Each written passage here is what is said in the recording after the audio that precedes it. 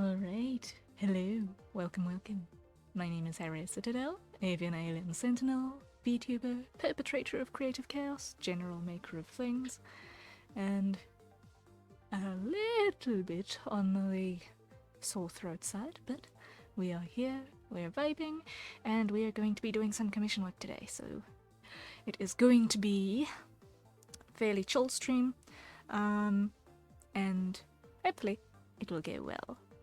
So, we have much to do, and we're going to dive directly into it.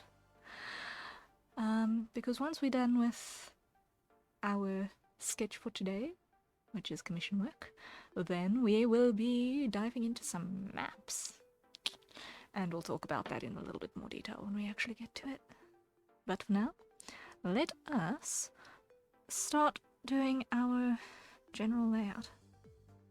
So, the idea for this one is sort of a floating in midair type vibe, in a very relaxed pose. So we're just going to start by blocking out said ultra relaxed pose.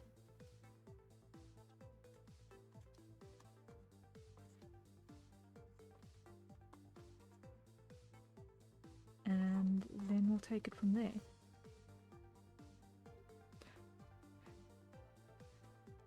Layla, thank you so much for the follow, Lila. Welcome in. Great to have you here. Hello. My name is Harrier Citadel, avian alien sentinel VTuber, perpetrator of creative chaos, and general maker of things, and it is an absolute pleasure to have you on board today. How are you doing?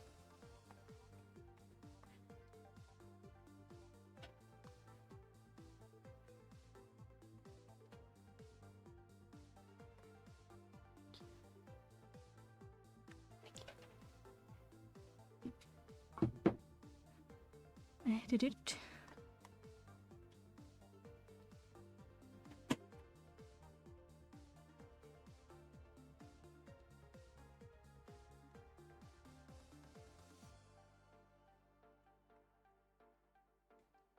So we're just very briefly just roughing in shapes here. I'm good, how are you? I'm doing alright. I have a little bit of a sore throat, but it is just a side effect of being in air conditioning at the moment. Bread, hello! Good luck with the work and later the map. Yes, thank you. Thank you. I see that you have read the stream title. Mwahaha. Yes, we are indeed going to be working on some map stuff. So I've mentioned on the channel before that I've got some goals with my VTuber world build and such, and doing some environment work for that is kind of in order. And this map that I'm talking about is part of that whole bit of madness.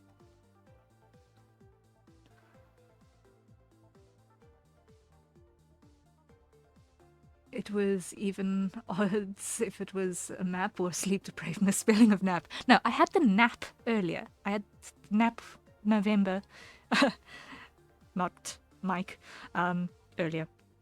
Hence why I started stream later than scheduled, and also why I'm here, not on YouTube.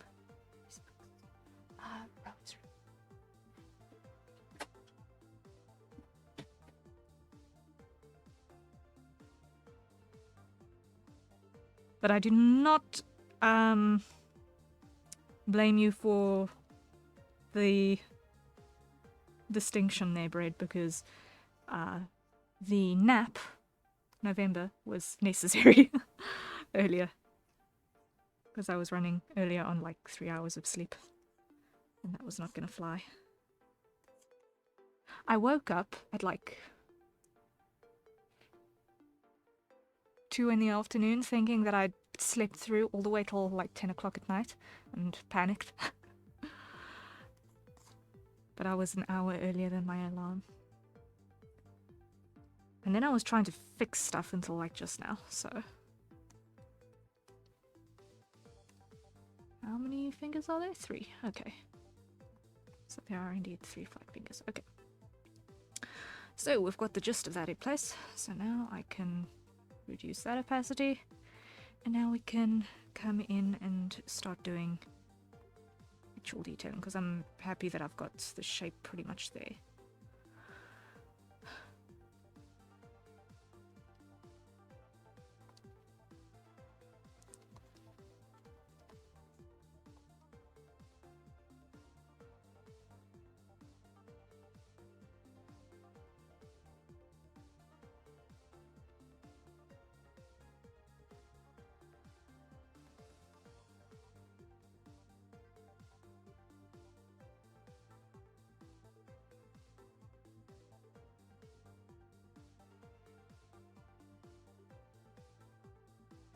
But yeah, it was interesting sleep scenario.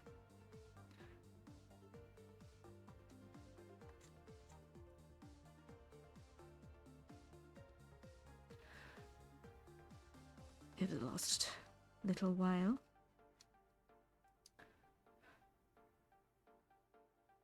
And my timing is actually quite terrible, because I've just had supper delivered into my room. I've just had supper delivered into my room, and yeah, the day kind of ran away with me a little bit again, which I'm always upset about when that happens. And it happens way, way, way too frequently for my liking lately.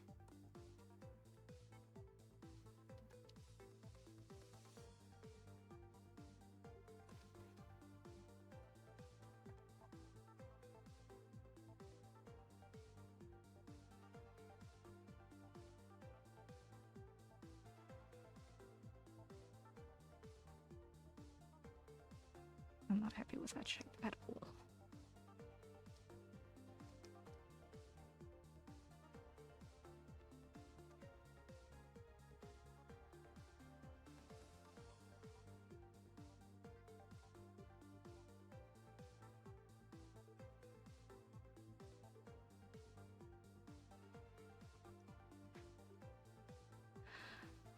But yeah.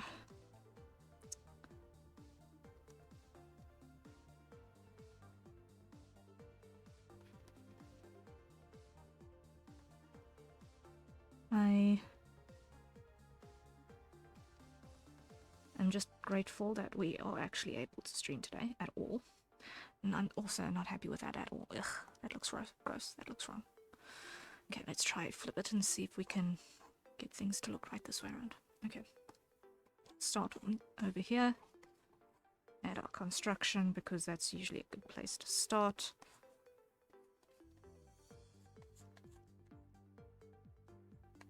Muzzle.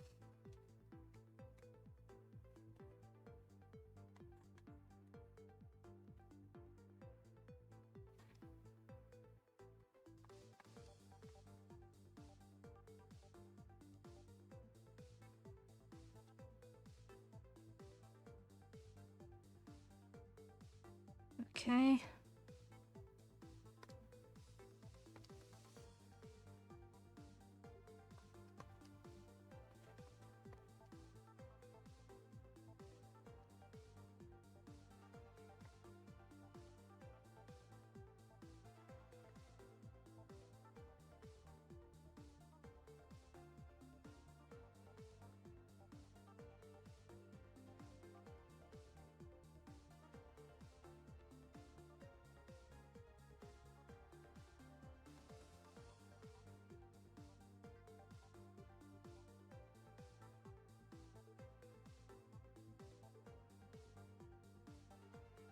Hi, hello, hello, welcome in.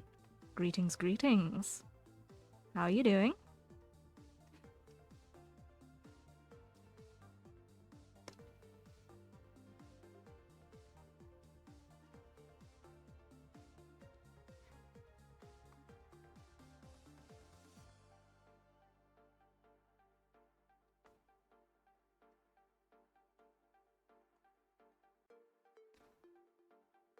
Doing well.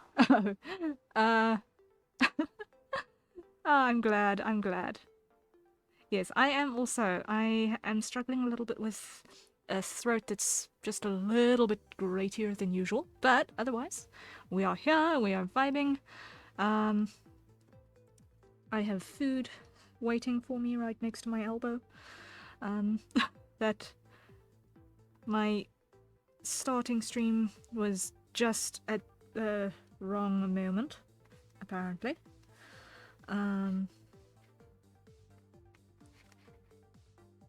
So I don't know if I should temporarily change categories and have a little bit of a chat while I just eat quickly, because it is the sort of food that does get cold, and it's gonna get cold really, really, really quickly with the aircon on. So I'm contemplating that.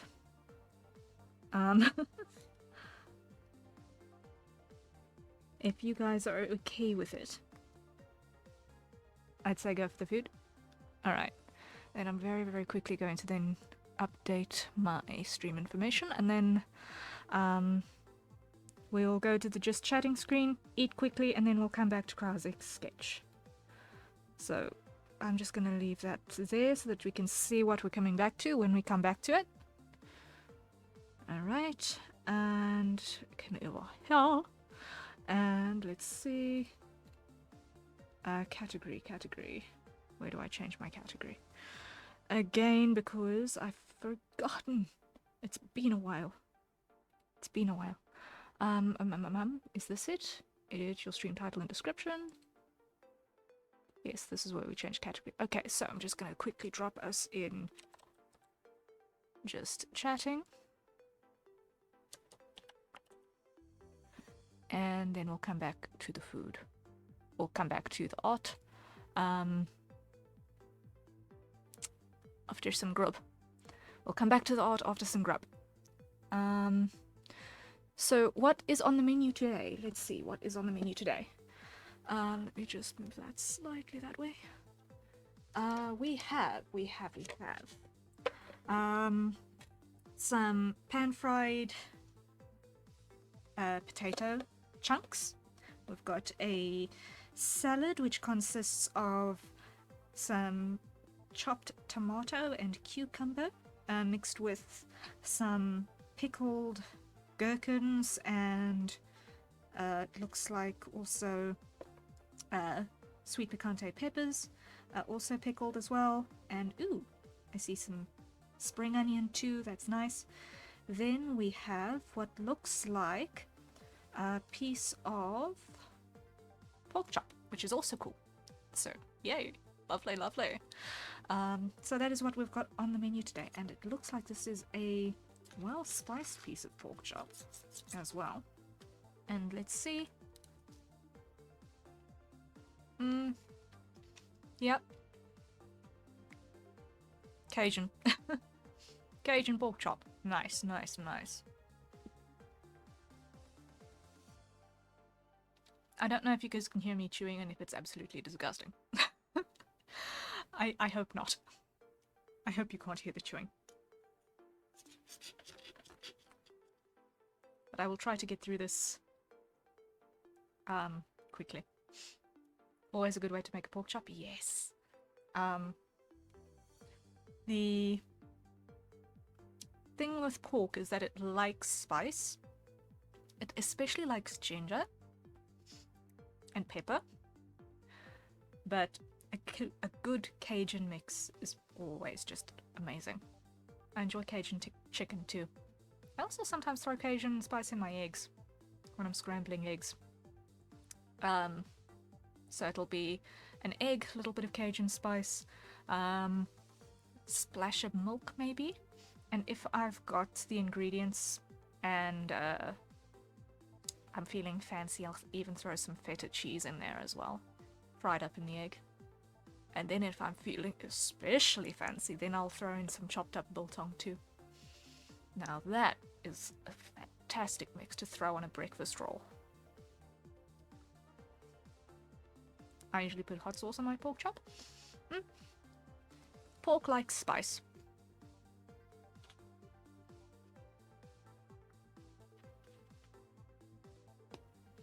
I usually semi-randomly throw spices on, some garlic, paprika, old bays, etc. Ooh. Mm.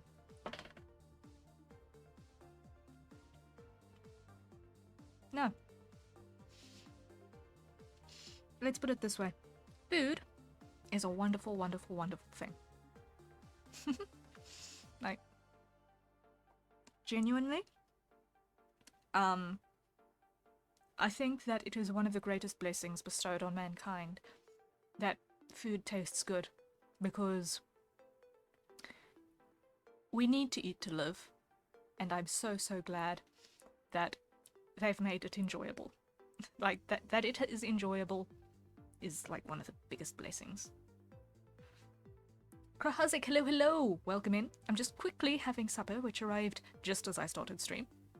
And then we'll continue with your sketch. I've got the rough base down. And then we are going to be continuing as soon as I'm quickly done eating. Hehe.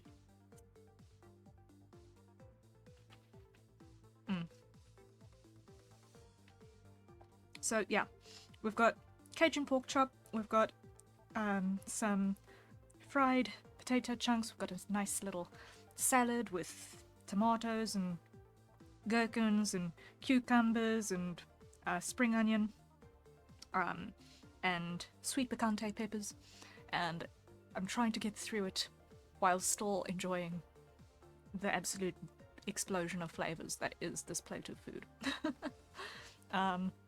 And then we shall get back into the art. Humanity took a daily task, decided that it needed to be repeated ad nauseum, and better be something to look forward to. Yes. Gherkins, I'm not sure I understand exactly, but those are the pickles. Yeah, gherkins are pickles. Gherkins are pickled cucumber. Yeah. Because the thing is, a pickle could be literally anything that is pickled. So having the distinction between a pickled and a gherkin is helpful. Because pickled onions also are a regular thing in salad. I think there's also some pickled onion in this mix as well, now that I look at it. Yeah, there's some onion in that mix too.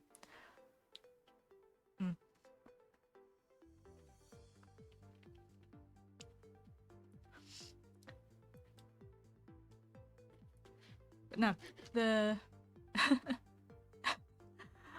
I literally had this conversation with a coworker a month ago. Oh my word.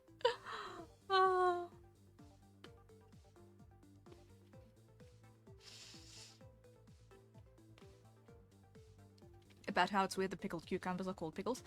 I can believe that. Like, why do they just generalize it like that?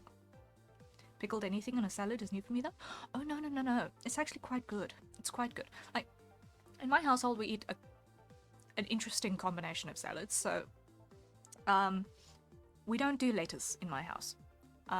Lettuce is like water confined in a leaf and made sad. That is our opinion of lettuce. So if we have a salad that has any leafy greens, we'll use like baby spinach or rocket or both over lettuce any day of the week. But when we do other kinds of salads,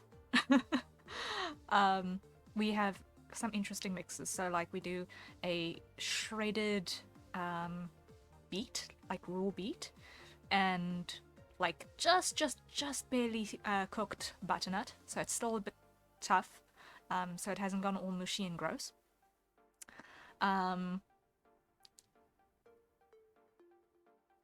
And it's really nice to have those two combined, and also with a bit of feta cheese crumbed in there as well. Really fresh, really healthy, great for the digestive system in general. If you are not sure about beets and butternut, read up on them. They're actually really, really healthy foods. You should actually be eating them like 3 times a week. But yeah. As far as other salads go, we do broccoli. Broccoli is a good salad ingredient as well. Why is my tracking broken? Why is my tracking broken? Please Tracking, don't be broken. Come on. What is wrong with my media devices all of a sudden? This is not the first time. Come on. Come on, come on. All of a sudden this last week, my webcam has decided that it is only going to work for a half hour, and then it's going to start blinking into oblivion. And I really dislike this. Let me just fix this quickly. Switch camera setting to the phone again. Okay. Because you are now not working. You're pointless now. Okay. Plug in phone. Clear everything. This is why having contingencies is helpful. Contingencies are the best. Contingencies are the best. Well, they're the best in lieu of technology that actually does what it says on the box. And stays doing what it says on the box. Okay, so angle down. There we go. Come back here. Switch input there. Connect, and we should be back. Okay, we're back. Tracking is behaving slightly differently, but that's just because it's the difference between MediaPipe and Meowface. So, there is that. There is that.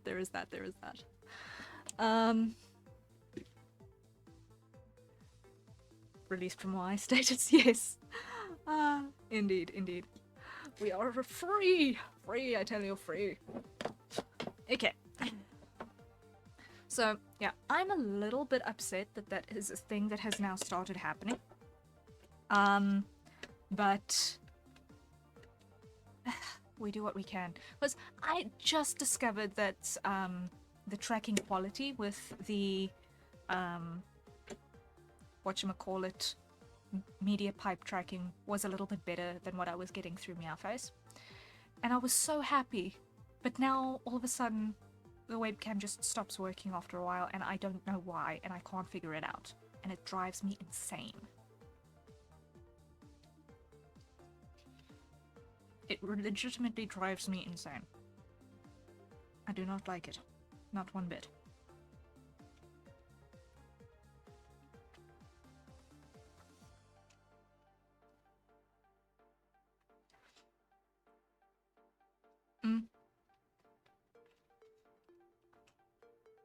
Also,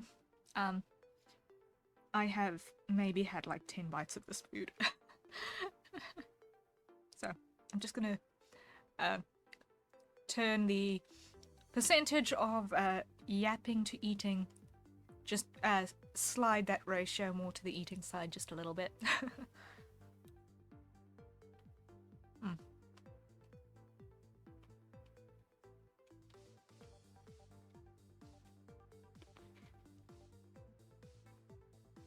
Yeah, we do broccoli salads quite frequently as well. Where we don't do any leaf content, but then we'll do broccoli, also gherkins, also maybe pineapple in the salad as well. Pretty much anything that's nice we throw in there. And it works. And it works surprisingly well.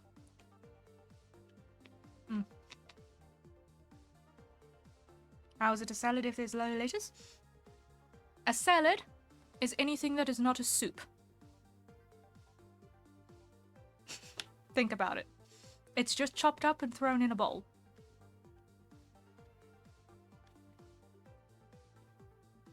Whether you put a sauce on it or not is immaterial, but it's literally just you chop it up and throw it in a bowl.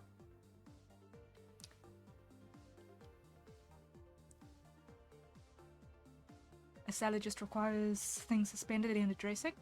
The dressing is not necessarily part of it, you know?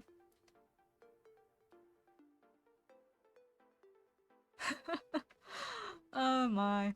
Can't believe that salad is controversial in chat here for the reason of its definition. Oh, this is wild.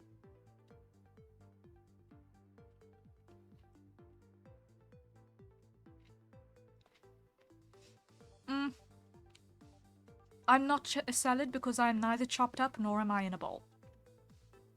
I'm also not a soup because I have not been cooked. And a stew is just a very thin soup.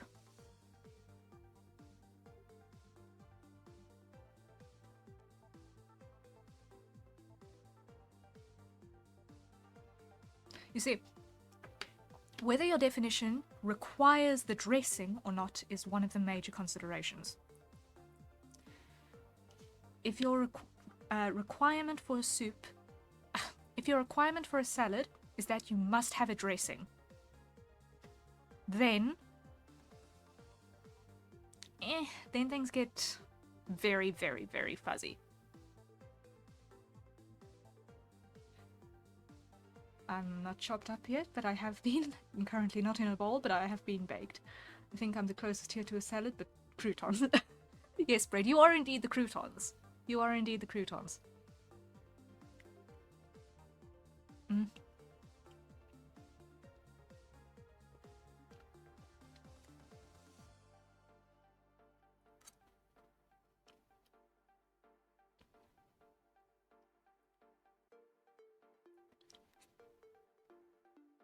Mm. This is a substantial plate. Ah, this is a substantial plate, I'm sorry. Mm.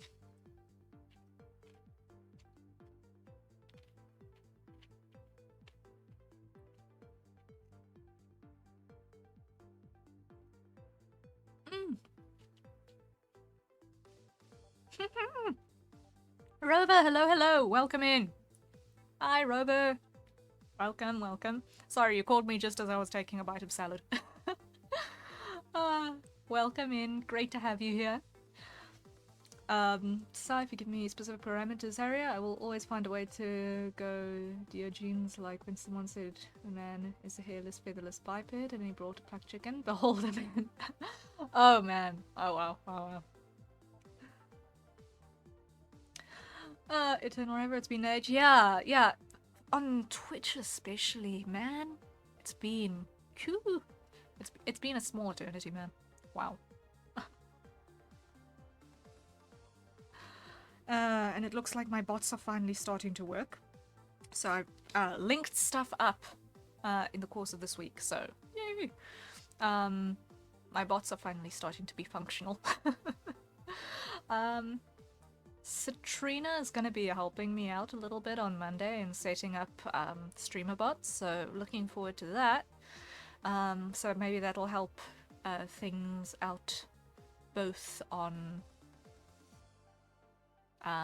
Twitch and YouTube. We'll see. My Twitch familiarity has tanked over the last year when I was on YouTube strictly, so it'll take me a little bit of time to just reorientate myself and get the full functionality back, but we'll get there. We'll get there. We like functional bots? Functional bots are fantastic. As long as they're the right bots. Speaking of, I still need to install Siri. I need to invite Siri still. I've just not gotten to reading up on how to do that yet. Haven't needed Siri yet, but rather have it and not need it than need it and not have it. So...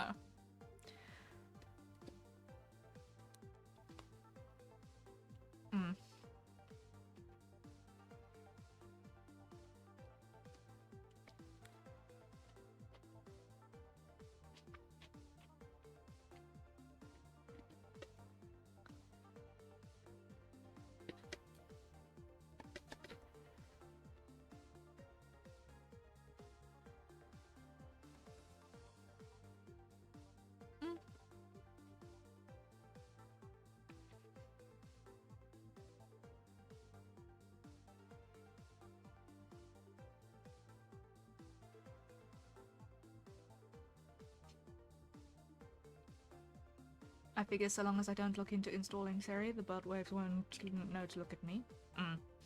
Yeah. I don't know how, but I've been incredibly fortunate when it comes to that side of internet hate. Like, I've been incredibly fortunate. Like, statistically weirdly fortunate on that front. So it's only a matter of time until something finally discovers me in the archives of the system backends and decides, no, this is a username we haven't pinged yet, let's throw everything at that one. So it's only a matter of time, and I just want to be ready for it when it does eventually happen, because there is no escape. Sadly.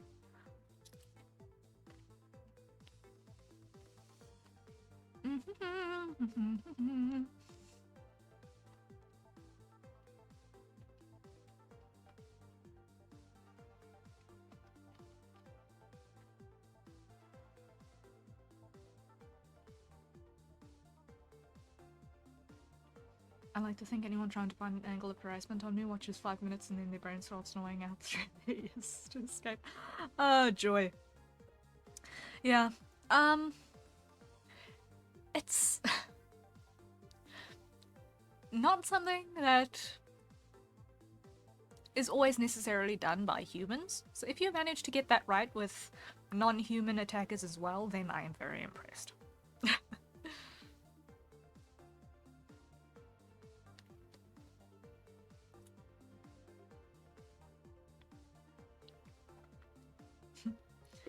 That imagery is indeed very effective.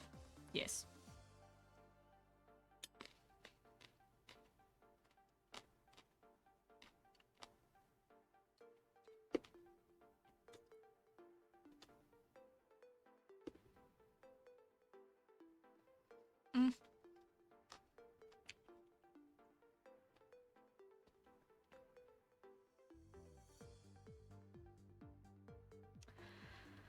Okay.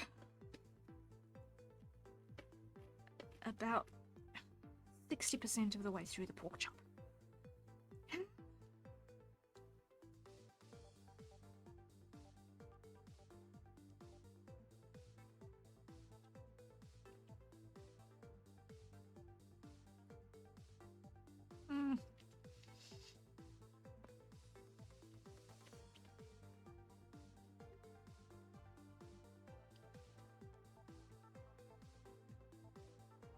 My inane contents knows no bounds of discrimination. As long as you can out-annoy the bots, you're doing okay.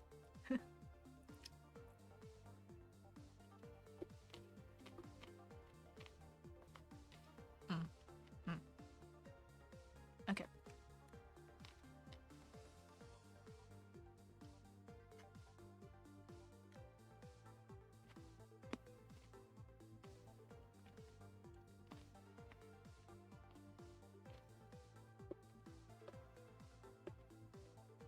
So, just by interest's sake, I've got to say, I am most surprised that you guys are all patiently waiting for me to finish eating. And thank you for that. I am most surprised. But very grateful that you are bearing with me while I quickly get through this.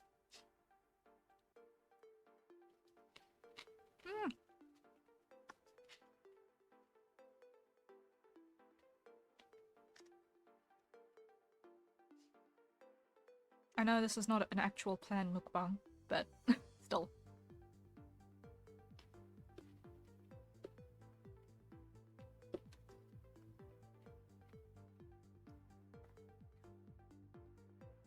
No worries, I'm patiently waiting for me to finish eating too. Okay, good timing. Shared meal. Shared meal time. I can roll with that.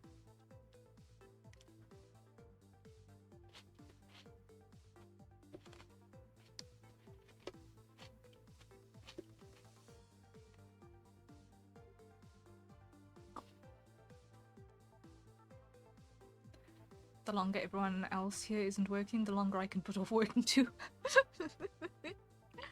Oh. Oh dear.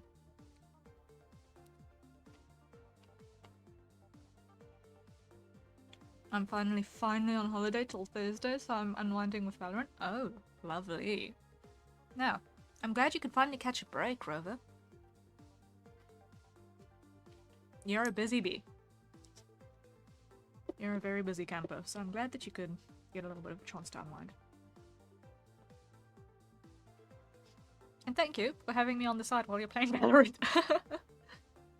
I'm exhausted. I can believe that. I can totally believe that. Mm.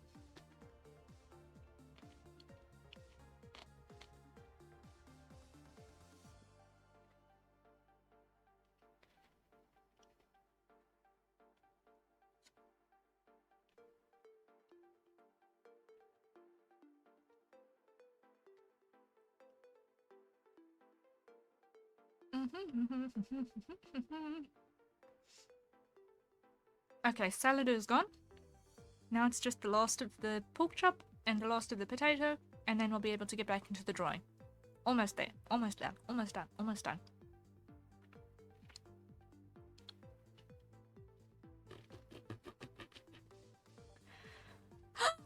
Okay.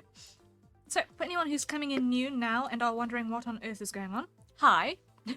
My name is Harriet Citadel, avian alien sentinel VTuber, perpetrator of creative chaos, and general maker of things.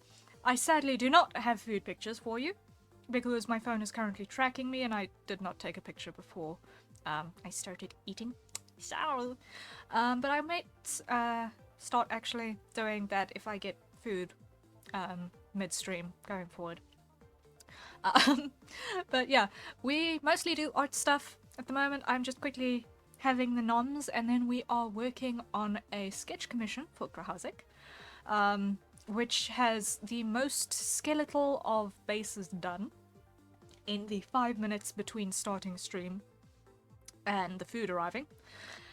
And then after that, we're going to be working on some map stuff.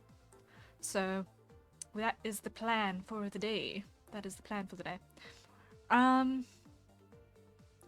And yeah, maybe one day we'll plan an actual just eat together stream.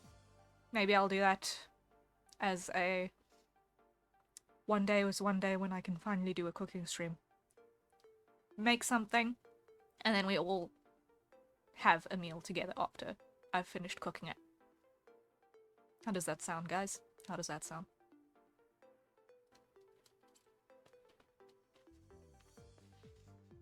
I'd very much like it to be possible before June, that's for sure.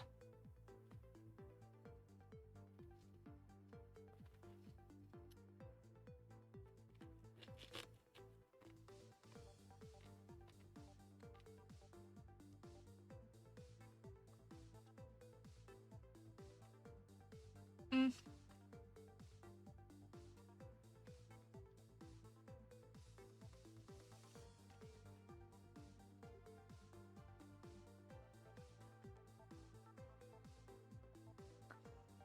Eight little potato chunks left, and about 2 bites of pork chop. Let's go, let's go, let's go.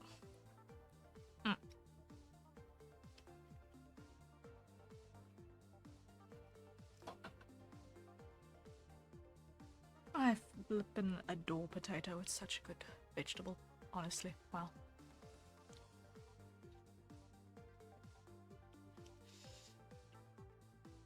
It's always so comfy. Potato is such a comfy food.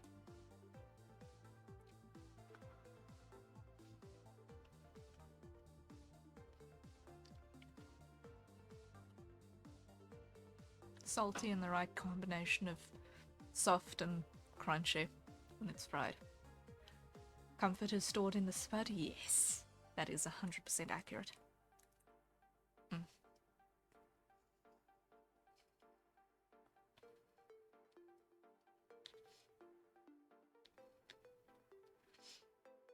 And then if you make mashed potatoes and you have somehow managed to have leftovers, you can turn that into a fritter in the morning, which is also fantastic.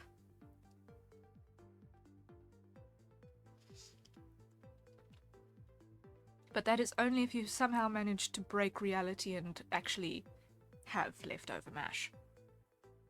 Because getting people to stop eating the mash in time for there to actually be leftovers, that's difficult. Because the mash is also so comfy.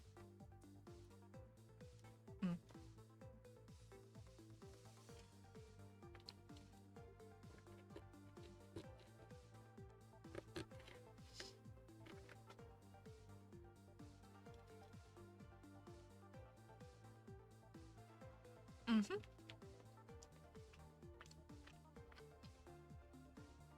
4 bites left. 4 bites left, and then we can continue with the drawing. This has been a good meal. This has been a very, very, very tasty meal.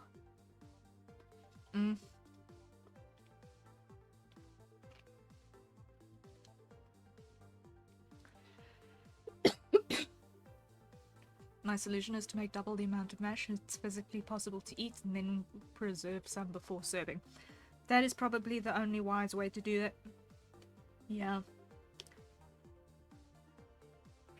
Because you can always turn that mash into fritters with an egg and a little bit of flour, and then plop that into the pan in the morning and just fry that up. Oh, tasty! Tasty, tasty.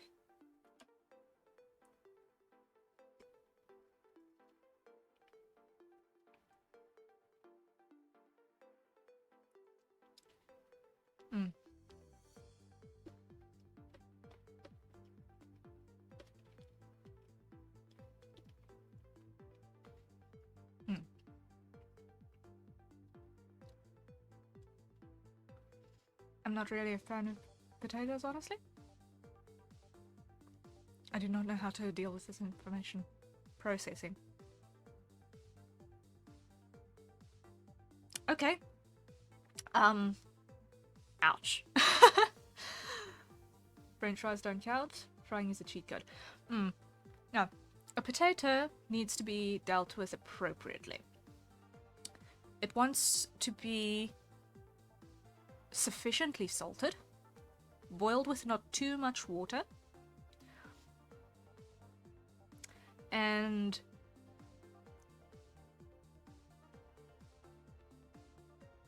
how you handle it after that is important, because a potato has a wonderful way of absorbing the tastes that surround it, which makes it amazingly versatile. But if you are afraid of salt, you're gonna have a bad day when it comes to potatoes, because potatoes absorb all of the salt. All of this talk of potato makes me want to go order fries.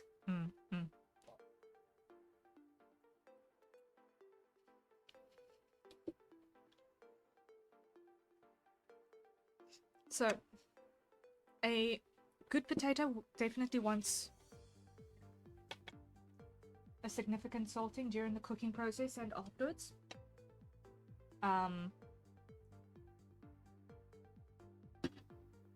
Otherwise it does end up rather tasteless. And that's before you get that one weird batch where they will end up glassy. So, yeah. I'm just gonna mute for a second, guys. Hold on.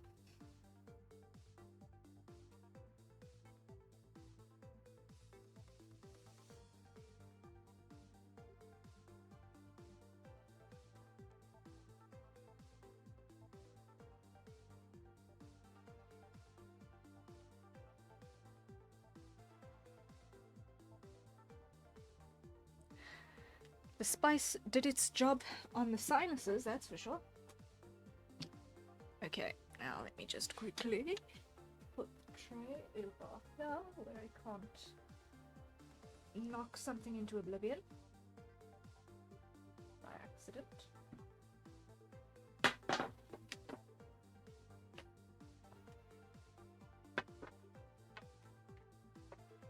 bring that closer. And now we can continue. So we're going to then very, very quickly just go and change our category back.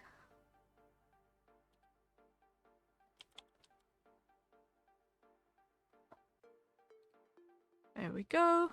Back to our main screen. Update. There we go. And with that, I think it is time for a hydrate. So everyone, acquire your nearest safe for consumption beverage and take a sip. In my case, I have a cup of coffee. Yay! I have coffee.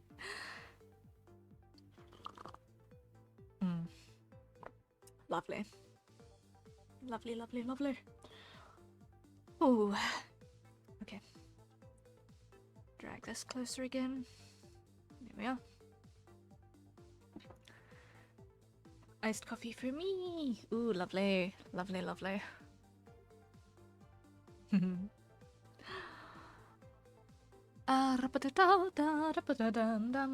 Where is my pen and where is my glove? Where is my glove? Where is my glove? I had it just a second ago. Ah, there it is. On the floor.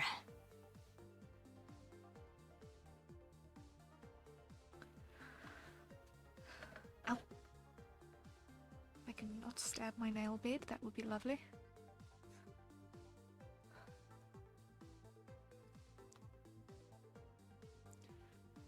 I don't drink it most mornings, so I've got to take care of it before it expires in a week. Oh my word.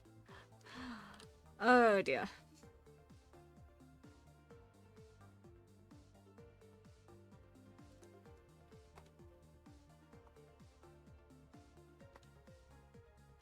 And I'm just quickly confirming that this is in fact supposed to be a sketch, right? Yes, sketch. Okay. I'm not completely insane yet.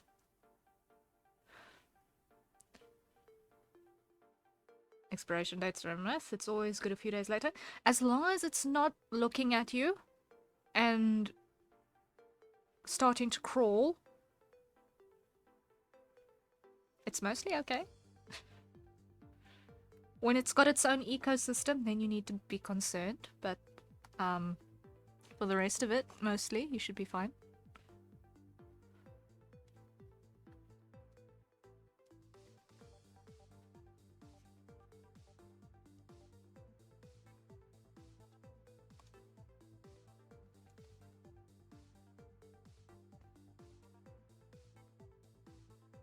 You're partially right, but this contains milk and I don't mess with that. Well, milk is by definition almost an ecosystem, so... yeah. Dairy you really don't want to mess with.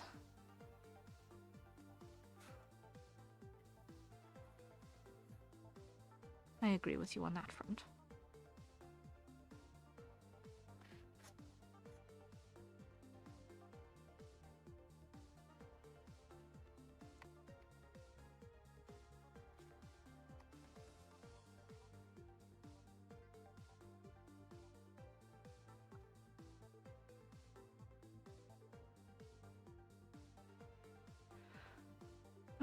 Now I just want to doubly check. Eyebrows is 4 scales. Okay.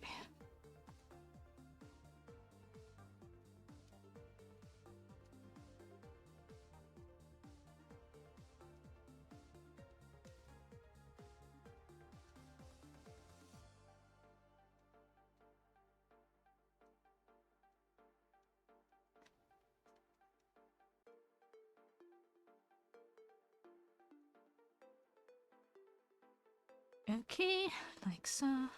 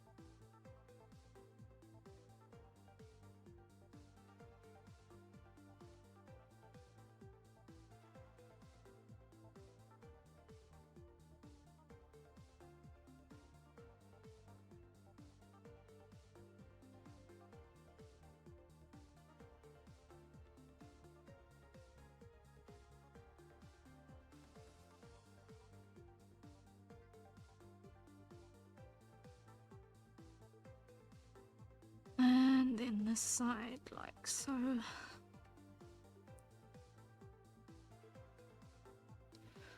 Now, I should have, one of these is a stretching anatomy. Hopefully this one has got, the right view, otherwise it's going to be in the strength training anatomy. Just looking at reference book very quickly. It should have something.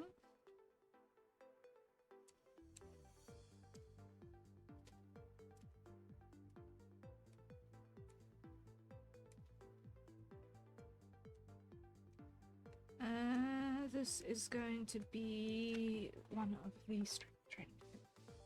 Okay, so this is going to be this.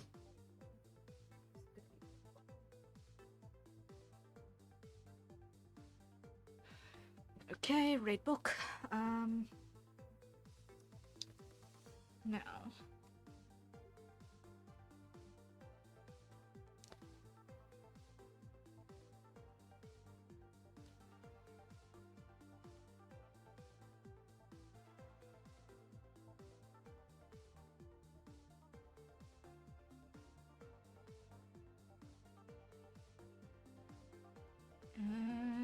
Let's see, the folds that happen on the back of the arm are like that. Okay.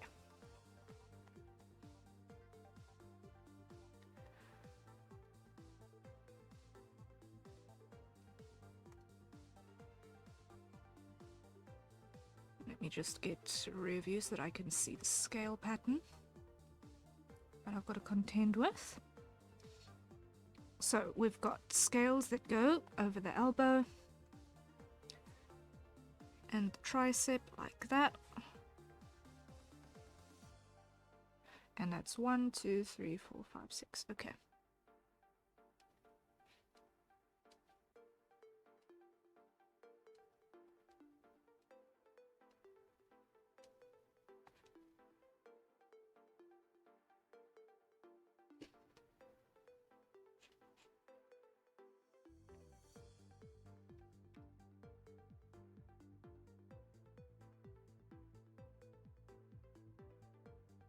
I'm not going to draw all the scalation, but I'm just going to hint at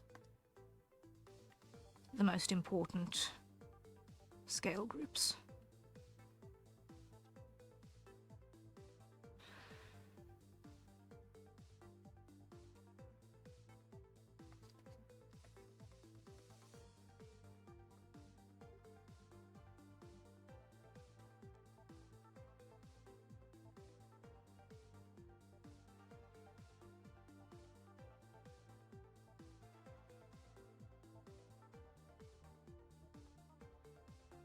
And over here,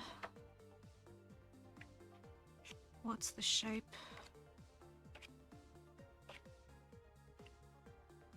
Come on, come on.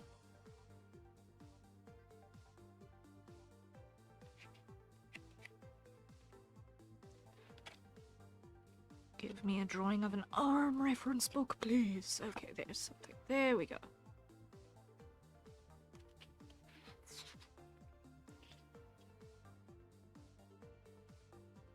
There we go, we're starting to get there.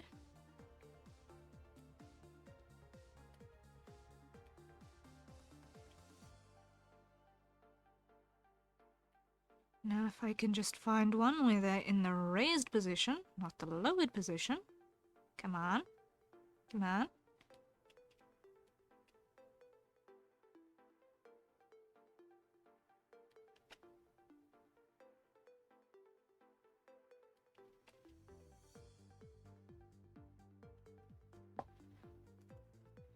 Okay.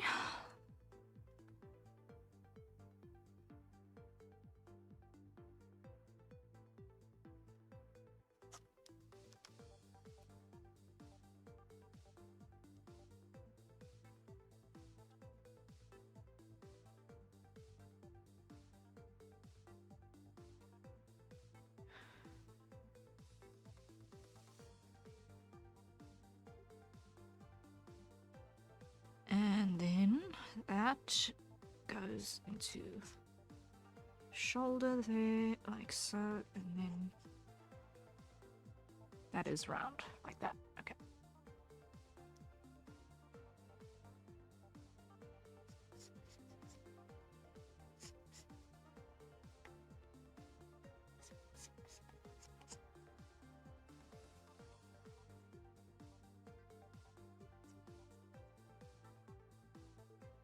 And then up here,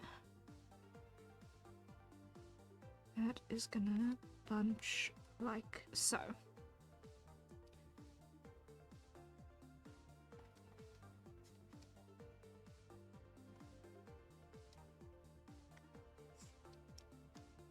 Clear that section.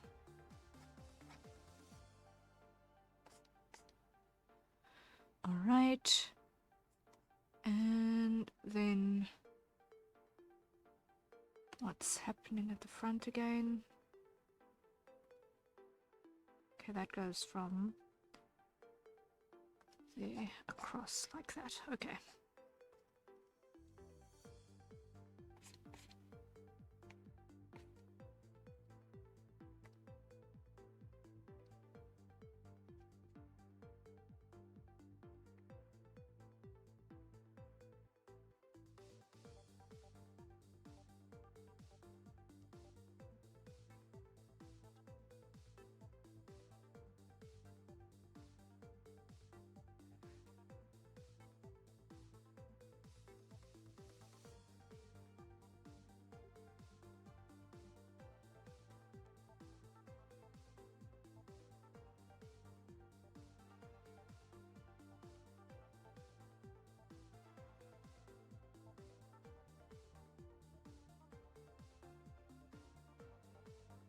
Okay.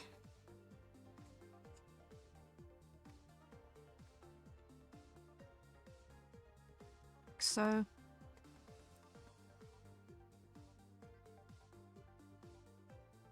Now we've got 1, 2, 3, 4 of those.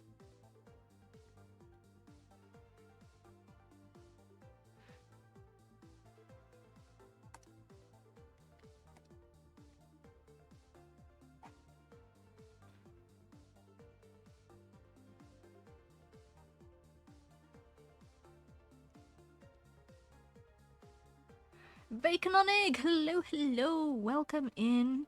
How are you doing?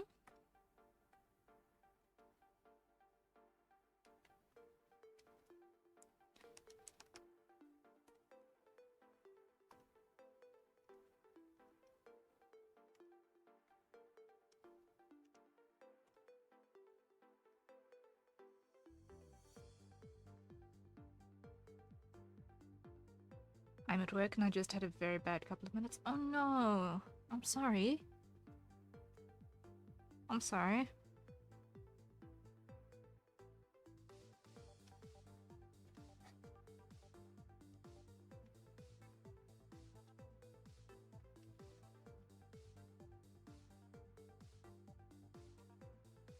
Shucks, man.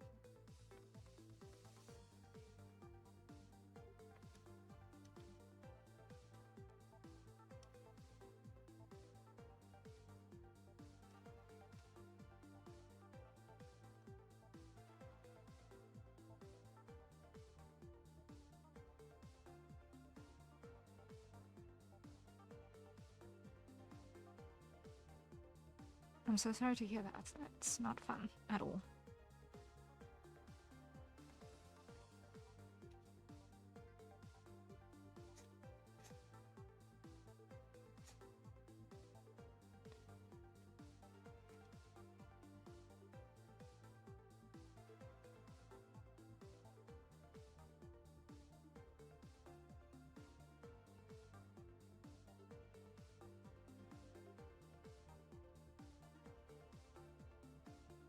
One of the grill platings has apparently been broken for a few days. No one cleaned the grease. Oh man.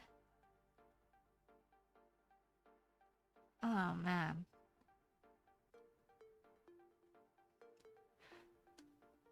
You know, I... Oh... Which means I just had to clear a grease trap that's 3 or 4 days old and hardened. Oh, I wish I was not familiar with that sort of problem from people not cleaning their stuff, and then you have to clean up after them. I wish I was not familiar with that, but I am, sadly.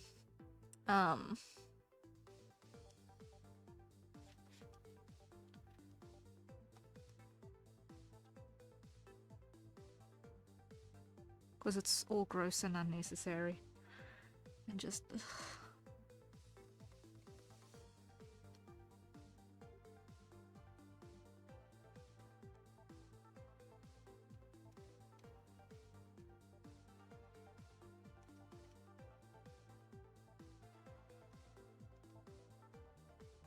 It smells so bad.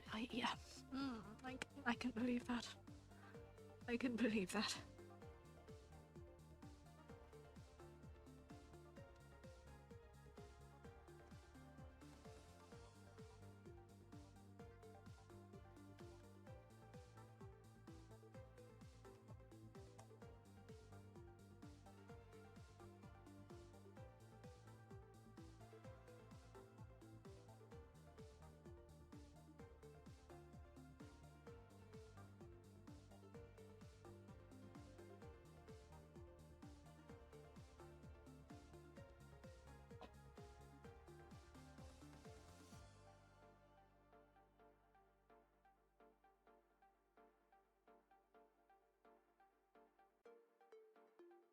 Ooh.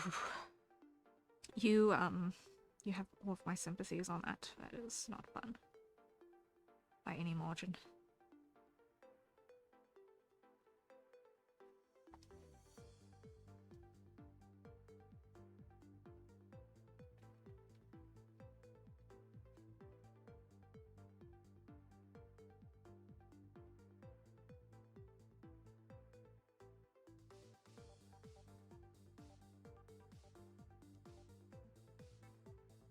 I'm just glad I didn't eat on my break a bit ago. It would have been an issue. Oh man.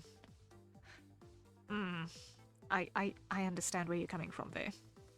That is definitely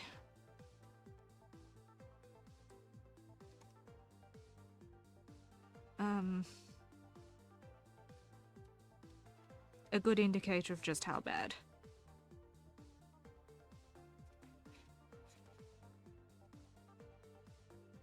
The smell in question was, and that's undo.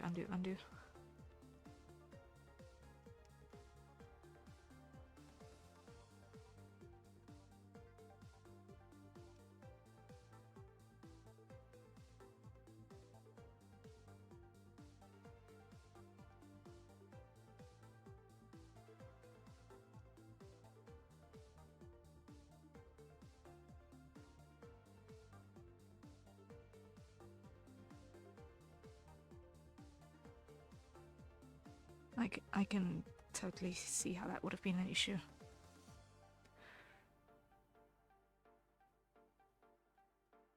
I did, however, watch the newest Solo Leveling episode on my break. It was good. Ooh, please, no spoilers. I want to still get around to watching a new episode before this weekend is over.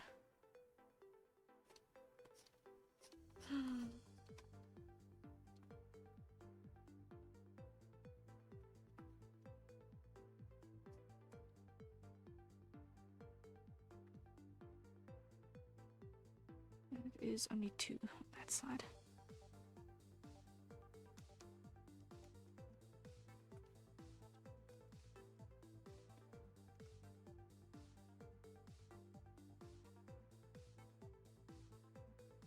No, it's only 2 on the inside. It's only 2 on the inside.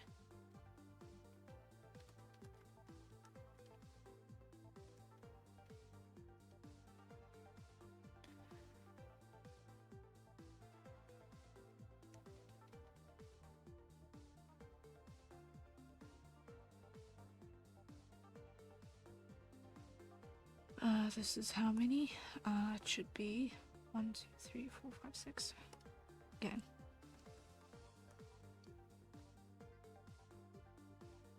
And it ankles down. Okay.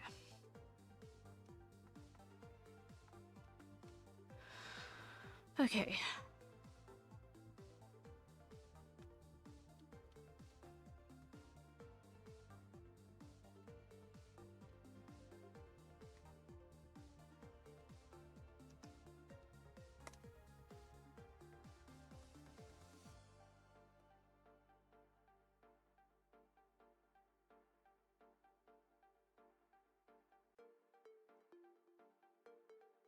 Okay, now let's see. It is in fact little loops, right? Yes, it should proceed like that. Okay.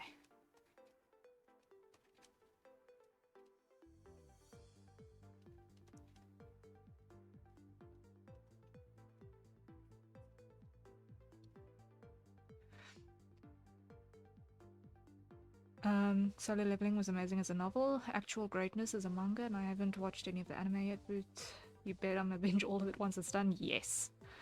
Yes. The novel was a very, very pleasant read. The manhwa was just a total feast for the eyes. And it just comes alive in the animation, honestly. It's great.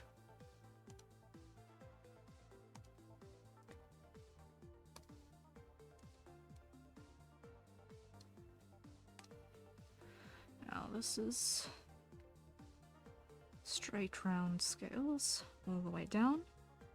The abdominal plate, so.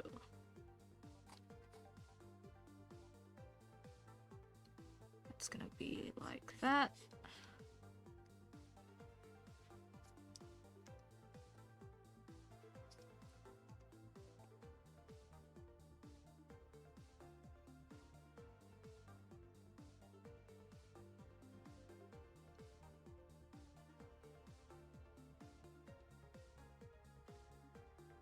I love that they're giving it the love it deserves. A lot of publishers tend to forget the essence of the storylines. Yeah.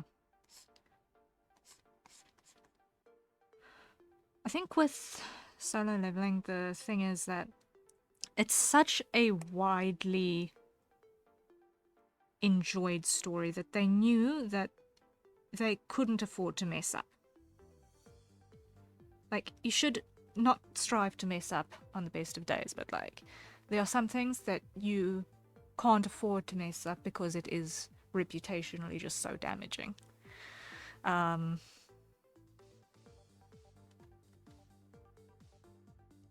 Like, there are some studios that have done some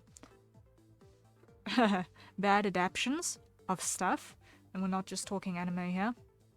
That a bad adaptation is enough to sink a studio, frankly.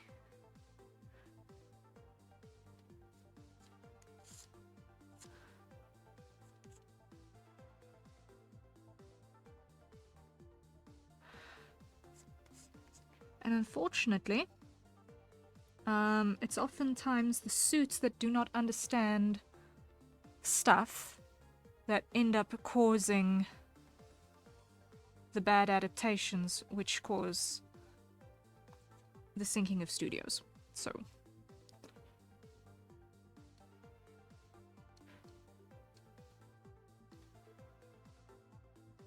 be careful what suit you put in charge.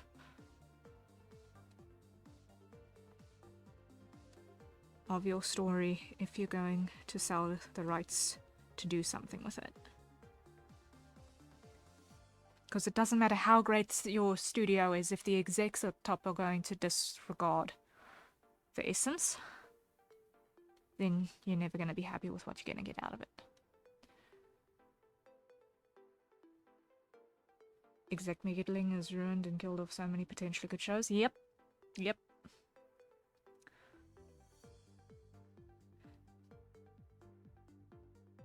Shareholders and storytellers are not necessarily the same people. So leave the storytelling to the storytellers, and the shareholders must just keep their mouths shut. Because what do they know about telling good stories? If they were good storytellers, they would not be doing that. It's amazing how often execs have made the same mistake over and over and over again. Yeah, they're all cut from the same mold, sadly. Or a lot of them are. Finding good ones is difficult. When the greed monster gets its claws in you, it's tickets. At the end of the day.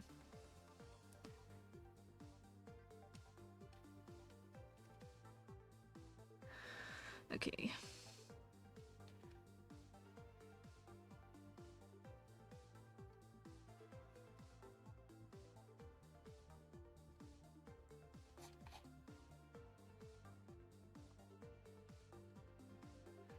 This is not Dakimakura, so I am definitely putting the shorts on that were in this reference.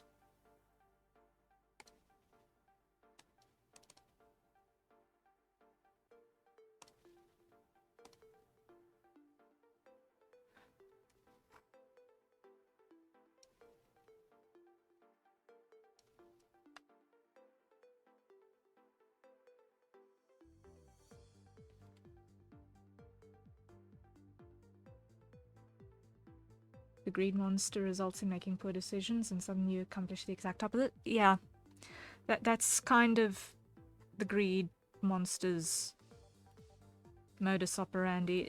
It says by whispering nasty, sweet-sounding little lies in your ears. It sounds like it's being perfectly reasonable.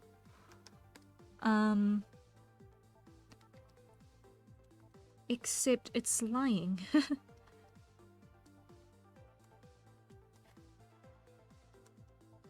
Being self-serving with greed is not the way to make good stuff and get good returns. Give a little bit, and you will receive a little bit.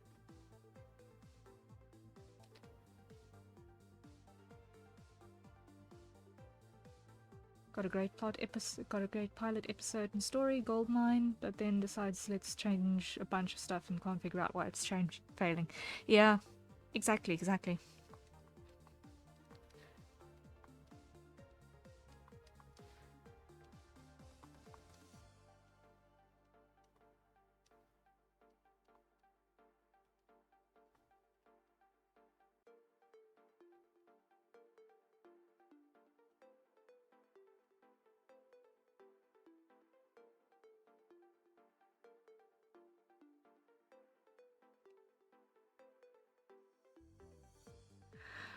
It's in cases like that which I'm really fond of the idea of going for crowdfunding instead of trying to get funding from an executive committee of some description.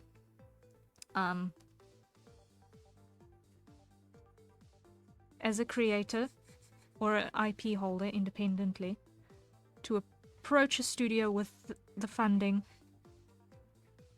or with the pitch, crowdfund it, and then just have the execs completely out of the loop.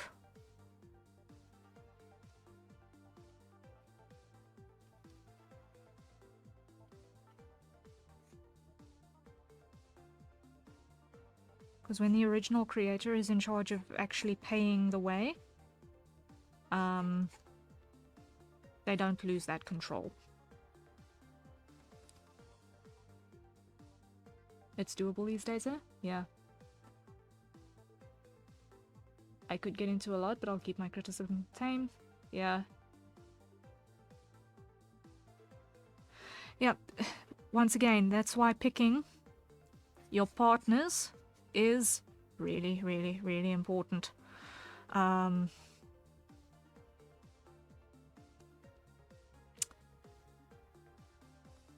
You're much better off with a good but haphazard crew of freelancers than a top-heavy structure that's got too many fingers in the pie. That's my personal opinion on the matter. But yeah. This is an art stream, not an economic stream. Let's change topic, I think.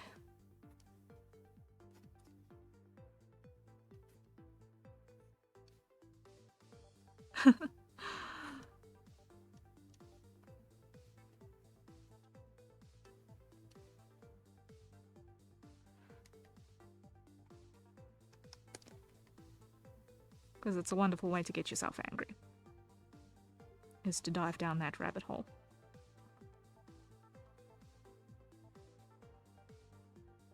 And it's Saturday. Let's not make ourselves any more upset than we need to be.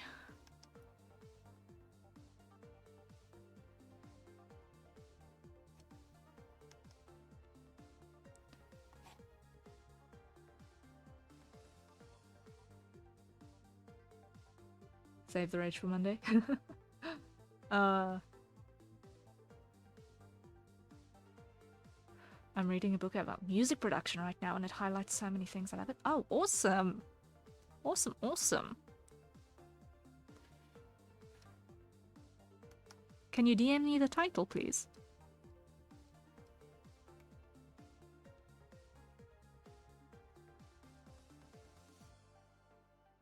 Monday is midway through my work period.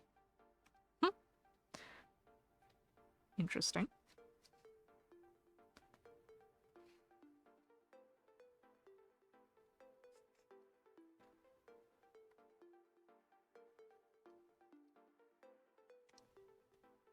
Pockets, pockets.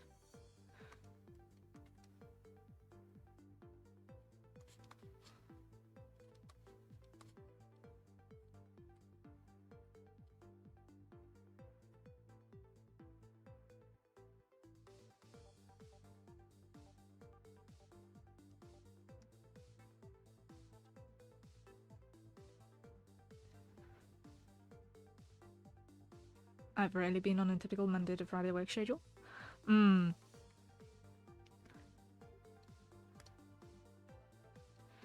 Yeah. My work schedule has also been like that, weirdly, for the longest time. It's like...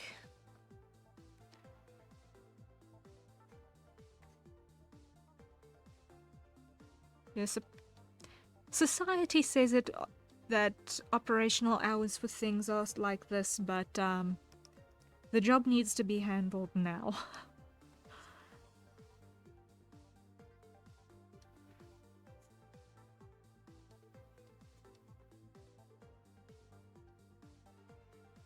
Eek. Okay.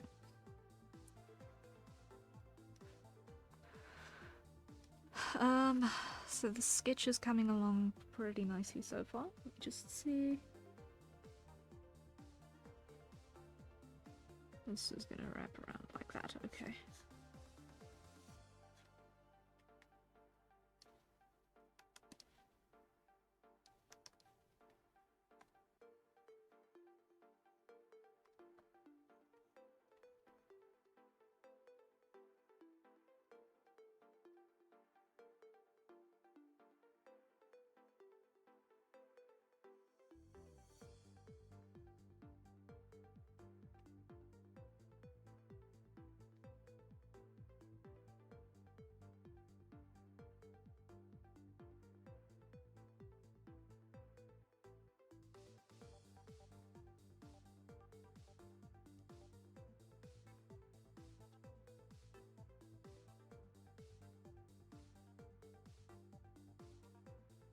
And here.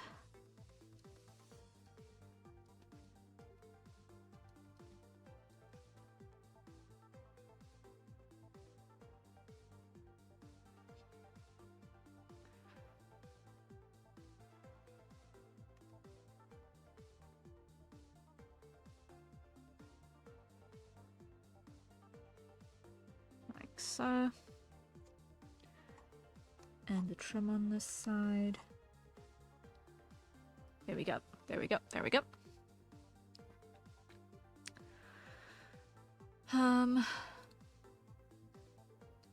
Then, what do our calves look like?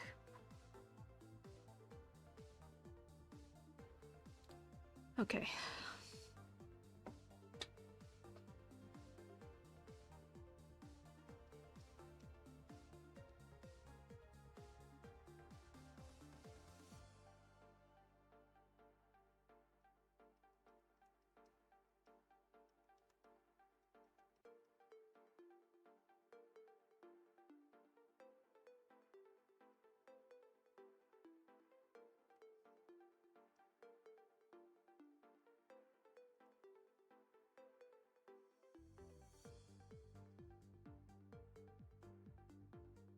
Ra-pa-da-da-da-da-ba-da-dum-bum.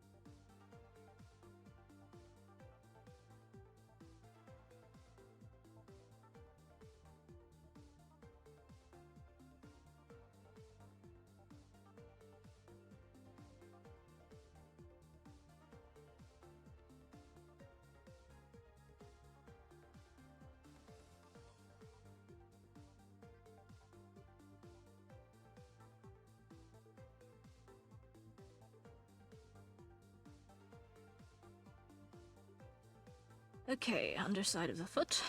There we go.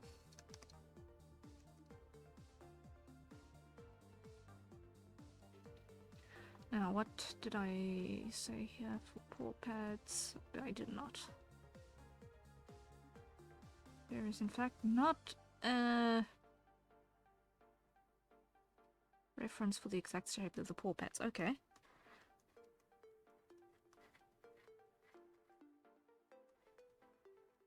But they ought to be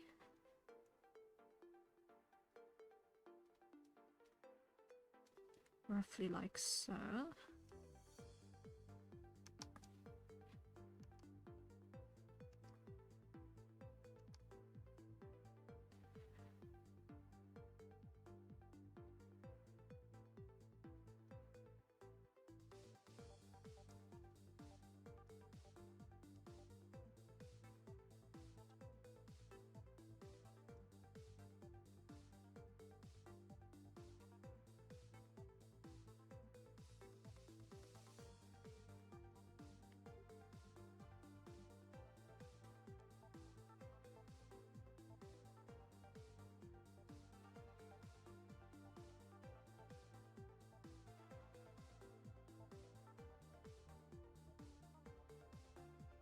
Just like so. Okay. Okay, okay. That's that one. Now...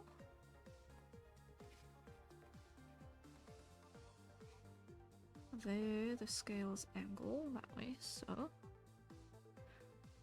they angle up. Scales angle up. So clear here. Clear here. Shorten that.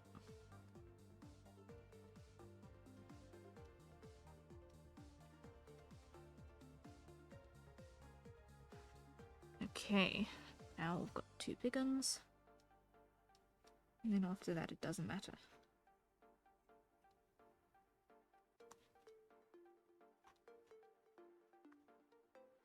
Alright.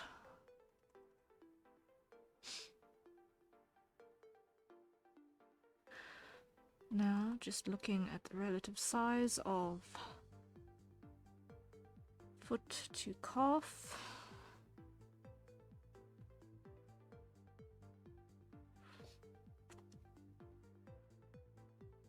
I do feel like this is maybe a little bit long.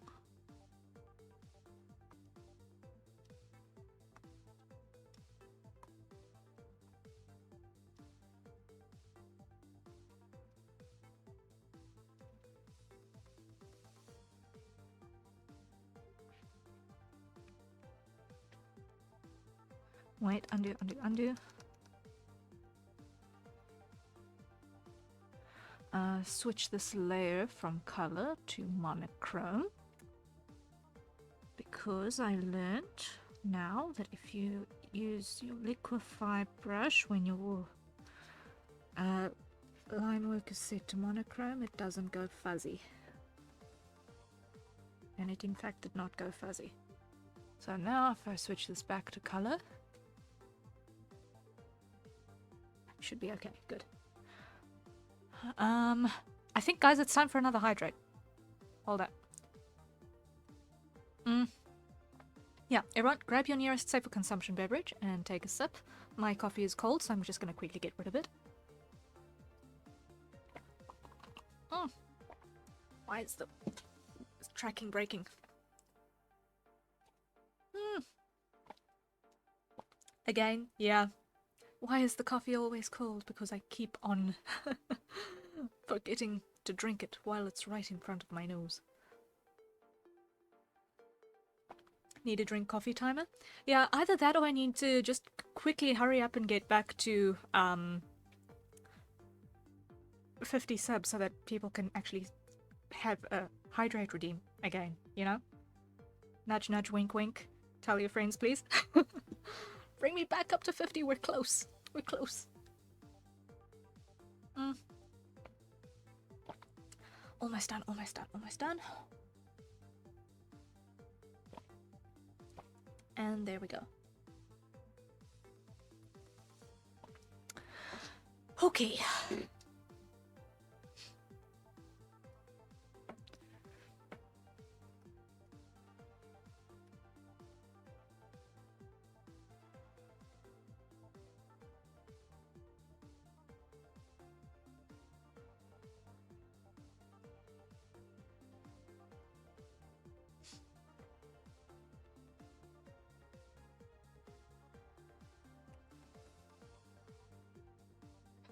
I think half of the issue, hold up, is the angle that is working at. Hold up, hold up, hold up. Bring you ever so slightly closer. There we go.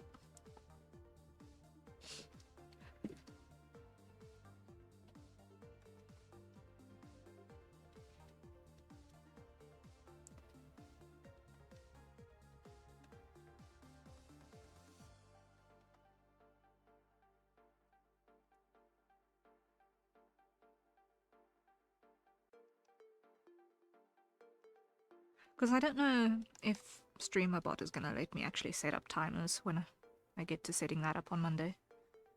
But if it does, then maybe we'll have timed hydrate redeems. Maybe then we'll have timed hydrates. How many is this? 1, 2, 3, 4, 5, 6, 7. Okay. So this one is different.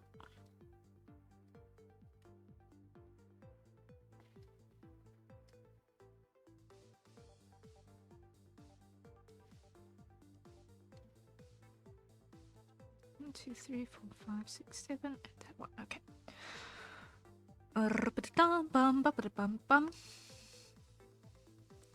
And that angles down.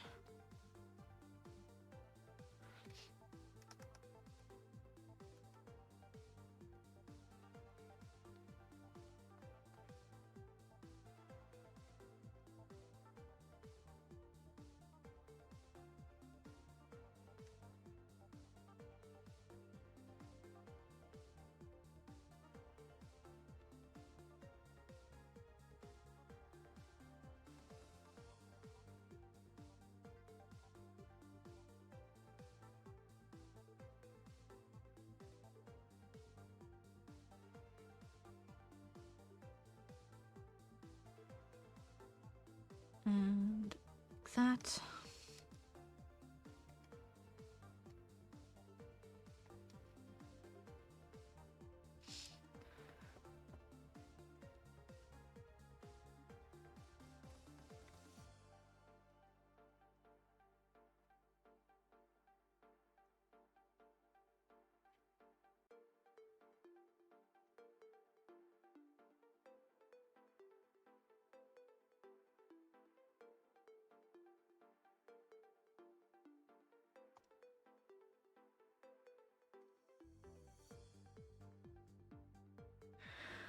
Okay.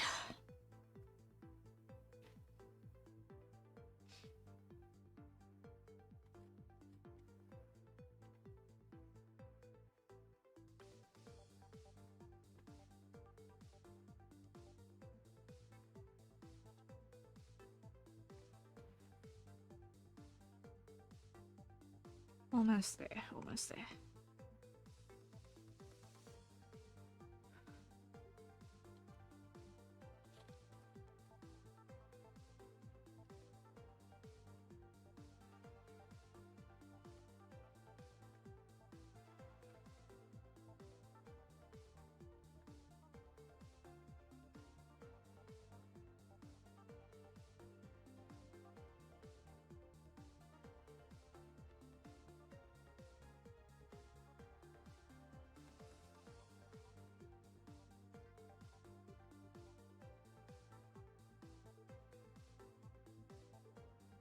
spread is just a little bit wide.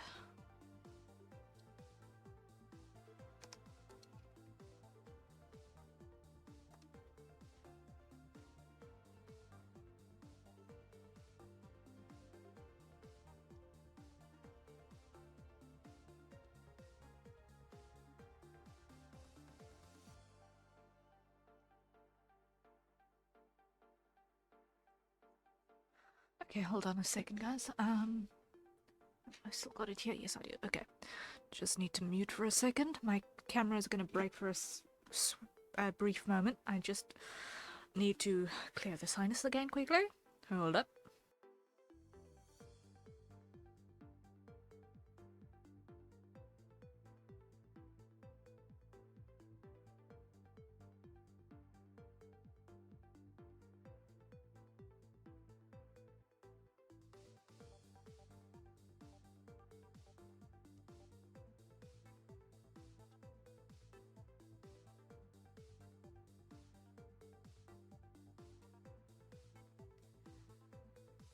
I really dislike aircons because I get sick. And I really dislike being sick.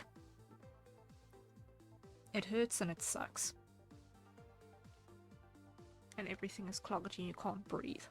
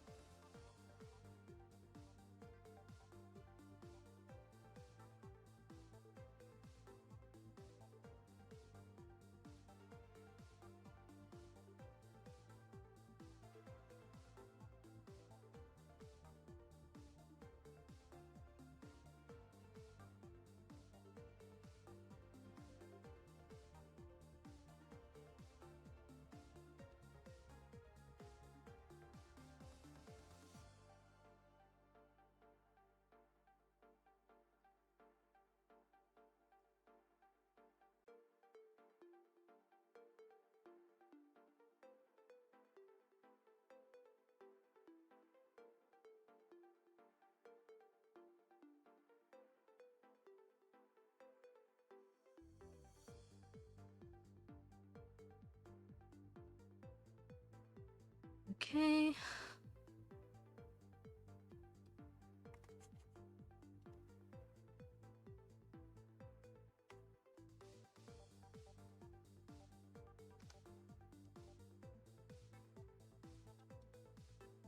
There we go. And then we've got the corner piece. Like so.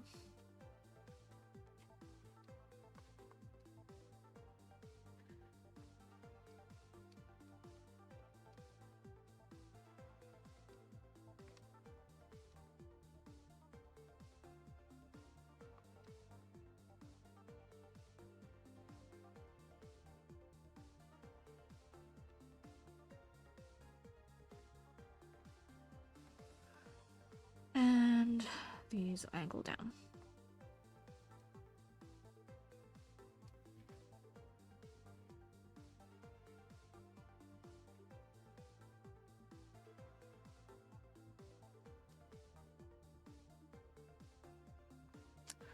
Okay. Then. Just gonna clean that up because I'm not happy with that.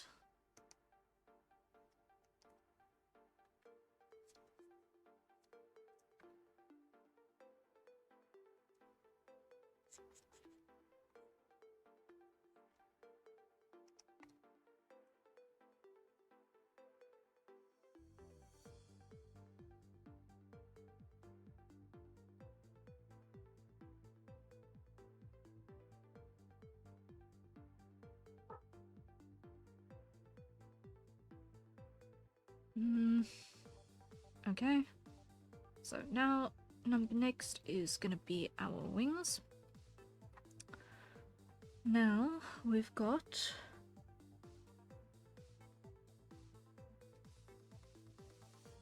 pretty basic stuff going on here. So,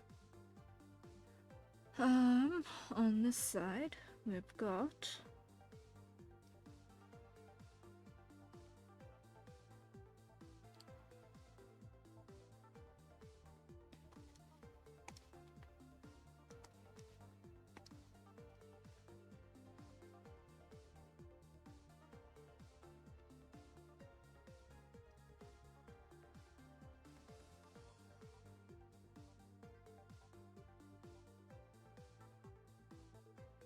like so. With our wing claws, like that. There we go.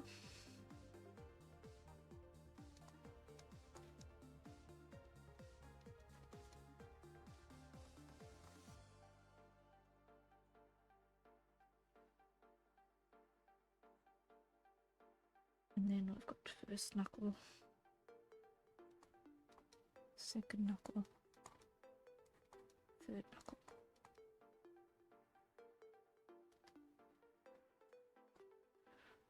Let me just clear this because I'm not happy with how that one is looking at all.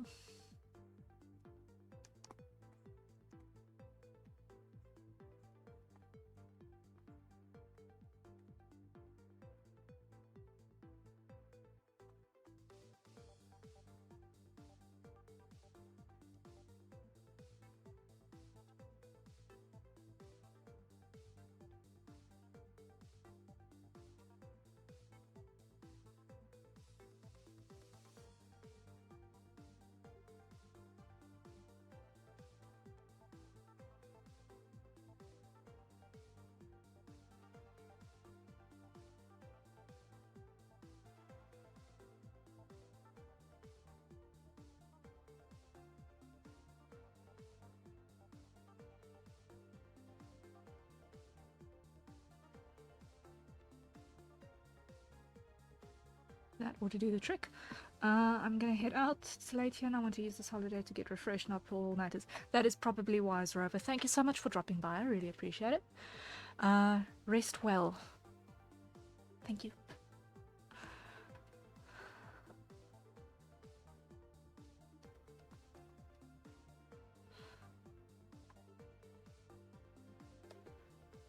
It's wise to leave while you've still got some juice in the tank. Sleep and enjoy it.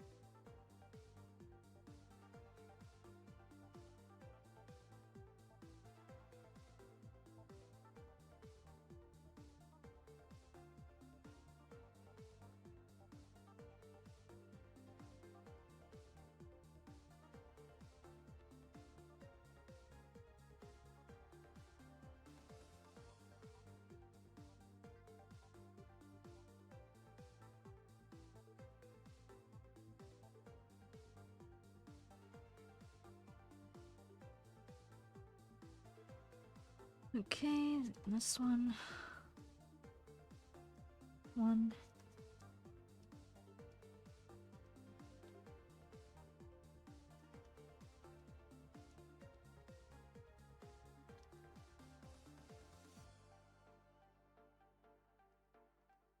That and like that.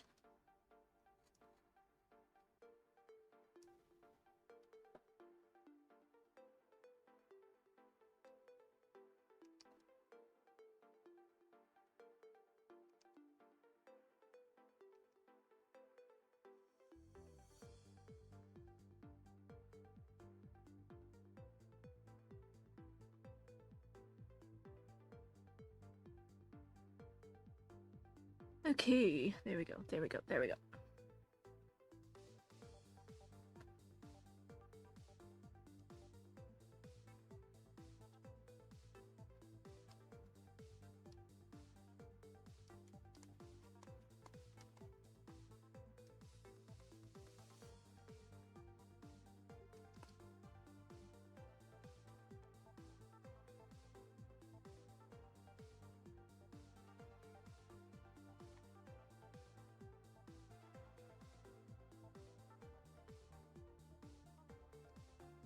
No, undo.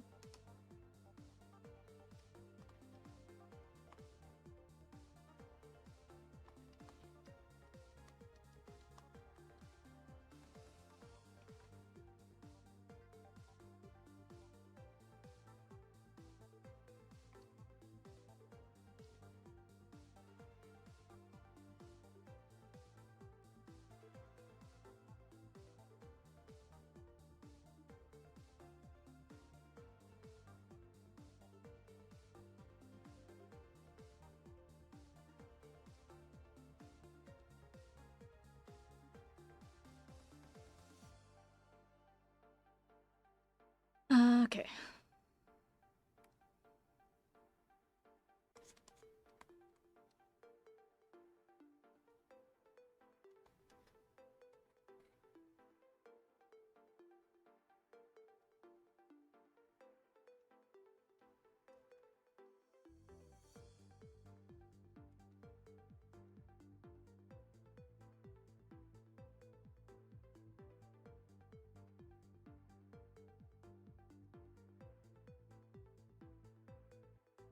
Let me just quickly switch my line to multiply.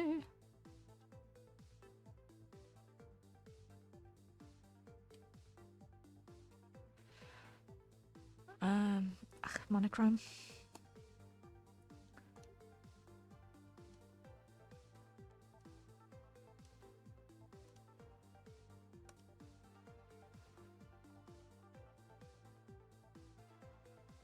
No, that's 1.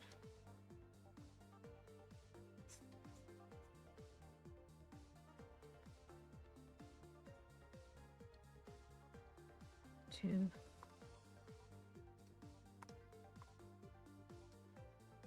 And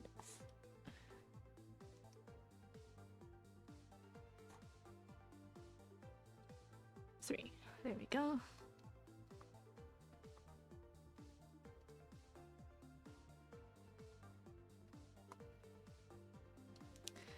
And 1.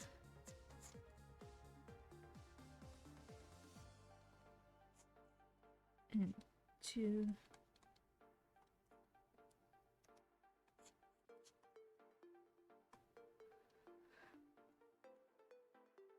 And 3.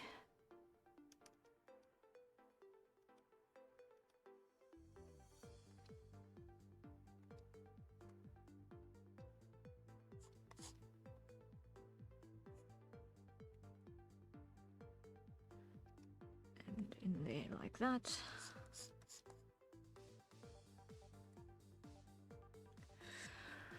Okay. Now on this one, the wing arm is gonna come back in there.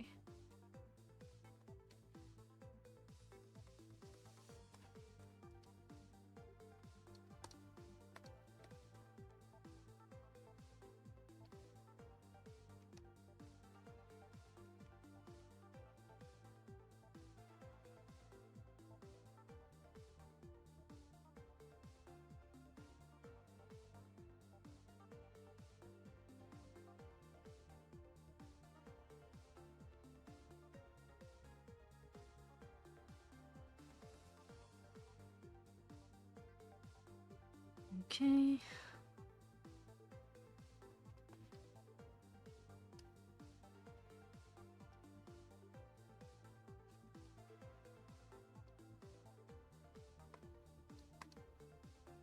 Now, how far down the rib does that go?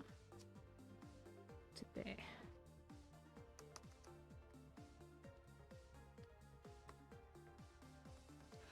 Okay. It's that wing.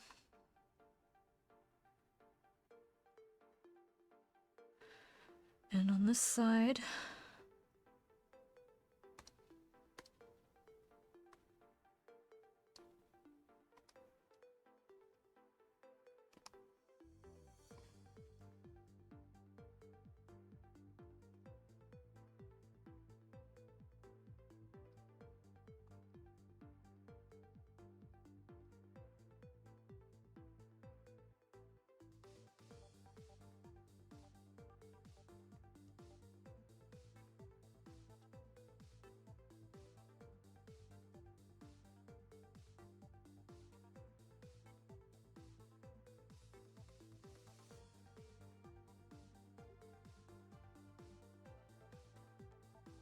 I'm not happy with that actually.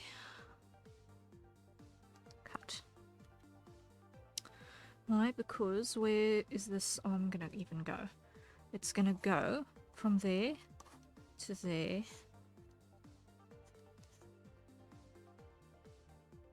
to there. Then the hand. And then the fingers.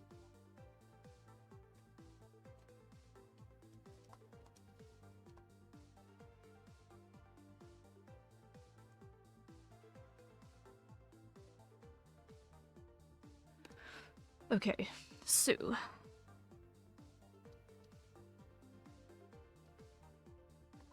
let's start at the hand and work backwards.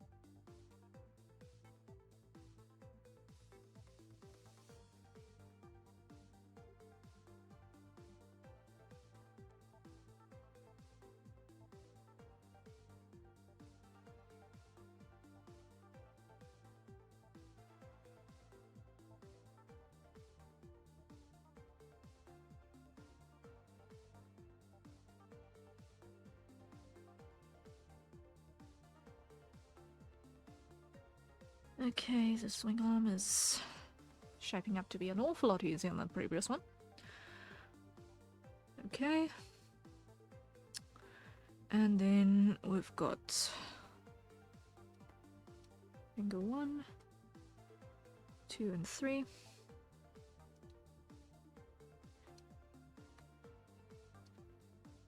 So first flight finger, second flight finger,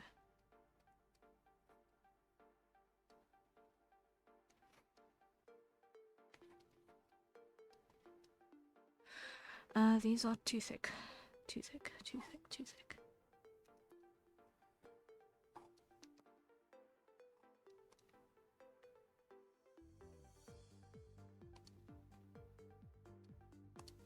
Okay.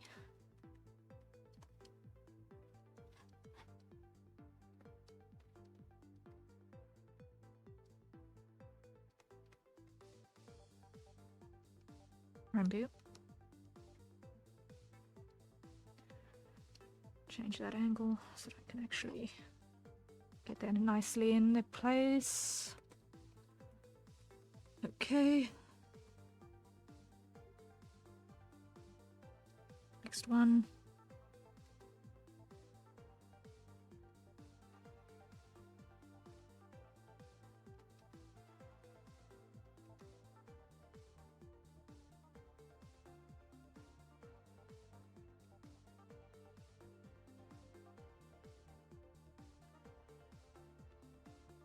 Okay, and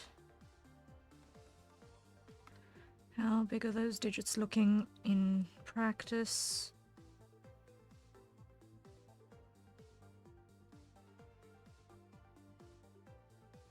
Way too short.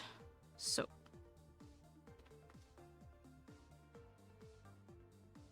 grab you.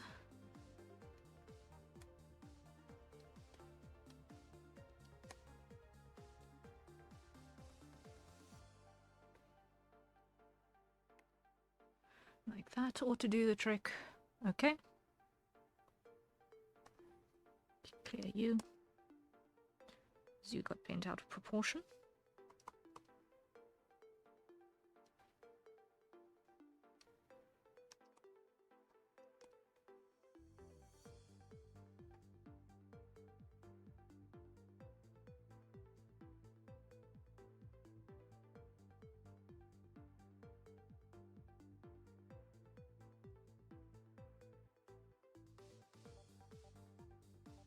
Okay. And that's one.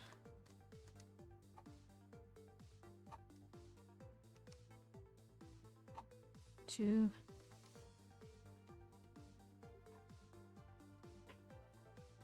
And three. Cool. Now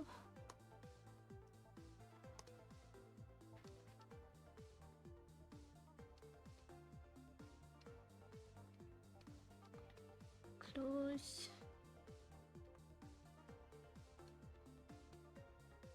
There we go.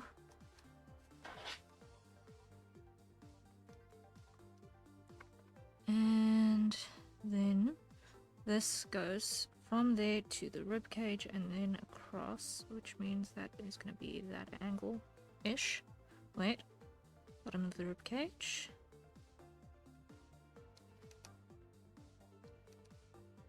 From there to there. That's going to be the angle. Okay.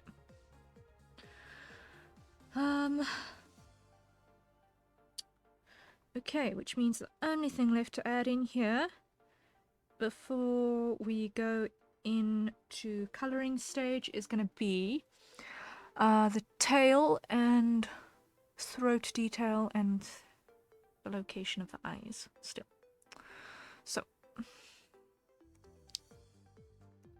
tail. We know that's where the pelvic bone is going to sit, so let's do the tail up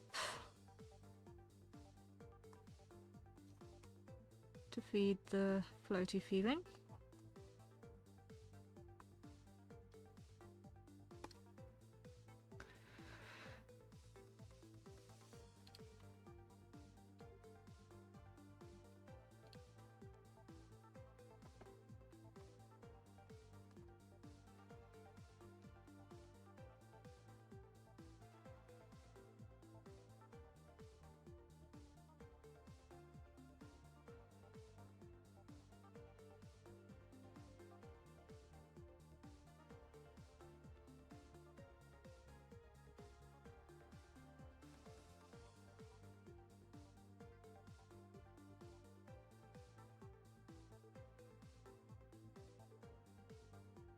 There we go.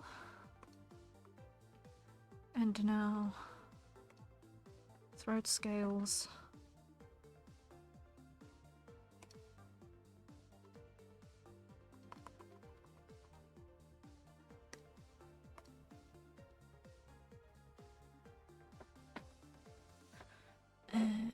View there. Okay.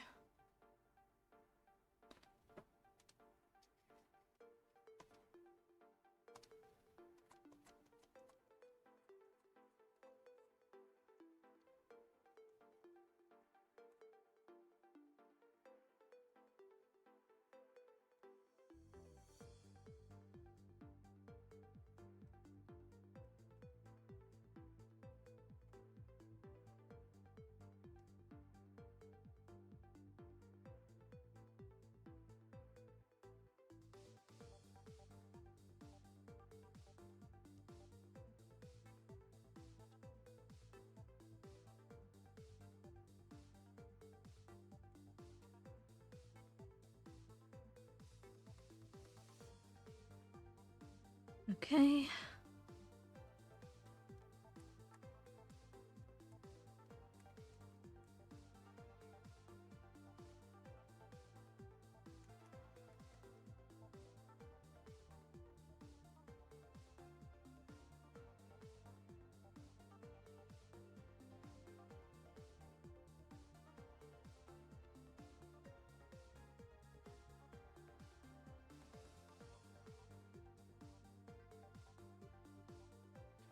Something like that. Okay. And yeah.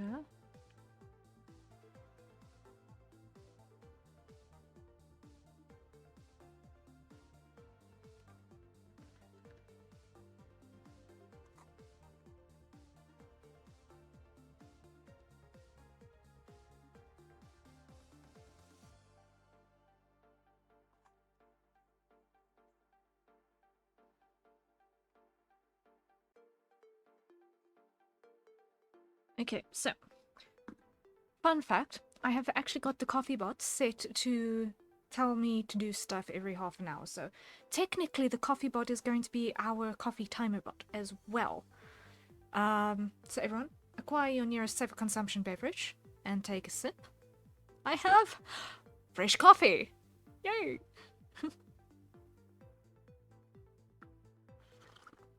Mm.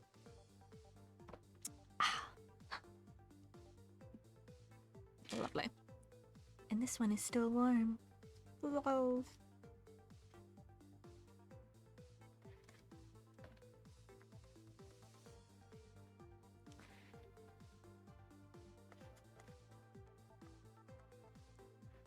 Warm coffee. Yes.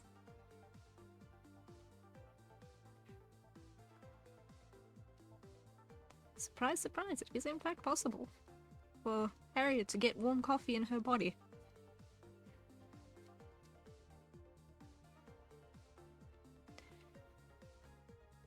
It is not a complete impossibility.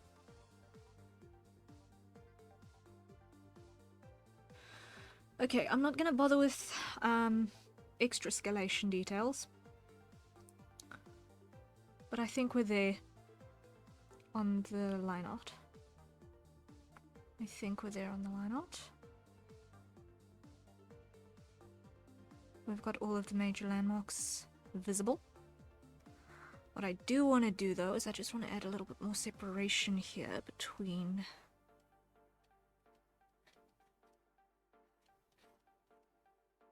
these bits. Looking nice? Yay! I'm glad. I'm glad if you're enjoying how it's turning out so far.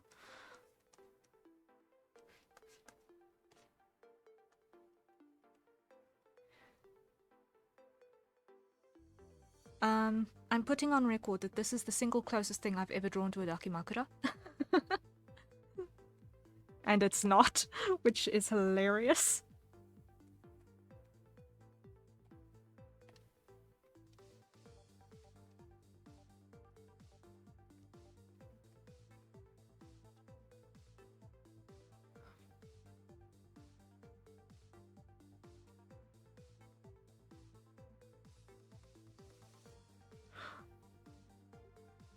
The closest thing I've ever drawn to a Dakimakura.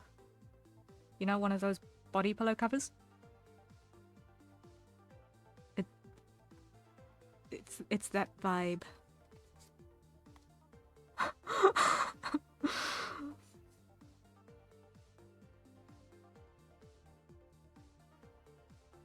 I'd not even thought of that.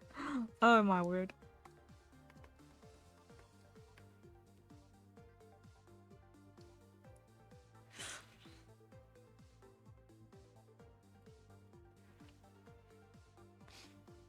Okay, but I think we're there. So now we can, maybe one of these days, as long as it's a safe for work version. As long as it's a safe for work version.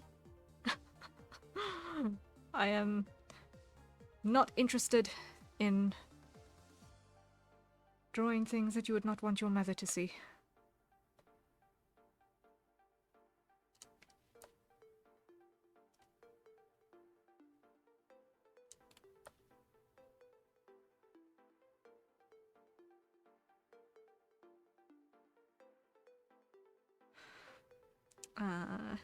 expand by 1. I'm just gonna grab the correct green. Here we go. Invert. Let's fill it with the green first so that we can actually see contrast wise where we've still got to fill.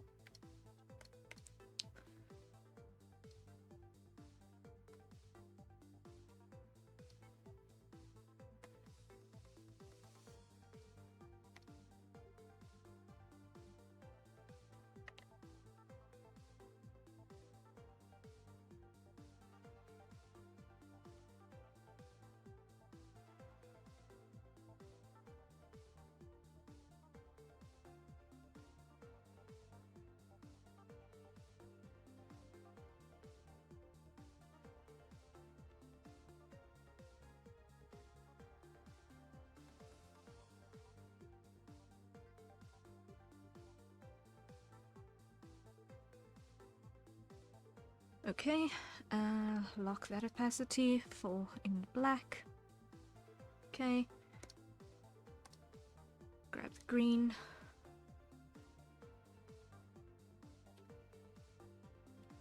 And now let's start filling this in. So we've got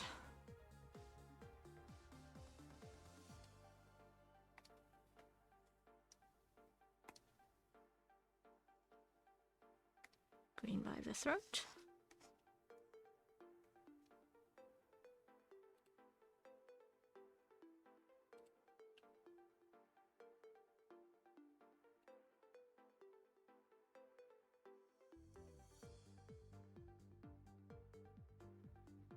And this one, we're gonna grab that color.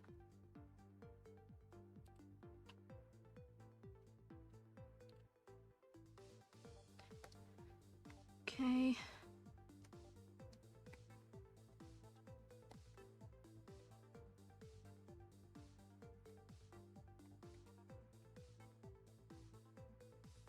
You brush that into place like so.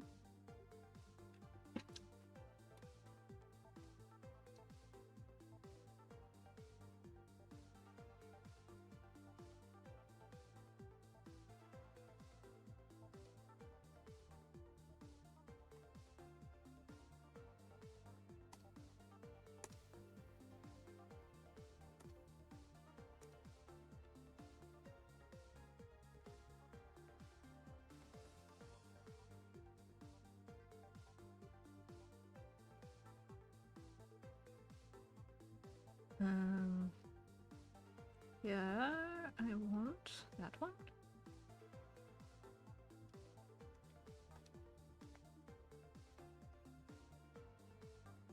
To add a couple of fur tufts over there and over there.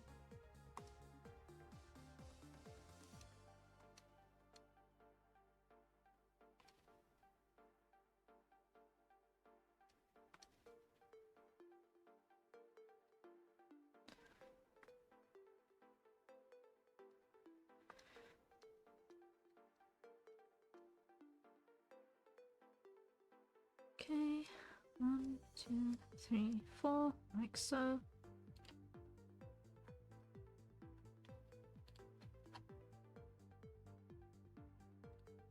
Down here.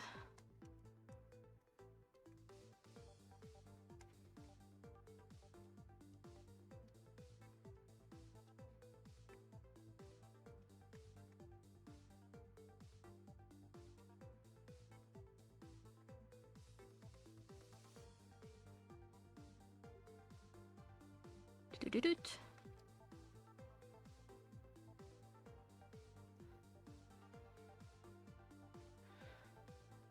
Then is this on the outer edge or the inner edge? Inner.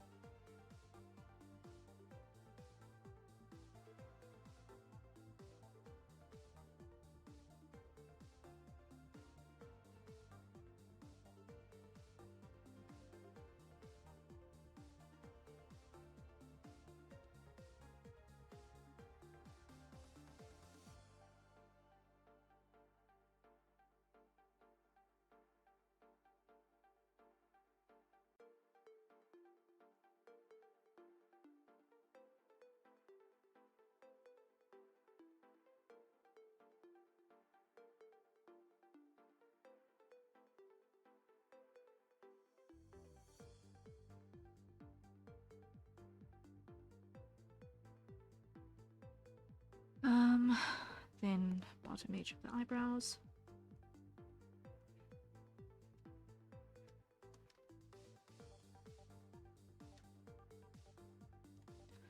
First one of these.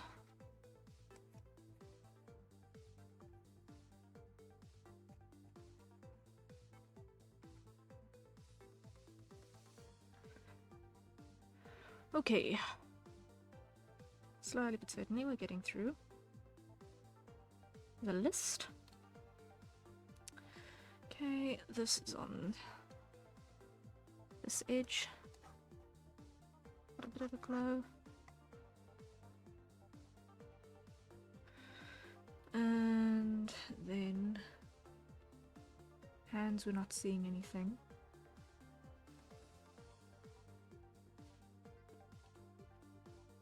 Tail.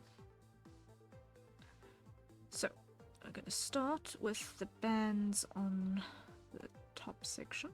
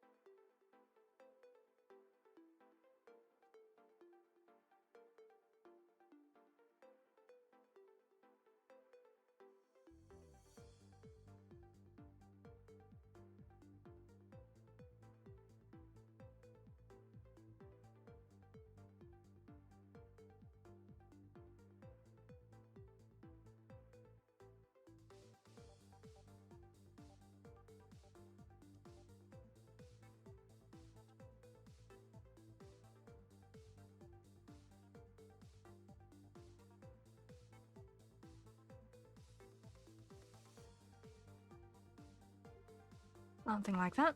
There we go.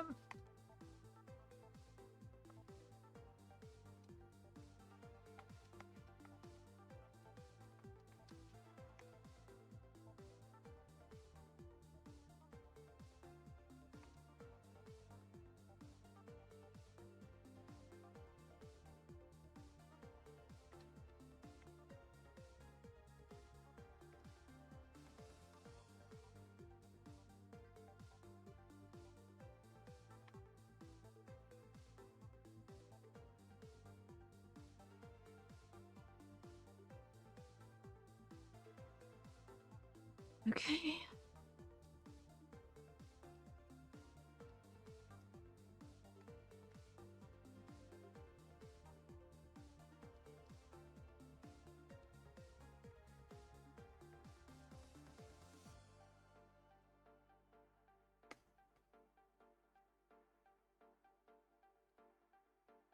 That's that. Okay, now the interior of these wings. So, first things first, we're going to grab that section.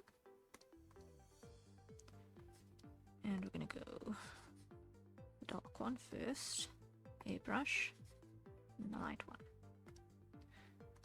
Grab that.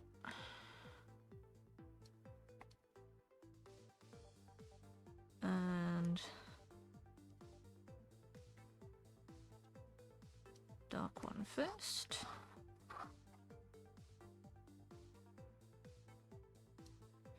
And then light one.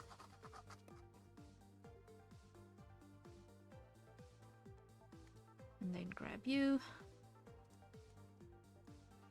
And pull out all the little details.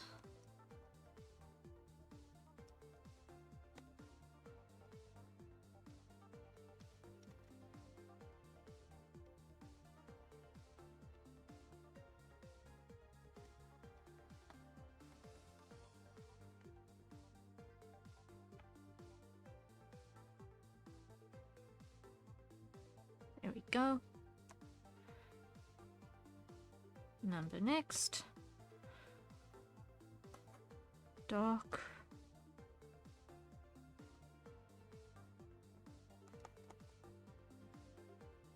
Details.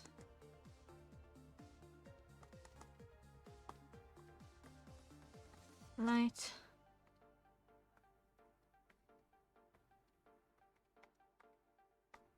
Details. Again. Dark.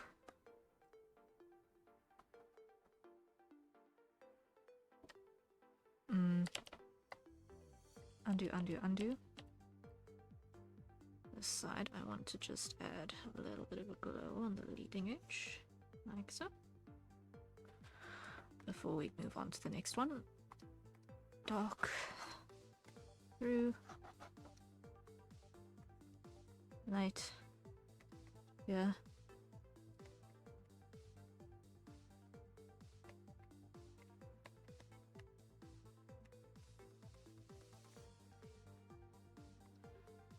Here also. Light. And leading edge. There we go.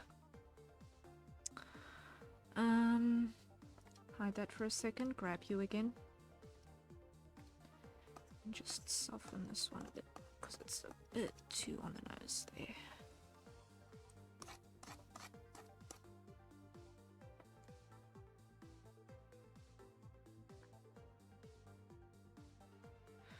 Okay, that's that one. This side.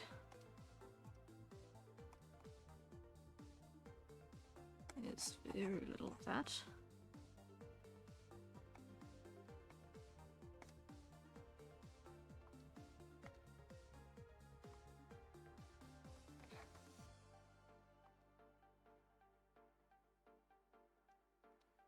Like so.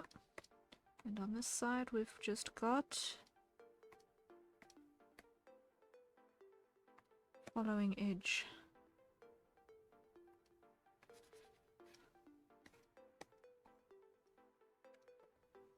As that. Okay. Now just gonna grab that and empty that because that is not supposed to be filled.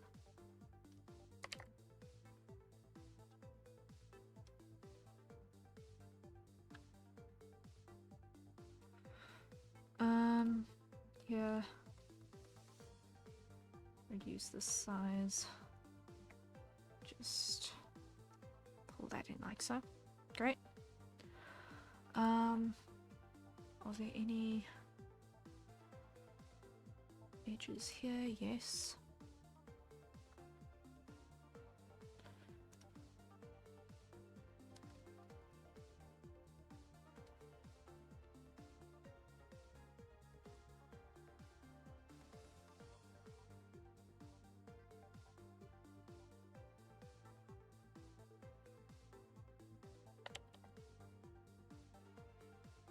Okay.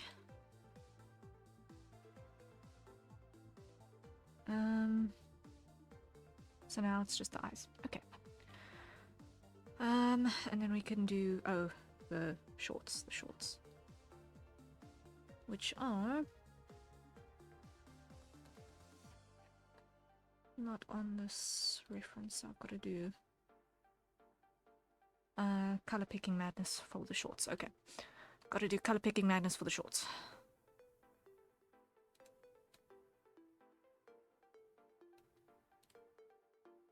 I think that's probably the closest we're gonna get.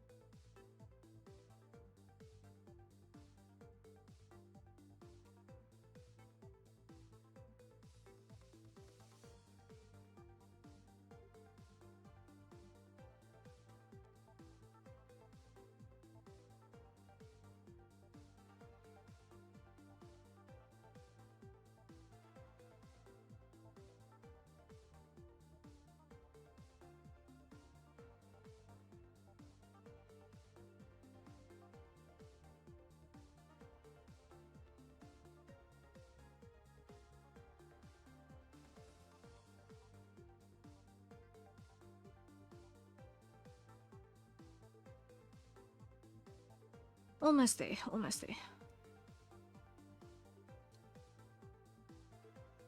I think it's time for another sip of coffee, guys. Okay, everyone, acquire your nearest set for consumption beverage and take a sip.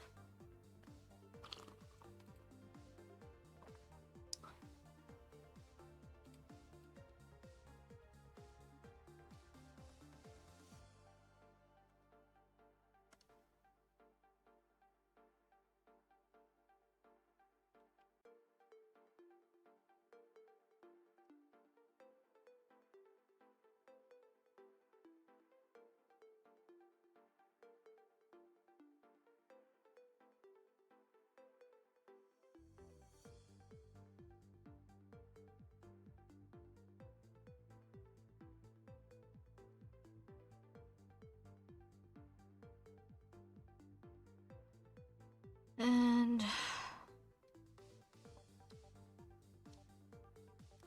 here we go. Save button is probably a good idea. Probably. Okay, let's group that into a color folder. Duplicate that into a base folder. Fill that with white. Clip color to base.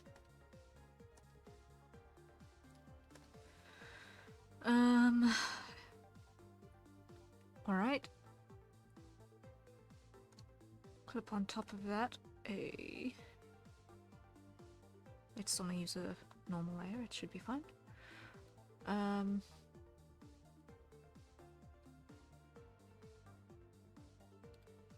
Yep, should be fine.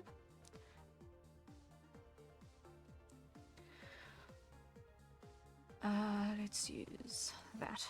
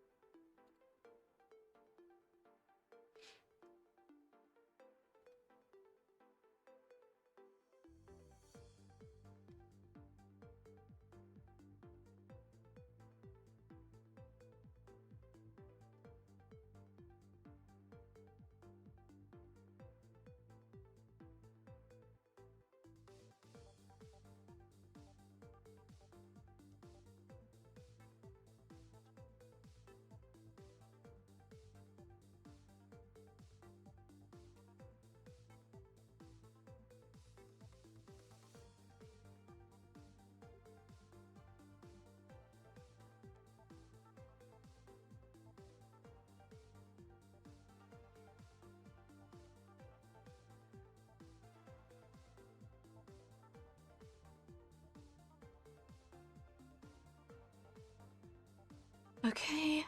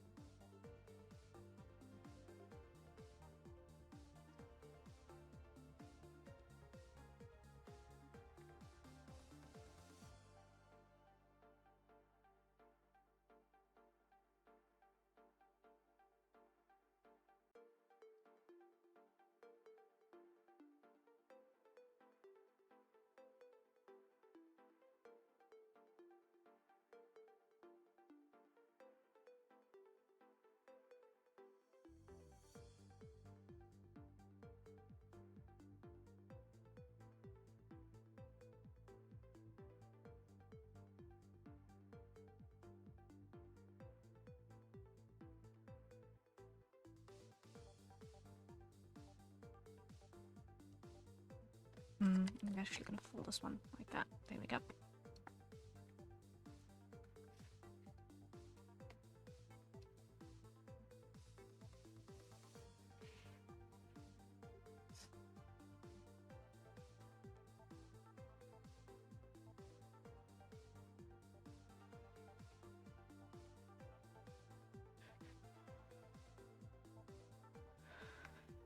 Okay.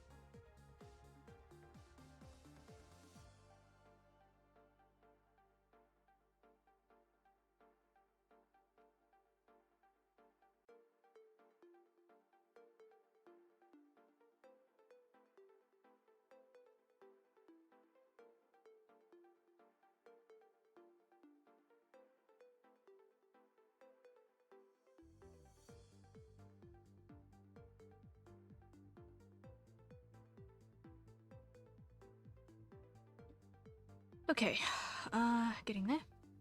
Getting there.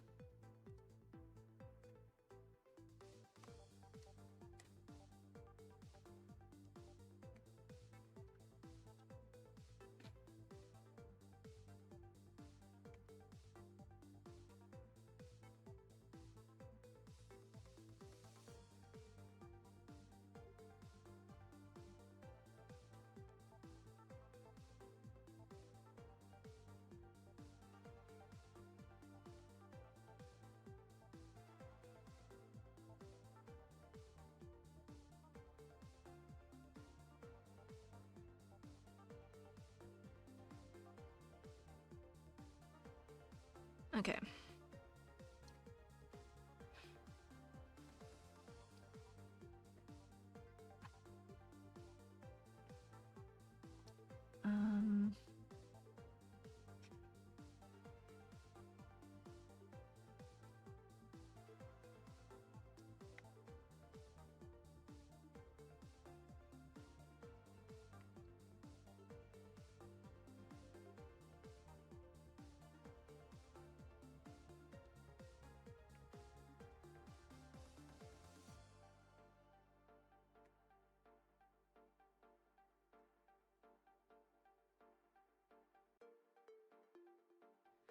There we go.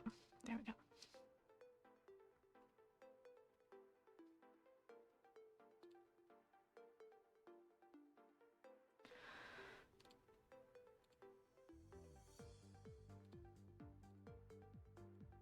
Next is Slara.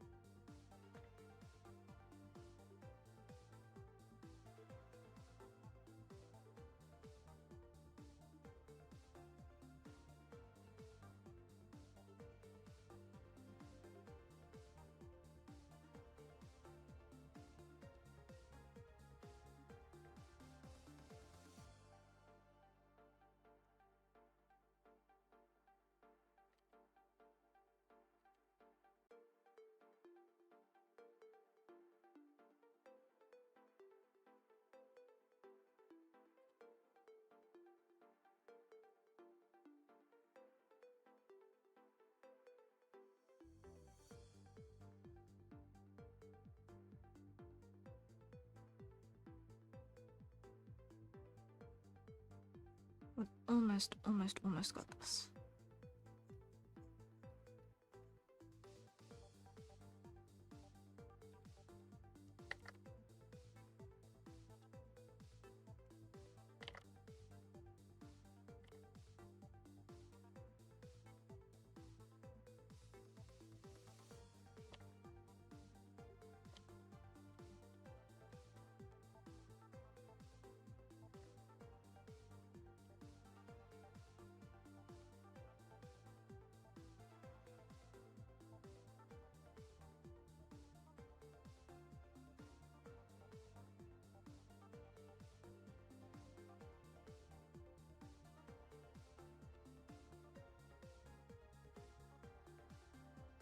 Okay, match those down and... No, wait. Grab that. Let's go and add layer.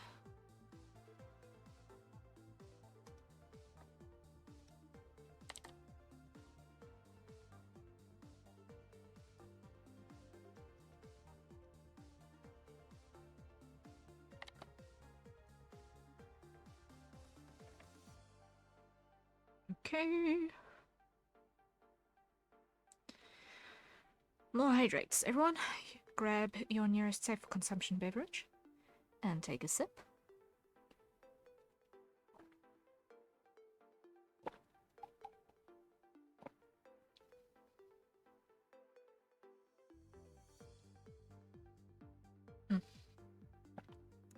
Okay.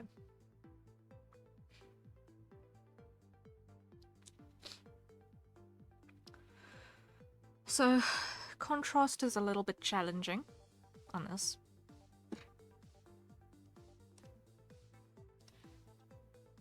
So what I'm going to do is I'm going to hide that. And I'm going to use...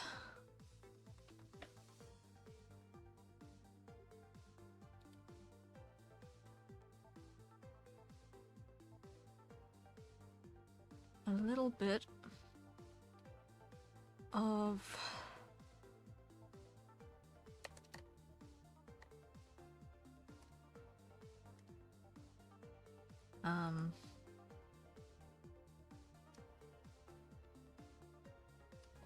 hopefully something that will help bring depth to this.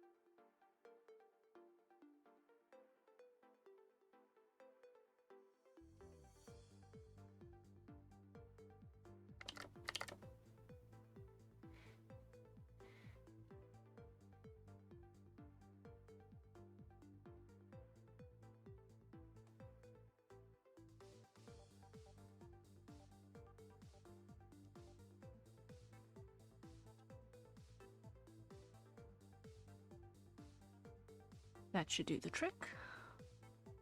And over here.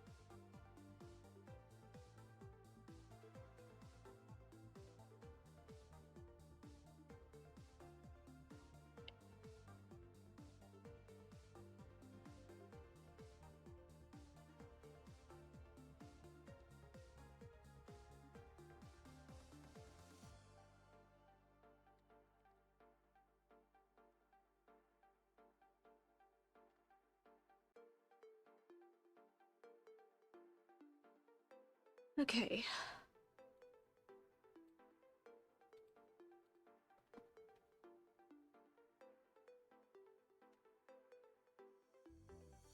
It does give us some depth, but it's now just a little bit too dark.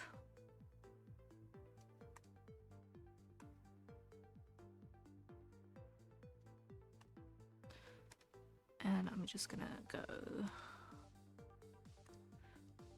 below this, maybe not that drastically.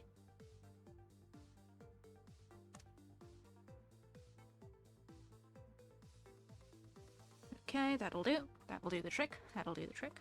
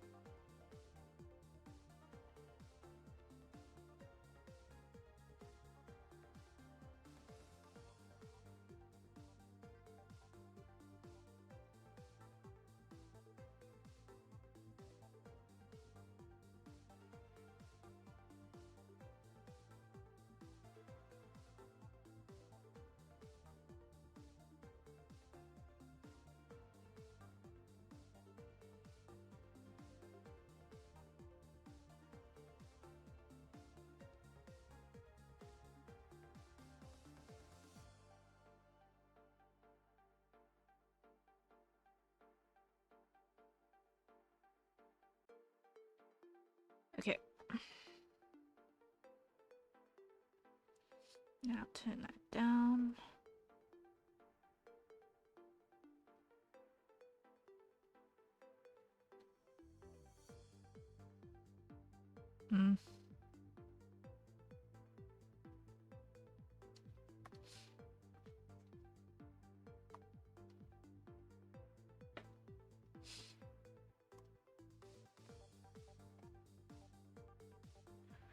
Now what we need is, we need that on an airbrush, and we just want to make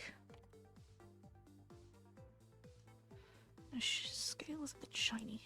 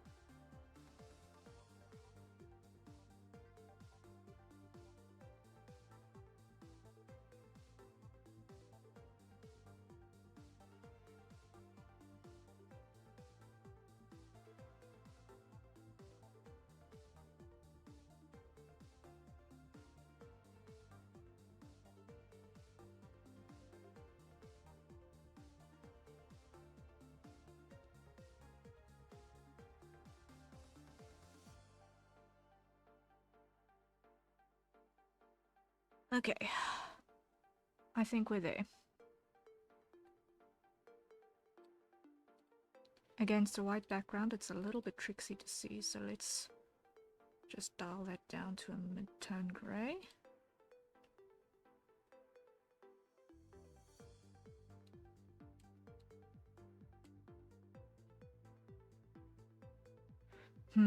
I think we're almost there. Almost there.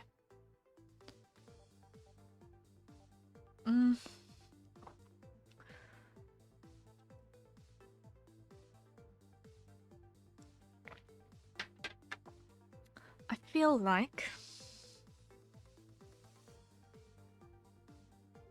the contrast around the face is non-existent. That's what I feel like.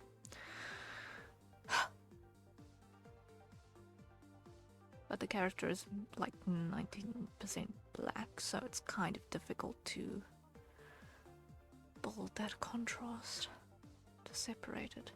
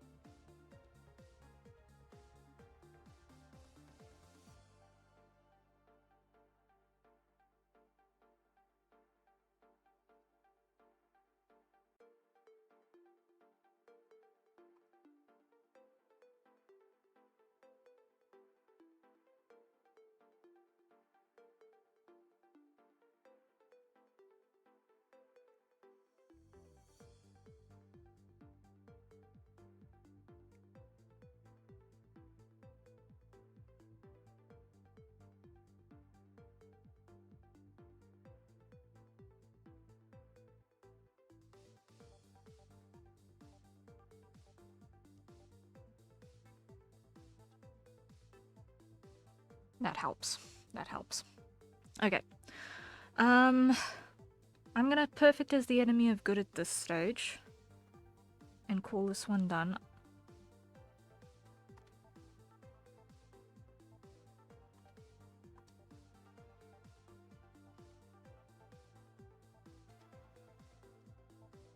Not sure if I want to keep the room light or not.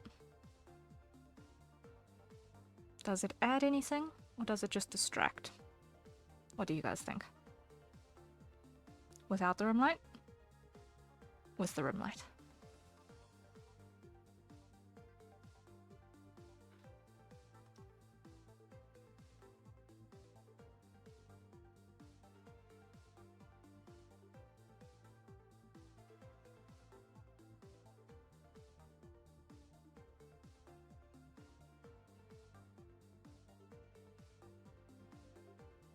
I can't decide.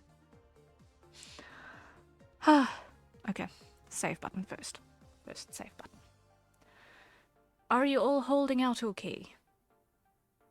Are you all holding out okay?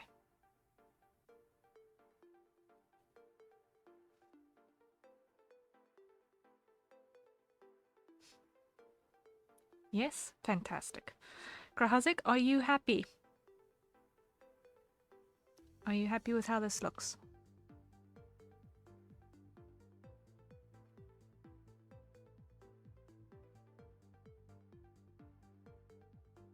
Yes? Fantastic. Okay.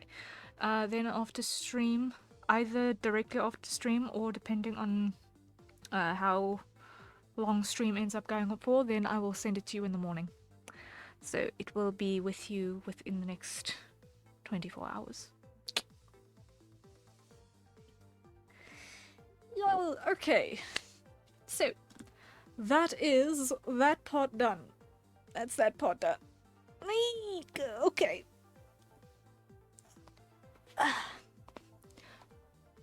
So let us just quickly switch through to our chat screen for a bit. While I get all of this off of my screen, because part number next of the stream is going to be a little bit of map work, and I need to talk a little bit about that. So, as you guys are aware, I am building stuff to be able to make a stream team of other VTubers to work with me. And part of that process has been kind of designing an environment for us to habitate, so that if I'm drawing us for stuff, there's a background that is repeatable and easy to do stuff with, and not have geography that changes with the waxing and waning tides. So I had a version of the map, but have subsequently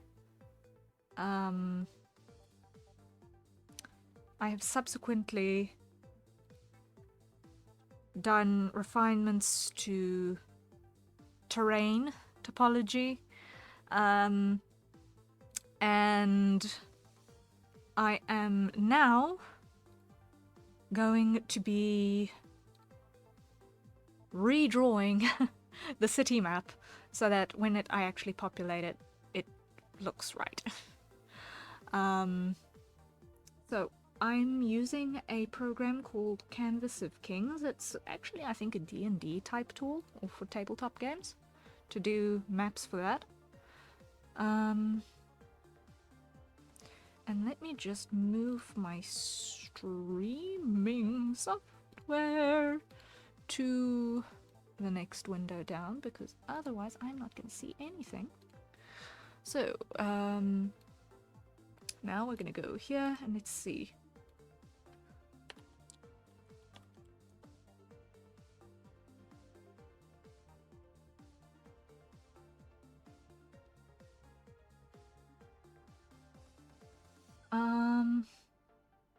Technically, there is a... Technically, Canvas of Kings has got a Twitch category on it. Oddly.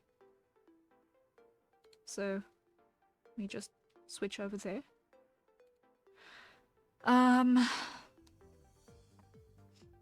let's see. Is this one going to work? Not yet. First thing I've got to do is I've got to make sure that this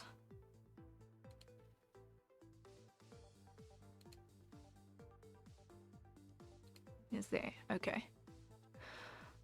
And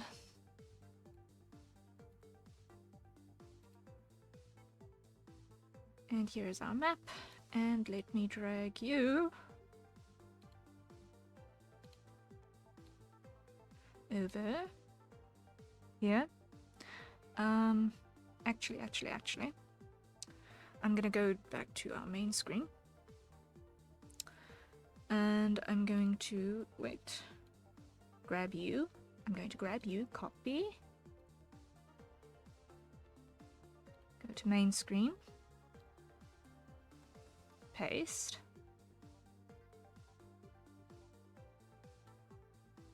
And all the way down there.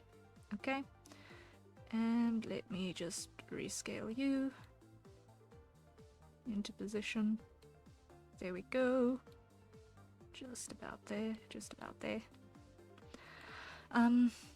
Why are you making me look like I'm yawning all the time? Weird. Weird, weird, weird. Okay, so lock that one. Hide via hand. Hide Clip Studio. Okay. So, this is where we're at. I have a little bit of the map already done. So what I've got so far is all very, very, very likely to change quite a bit. So the only stuff that is placed, which is currently non-negotiable, is I have the entrance, the city gates over here at the bottom. Then I've got stables, significant stabling capacity, because this is where literally all of the beasties in town are kept, basically. And then fields for them to roam in. Then we've got 50 units for barracks, which each contain like 10 people, supposedly. Training grounds including a range for ranged practice of various weapons types, various dummies, sparring field, and then open space for individual training.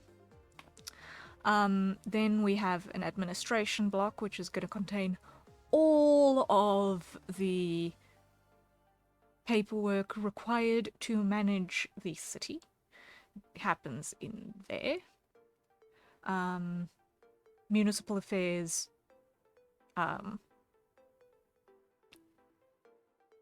and also management of all of those people, which is basically where my boss works.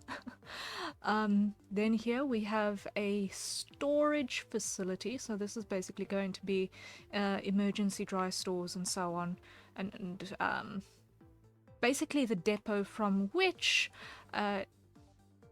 any goods get distributed between traders and so on and so forth. Then we've got a citadel over here, and the rest at the moment is jazz, but what I do know is that I want the coastline to hug right up close here, and I need the civilian main commercial and residential area to be here on the south side. The reason being that you'll notice that there's this coil going through to the citadel, and that is basically an intentional funnel for if anything breaches the gate, to try and funnel it through into this area so that it can be dealt with. It can be dealt with appropriately. So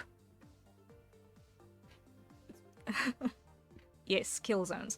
So you'll see that there's a whole bunch of choke points to slow any advances down. And of course, as the coil goes around, the terrain rises. So everyone on one of these towers has a downward view onto like easily 2 or 3 kill boxes down. So it's a significant defensive spiral. And these weird boxes over here are basically a fun little feature which I will explain to you guys at a later stage. But for now, just know that those are part of the Citadel wall over here. I'm really looking forward to being able to implement those. They're gonna be fun. They're gonna be fun. But okay, so there are a couple of things that I need to account for still. So around here, north side of the city, yeah, that's what I'm thinking of at the moment. So around here someplace, I want to have the main, how can I phrase this? I'd say the entry port. So I anticipate there being a fairly steep drop off to the water's edge here, but I'd like to have some sort of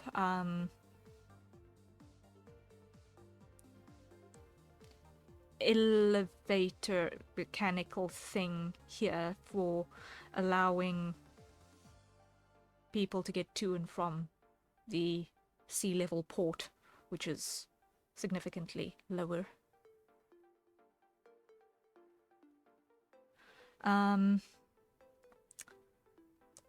I could handle that easily. But let's just get the plan. Let's just get the plan in place first.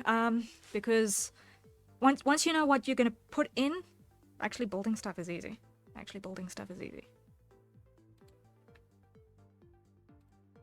Hold up, what's happening here?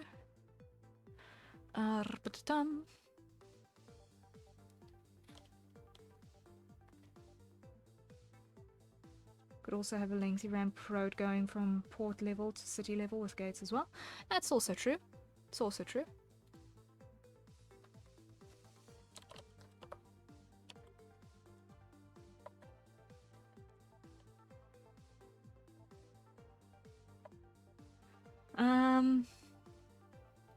Okay. So, let's think. So we're gonna have... I'm just gonna temporarily put a box over here then to denote a something.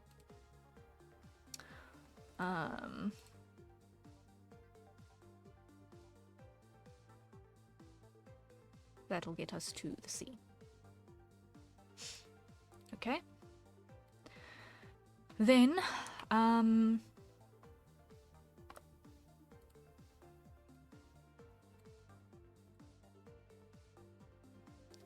this area here, I think should be our more industrial side of things. So,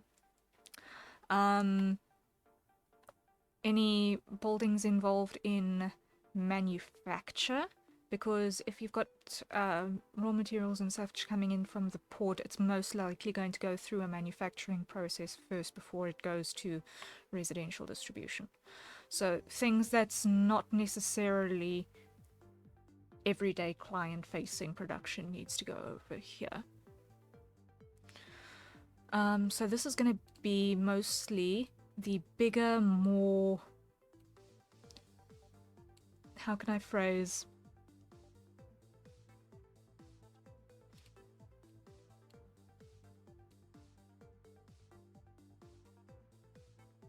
This will be the more...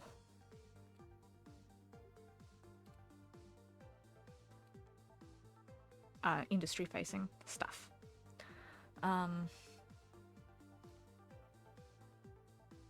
Like place where construction materials are turned into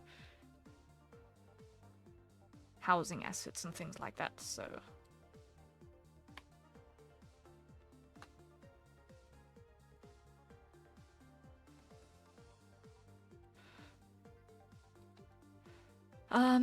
let's see. Let's go with...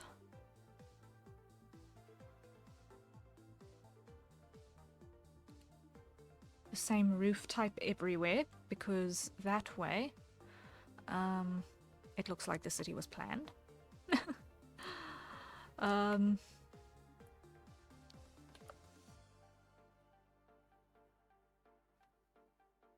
let's see. If we've got a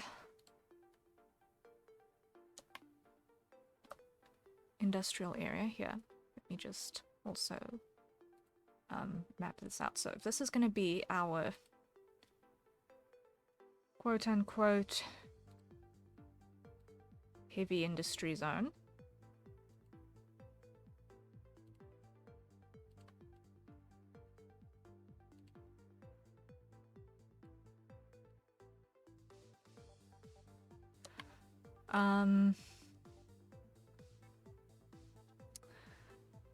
we're going to need a buffer between heavy industry and our basically military zone. And what makes sense to go in there is going to be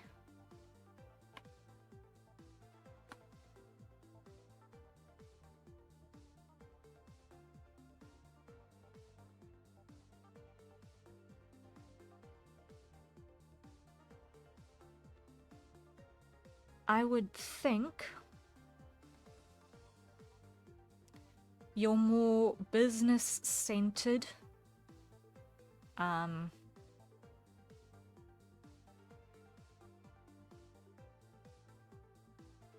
foreign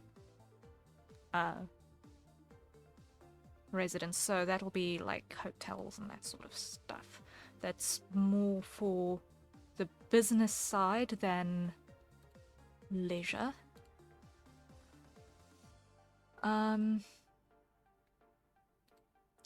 So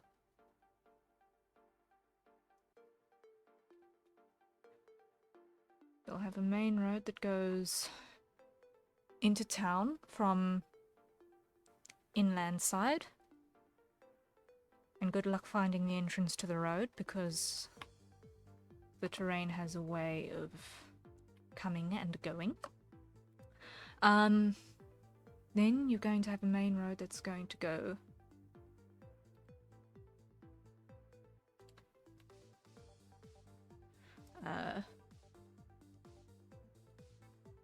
through to your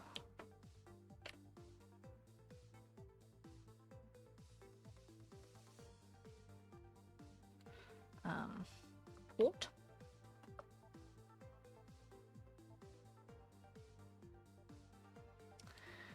Which means that this road, which takes you to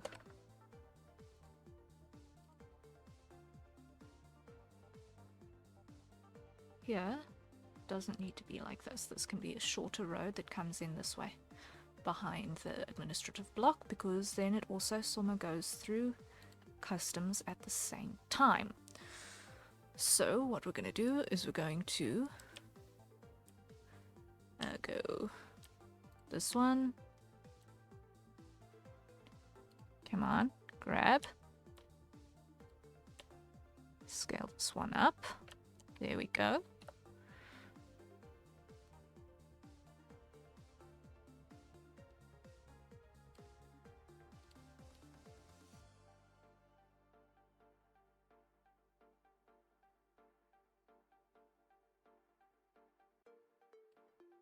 And add a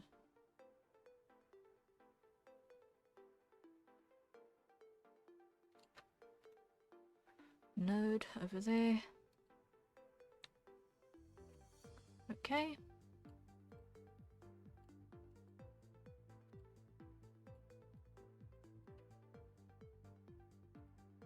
Save button.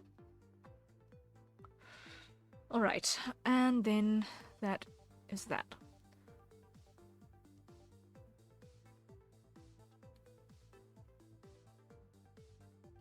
Actually, this should probably be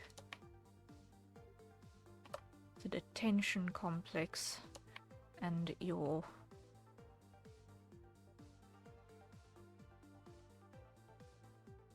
customs and Storehouse should be over there.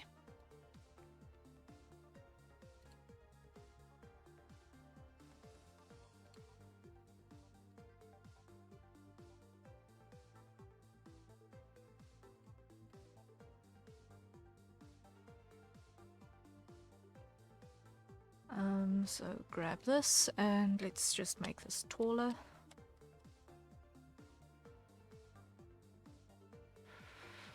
And grow over here, grab this.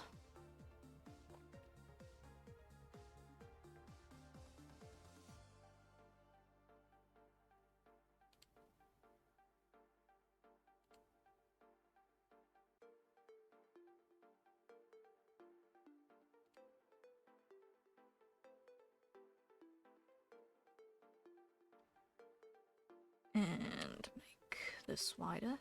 Come on.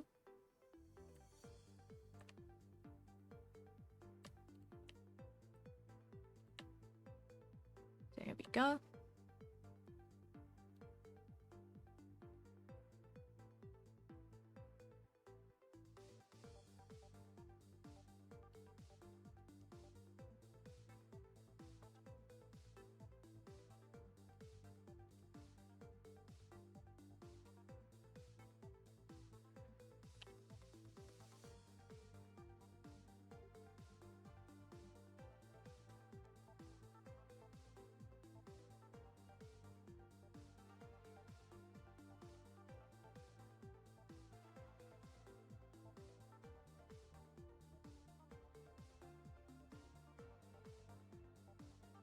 Okay.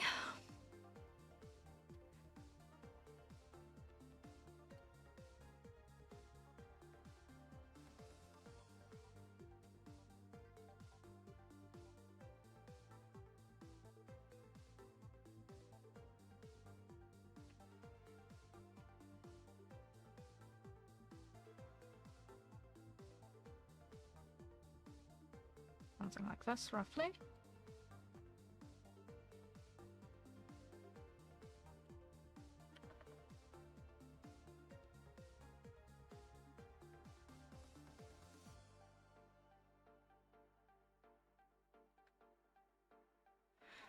Okay, now, let's see. Let's see.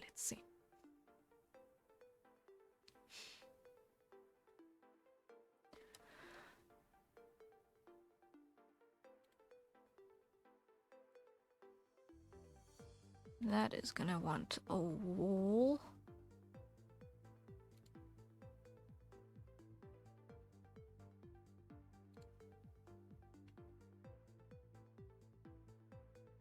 Here.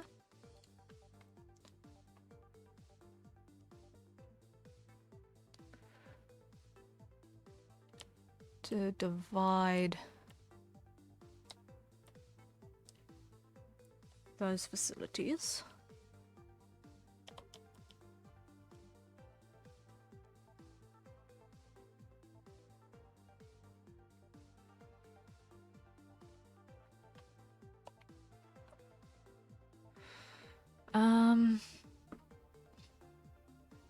Let's just think for a second here. I'm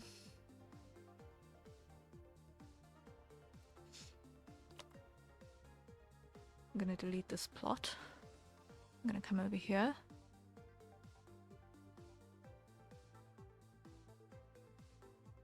I'm going to grab this one.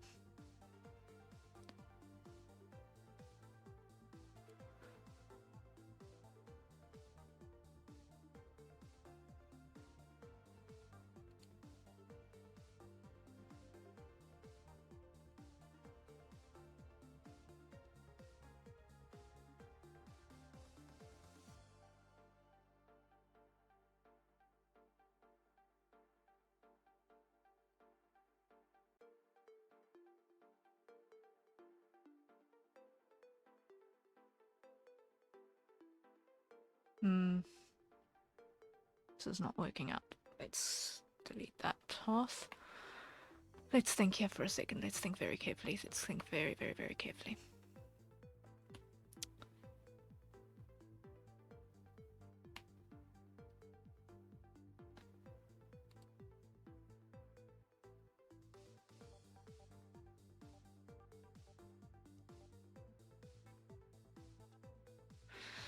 Um...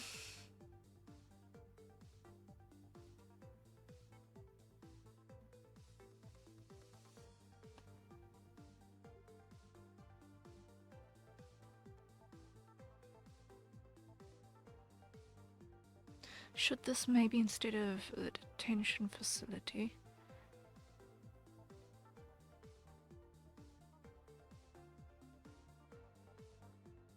Be maybe...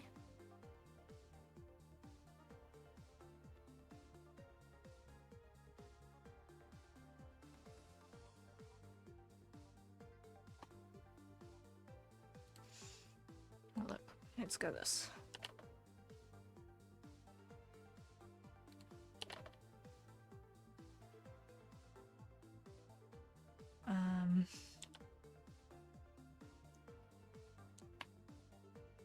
Ooh. Is it gate option? Interesting.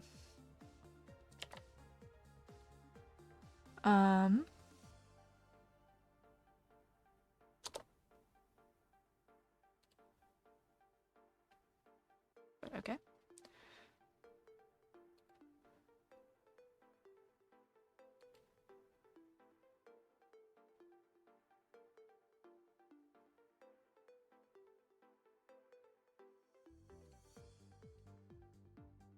Let's grab this, raise it. Maybe not so much.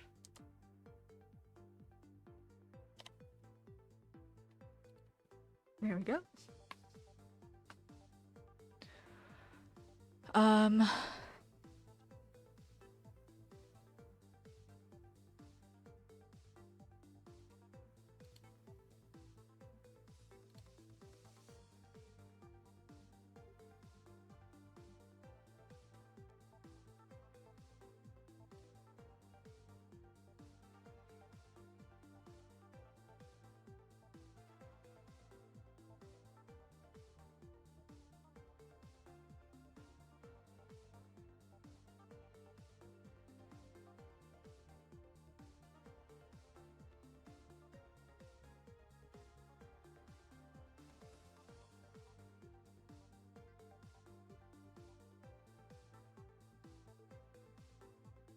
Something.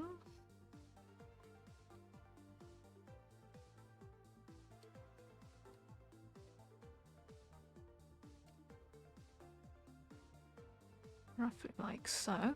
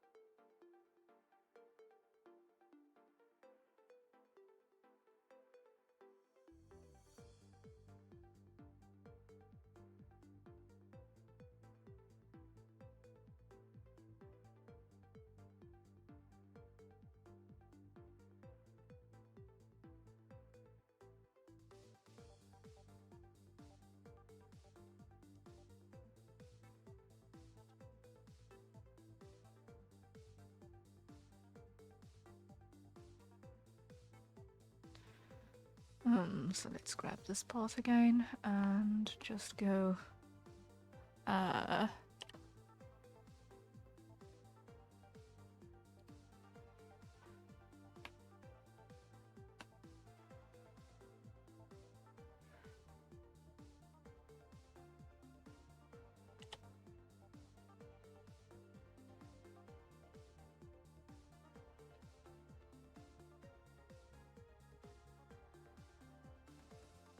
yeah.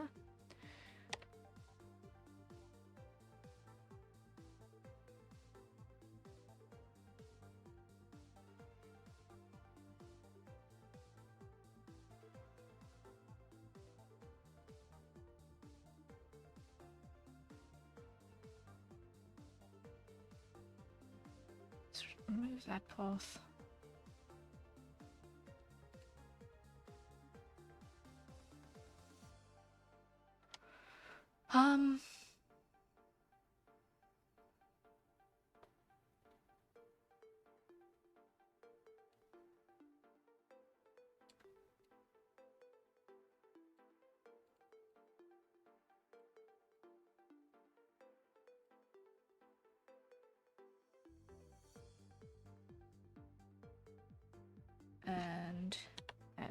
point.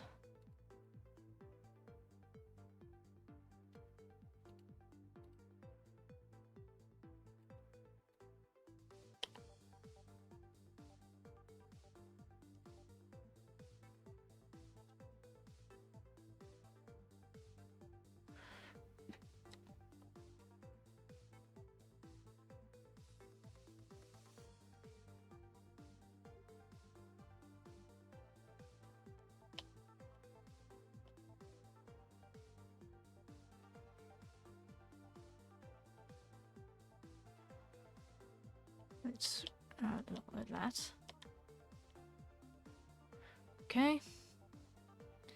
So that is our detention block then. Okay. With 2 points of access control.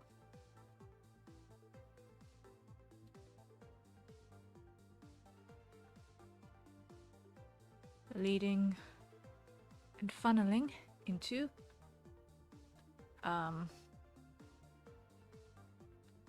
a place where it is difficult to get through. So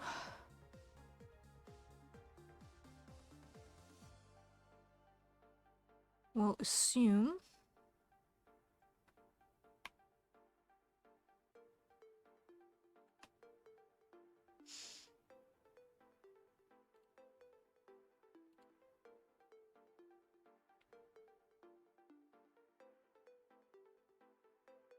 I'm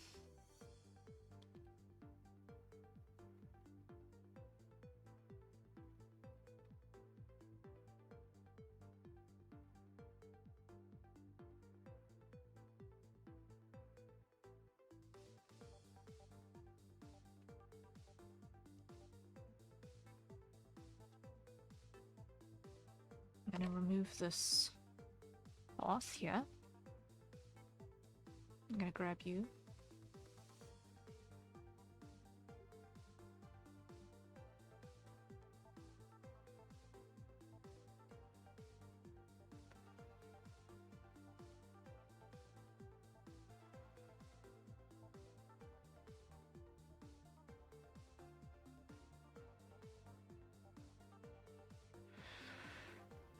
Like that.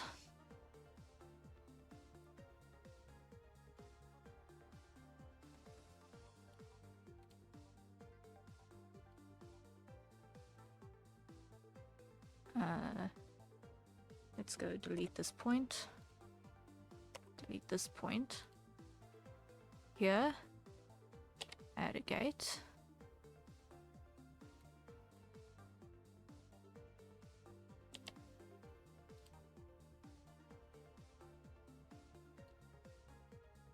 Right. Here. Add a gate. The fact that the gates are not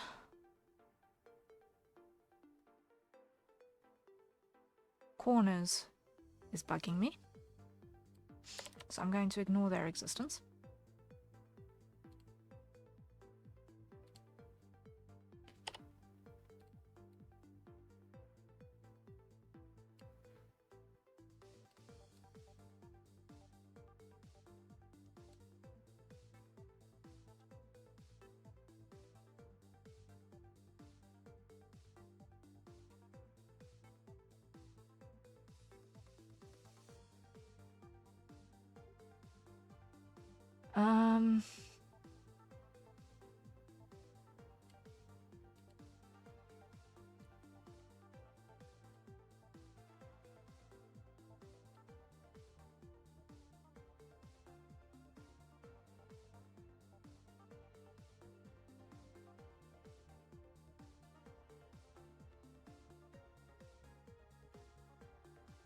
That'll do the trick. We'll assume that it makes sense that there is a gate there. Because you can't have the road go through if there is not a gate. Okay.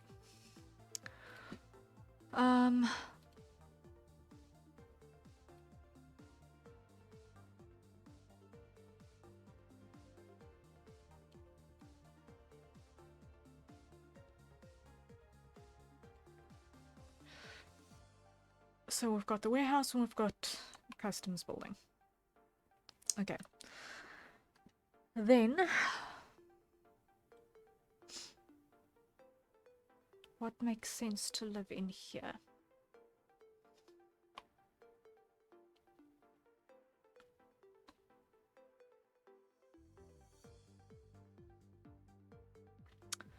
What makes sense for this section?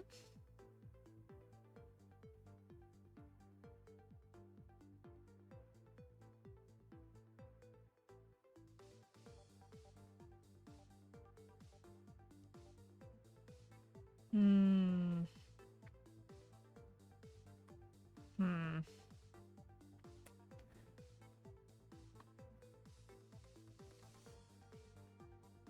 Is for this wall to come closer.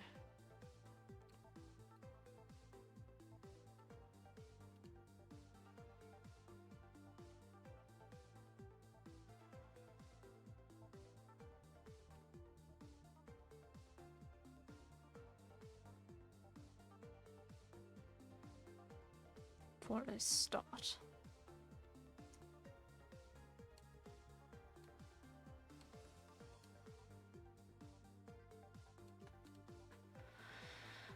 Okay.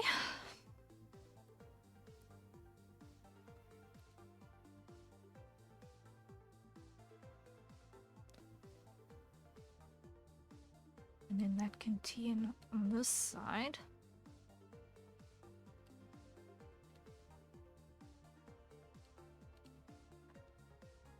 Okay.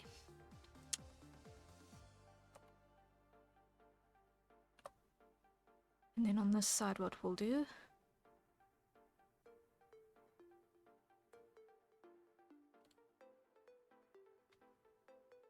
is we'll have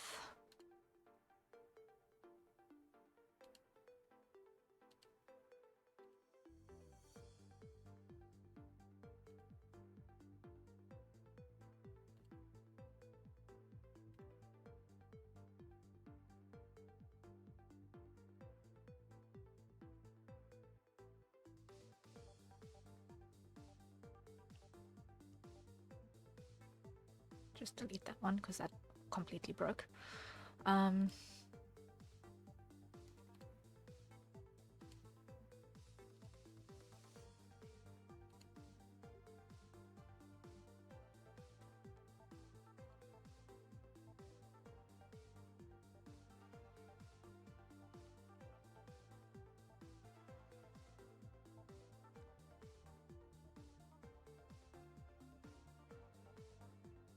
This is going to be a water treatment plant. That's what we're going to do here.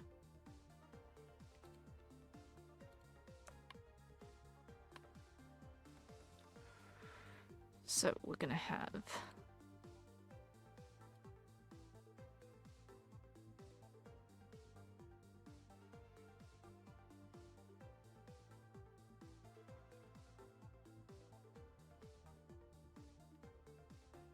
a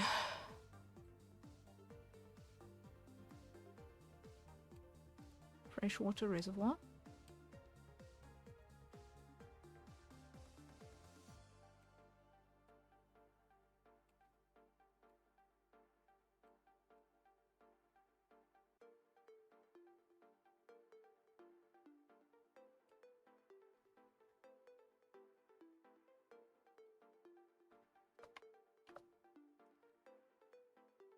And then, in the absence of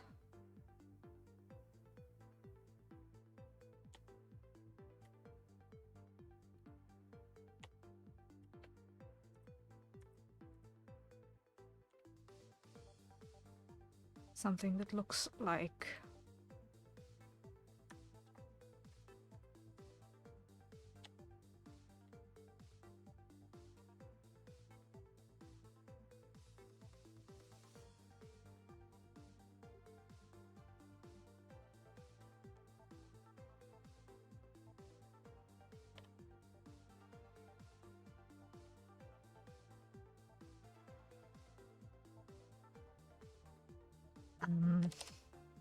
tanks, we'll use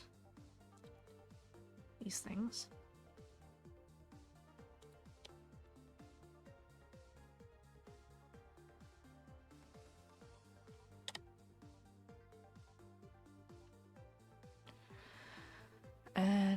another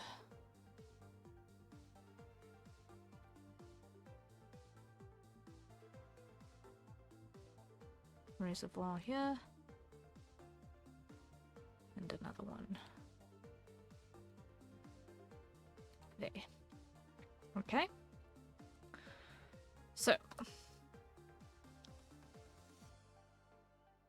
that is a facility.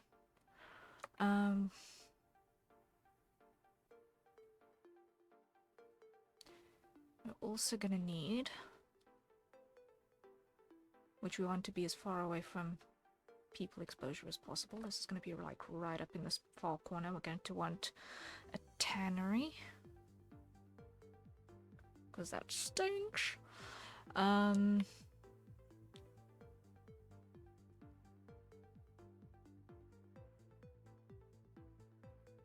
maybe what we can also do is have 1 or 2 factories on this side. Like a brewery and a distillery type thing, or 2 or 3 of them. So let's actually think. If brewery and distillery type things go over there, no, brewery and distillery things come along here.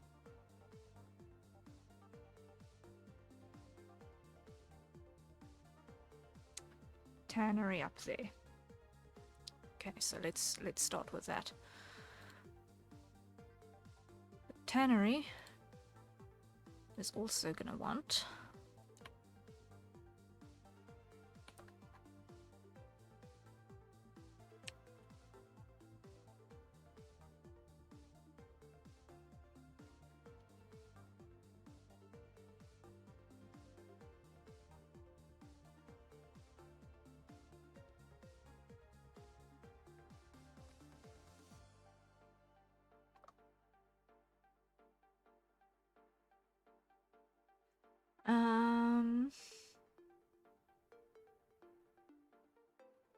some, unless oh, I can put silos here. I can put silos here. That's what I'm going to do to split the area. I'm going to put silos.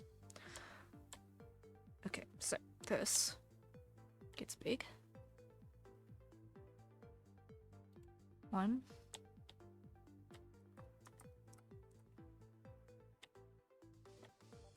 2,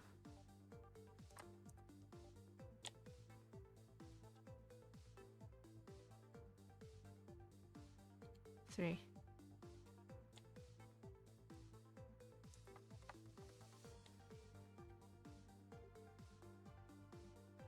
4.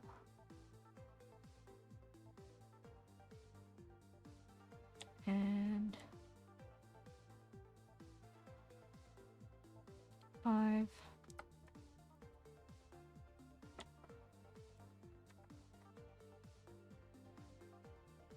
And 6. 7.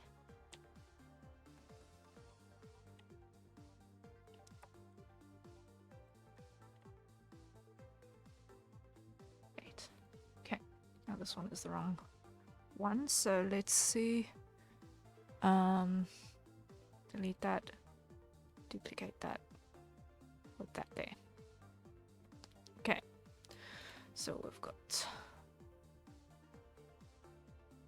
various silos, and then what we're gonna do is we're gonna include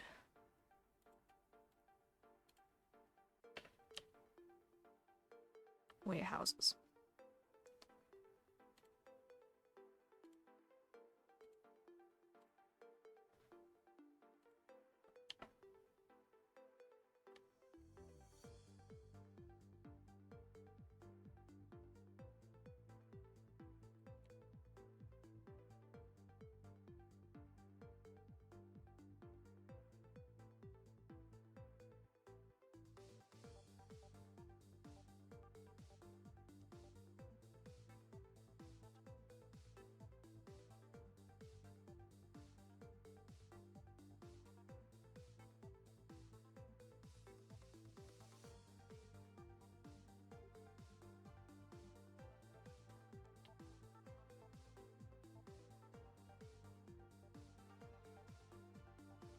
Okay.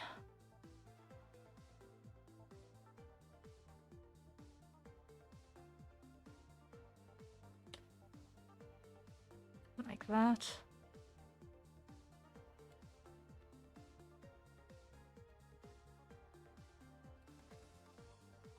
How are we for hydration? I think it's time for another hydrate. So everyone, acquire your nearest safe for consumption beverage. And take a sip.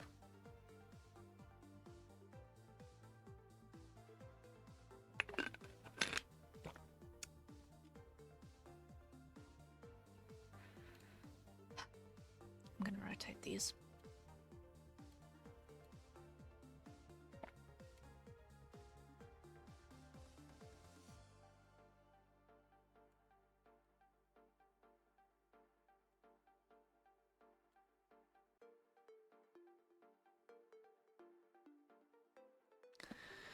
Okay.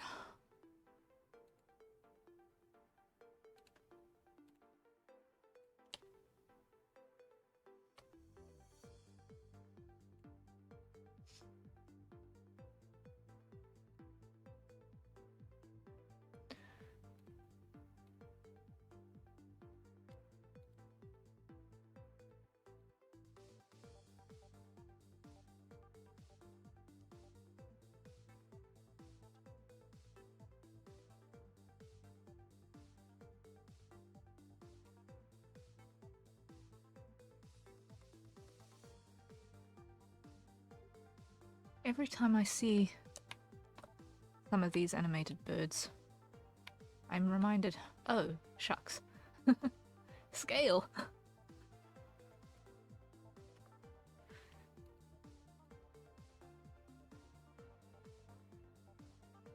I forget this thing is alive.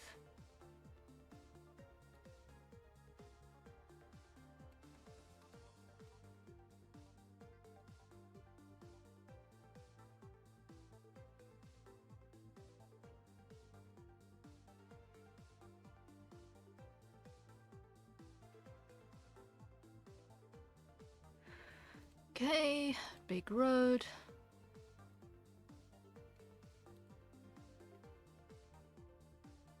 That's gonna tee off here.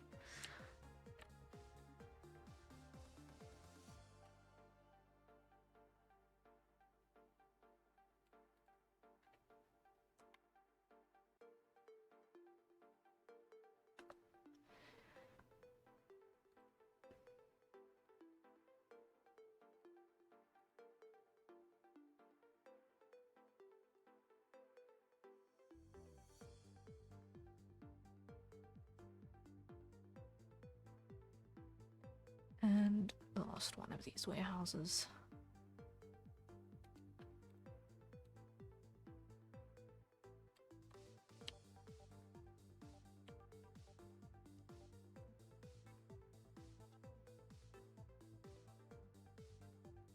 There. Okay. So that's industrial facility starting to come together. So we've got our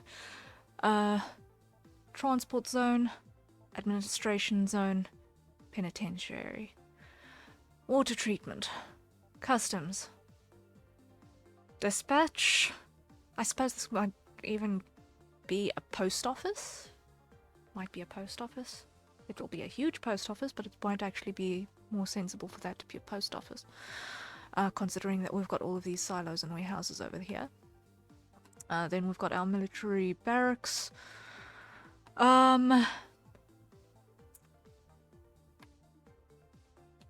Let's add 1,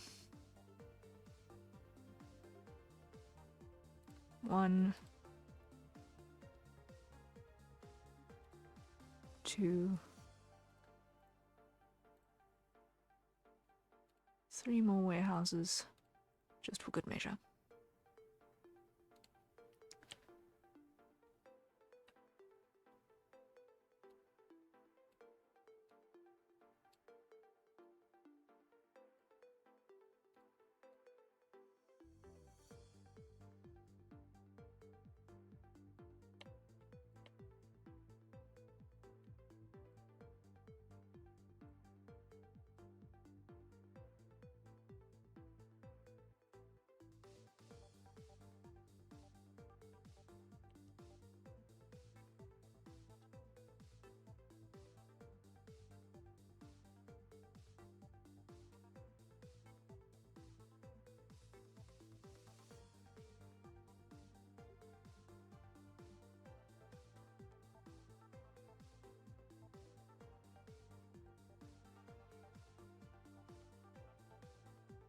All right.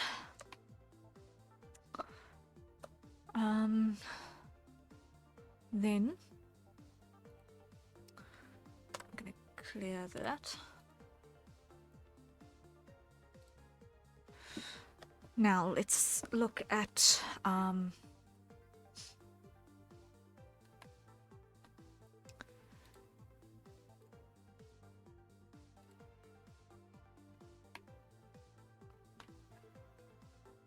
some factories. We'll start with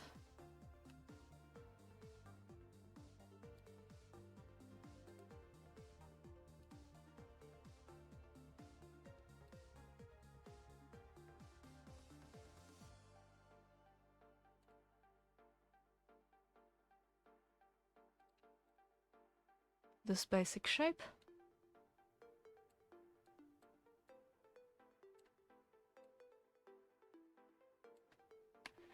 And put in a couple of these facilities.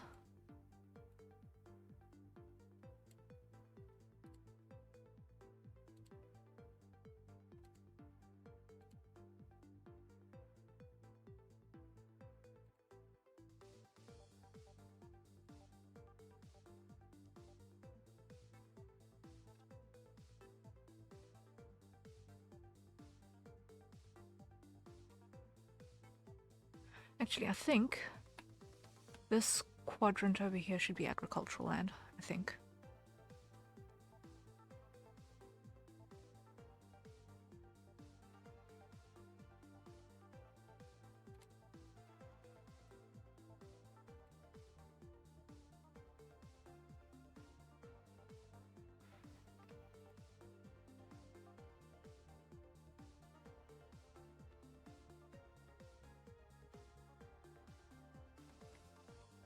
So let us add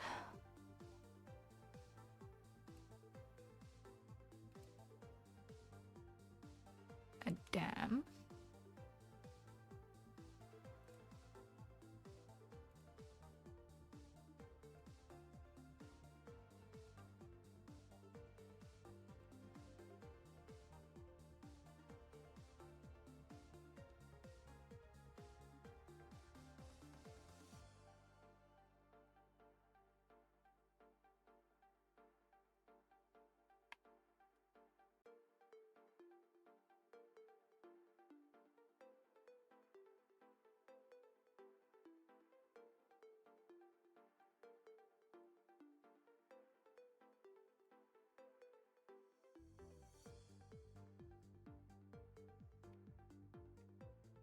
Okay.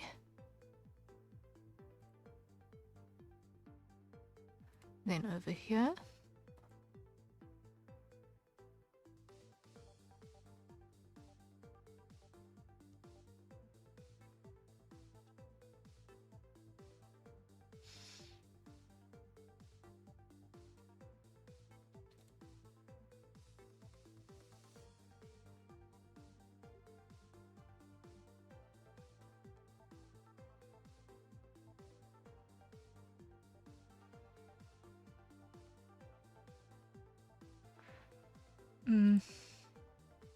Let me think. I'm gonna start with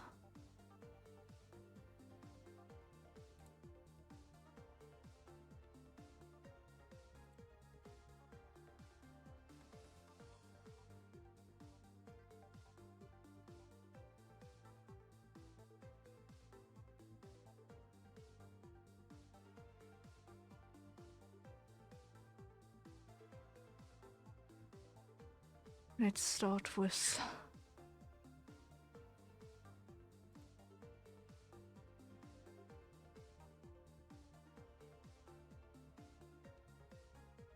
some fields for livestock.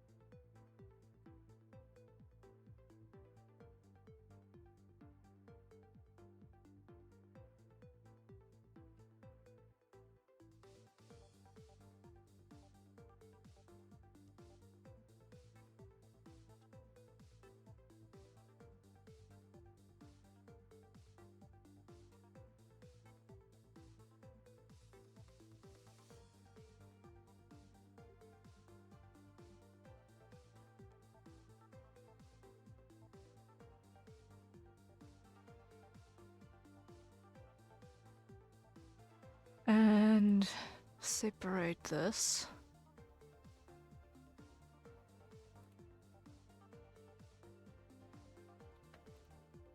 Like that.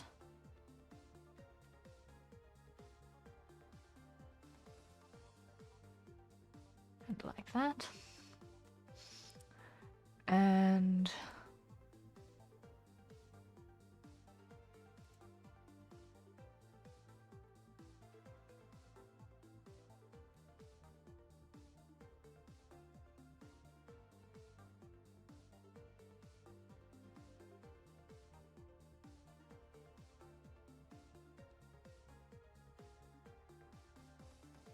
give them some shade.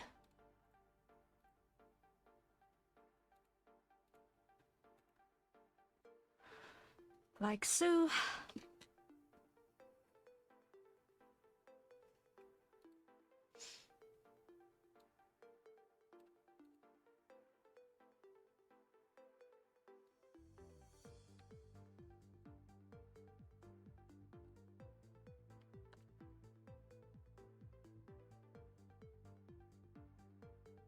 Let's expand this all the way up until here.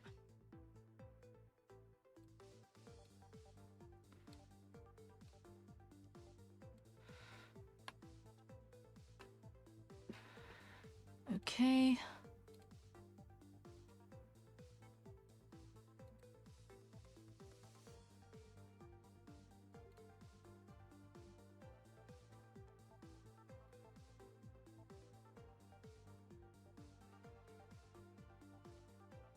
No, undo.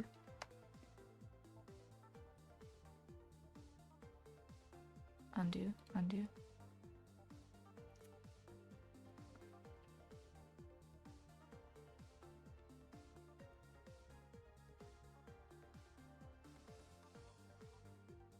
Copy. Oh, it's not copy, it's new. So like that. Here, grab that one.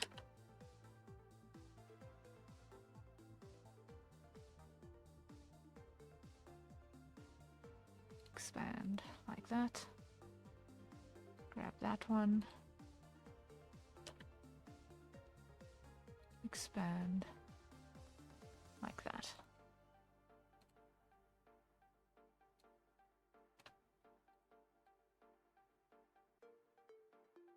Move you there.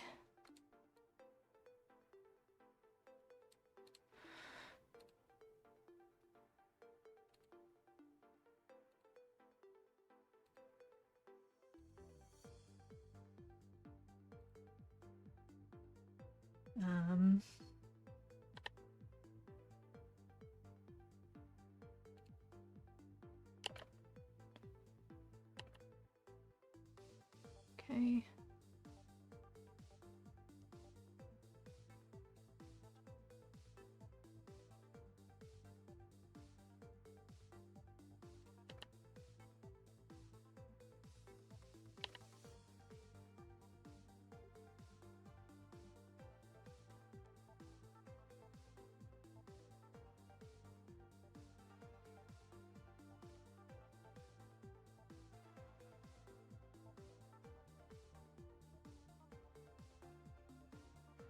Something like that.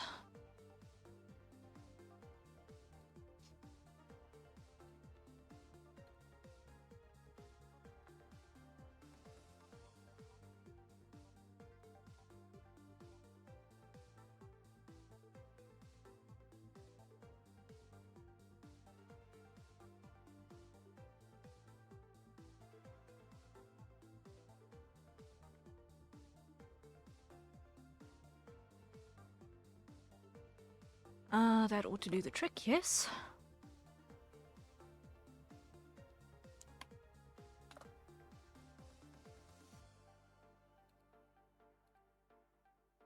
Now over here.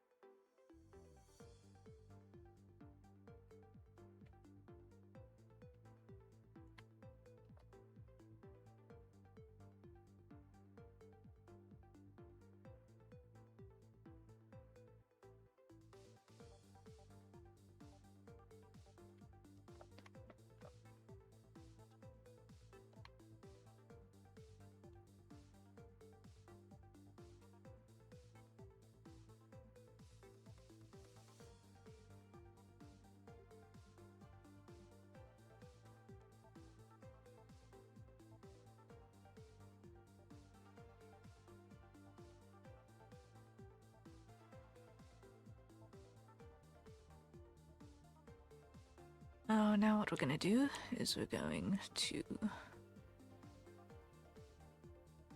on this one, plant a bunch of trees.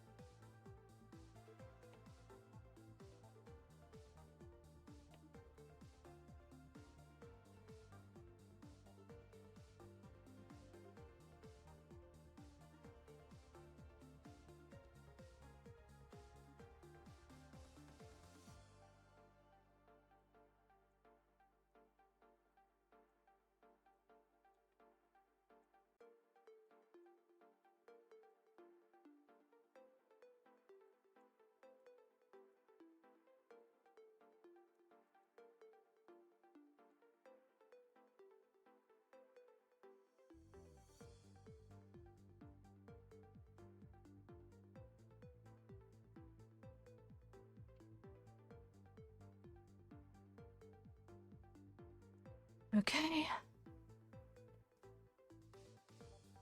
Actually.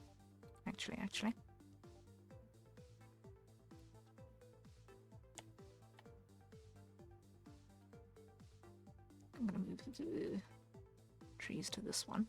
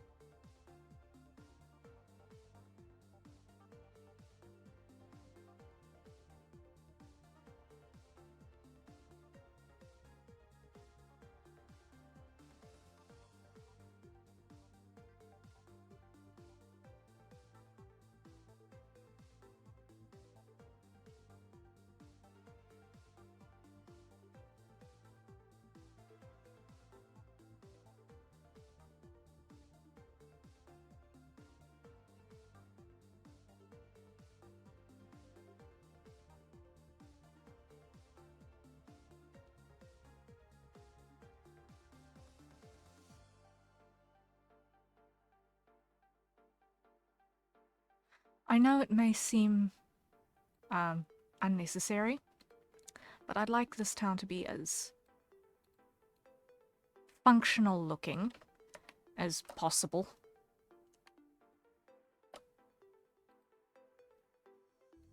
Considering that I am not a town planner at all.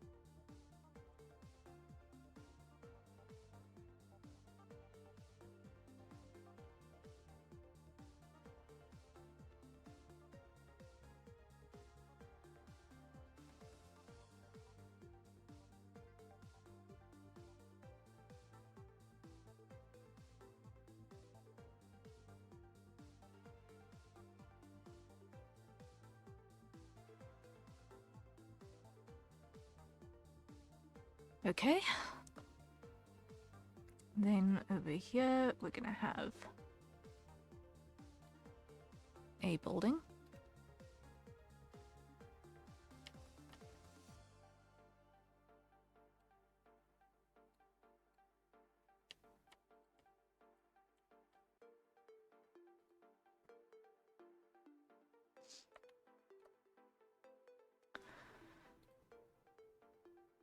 Now what's this?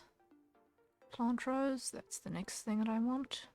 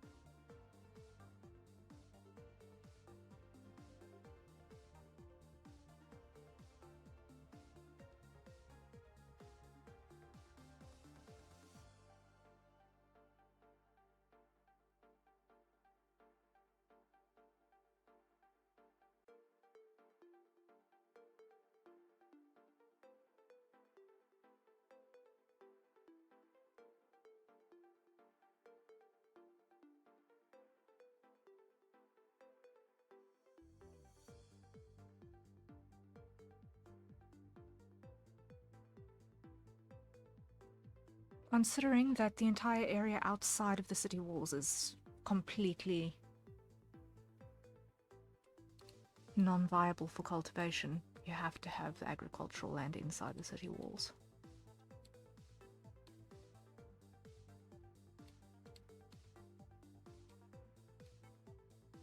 And space being an issue, there's not going to be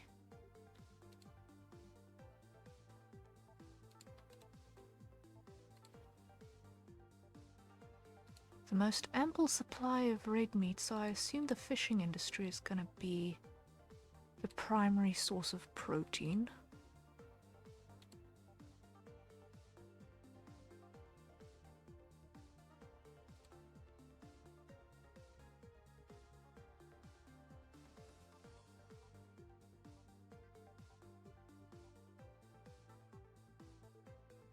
Because there's not exactly a lot of room for other kinds of livestock. Cows and sheep take a lot of ground to rear.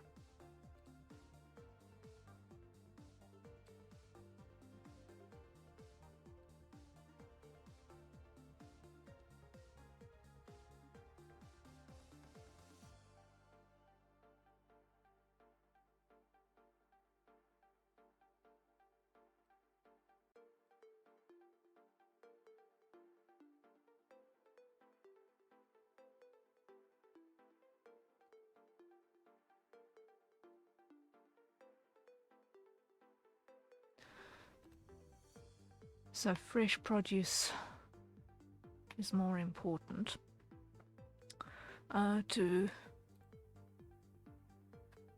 cultivate well, because a lot of stuff might be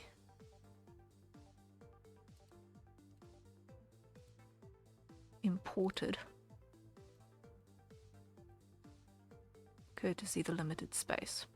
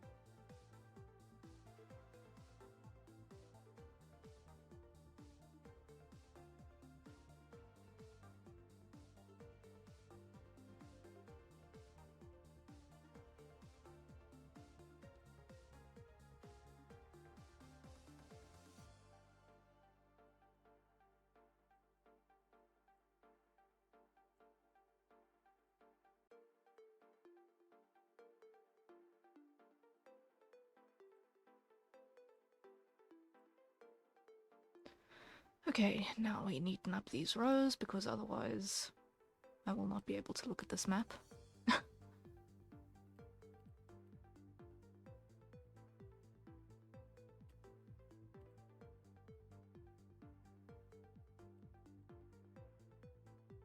Get one side looking mostly even and then I'll look at the other.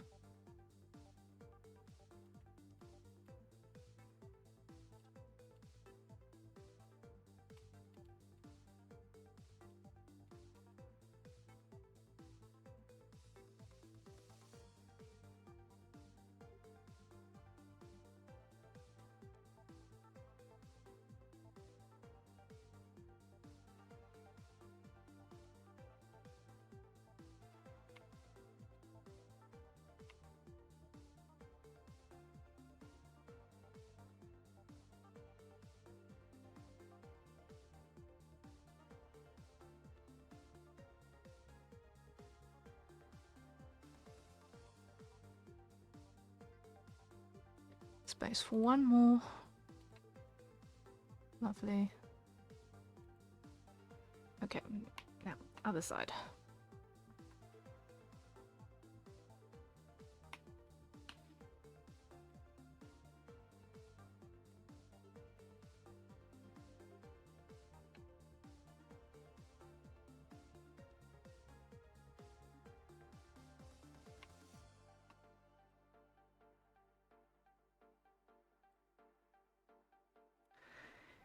Okay.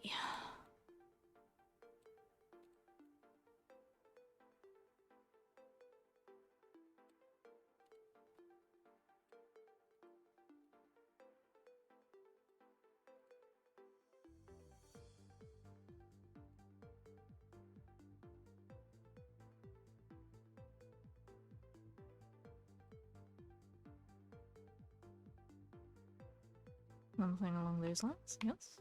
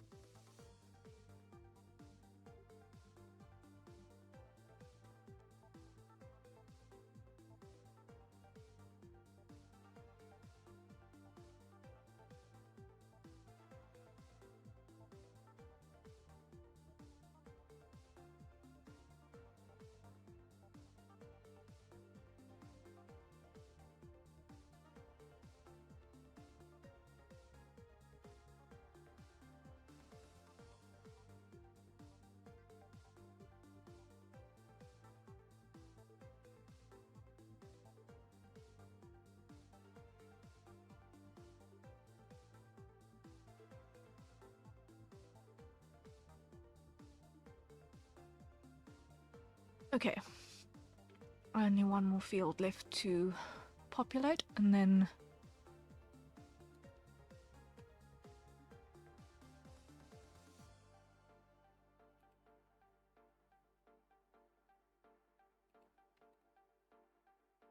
we can move on to the next section.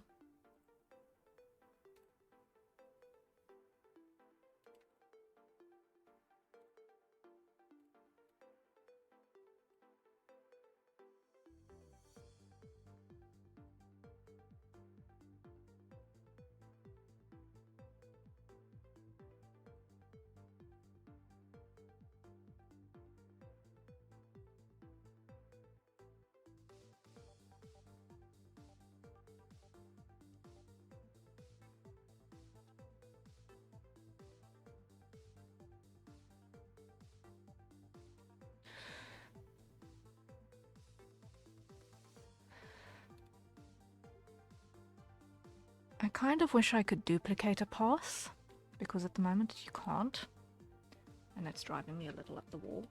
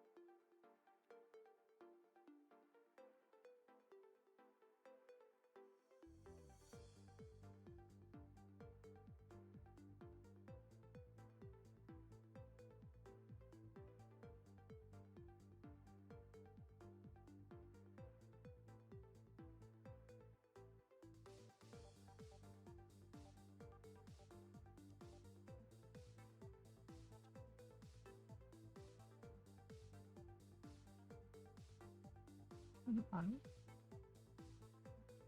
Place nicely.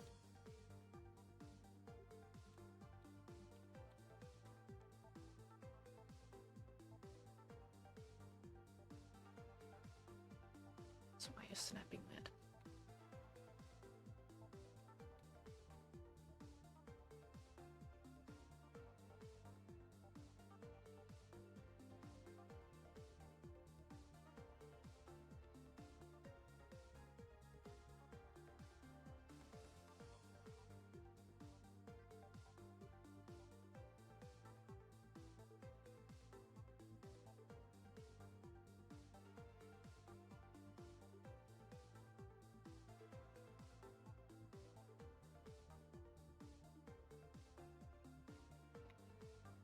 Okay.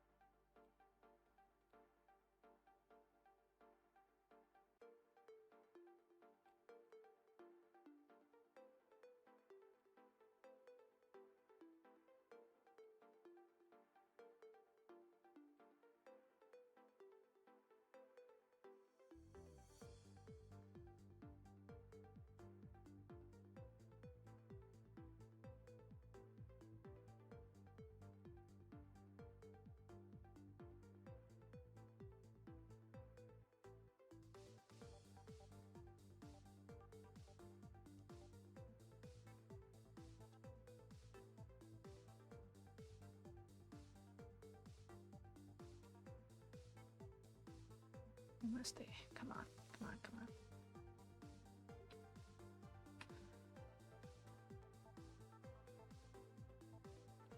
Okay, I'm not gonna get that any better than that.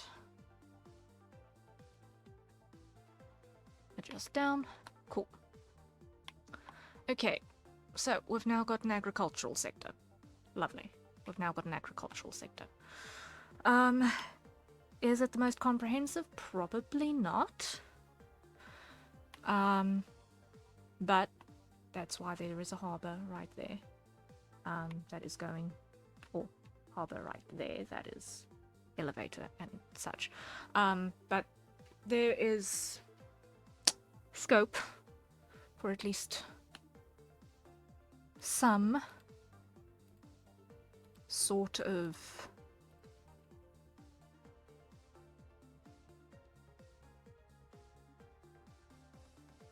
food production that doesn't rely on something coming in on a ship from elsewhere in the nation, because it can't come in over land easily. When in doubt of topological issues, blame the mist. Exactly. The mist is actually to blame for a great number of things. So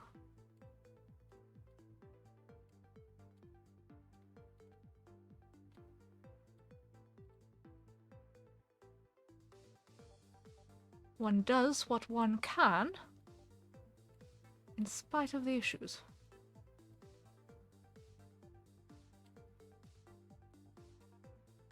Make a plan is kind of how things roll in this part of the world.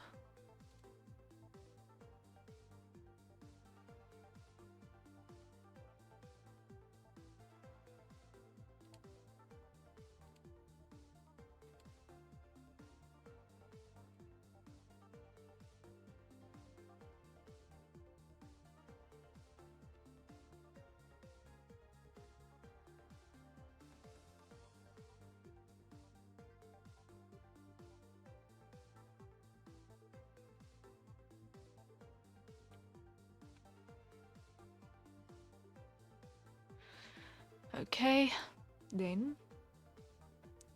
we're gonna have a road peel off here.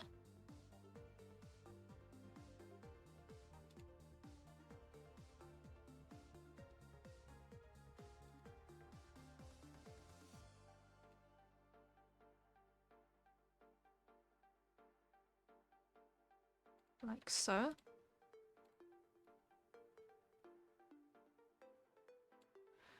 And this is also a main road.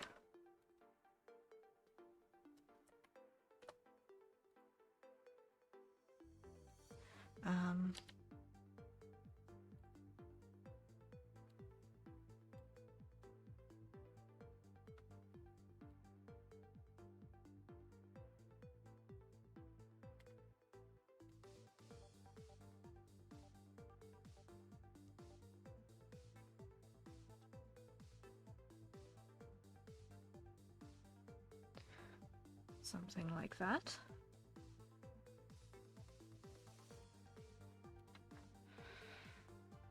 Okay. And now we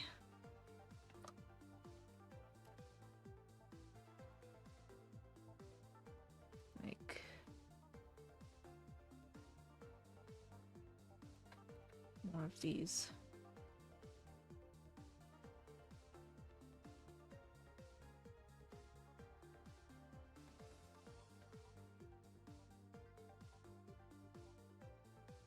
Very industrial.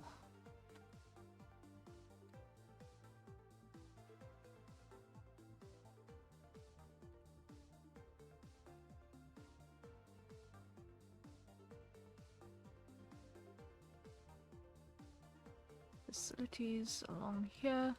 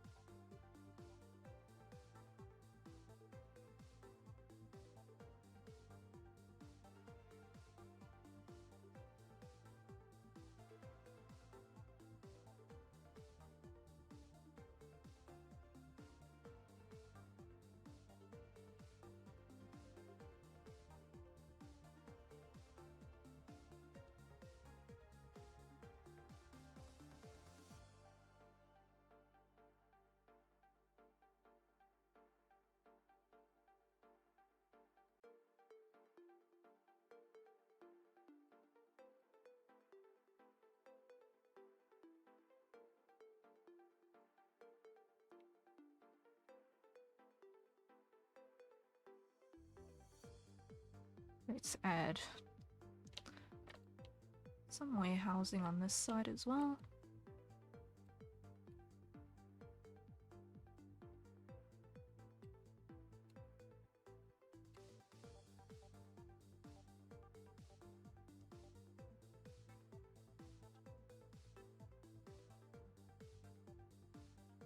This is going to be the tannery.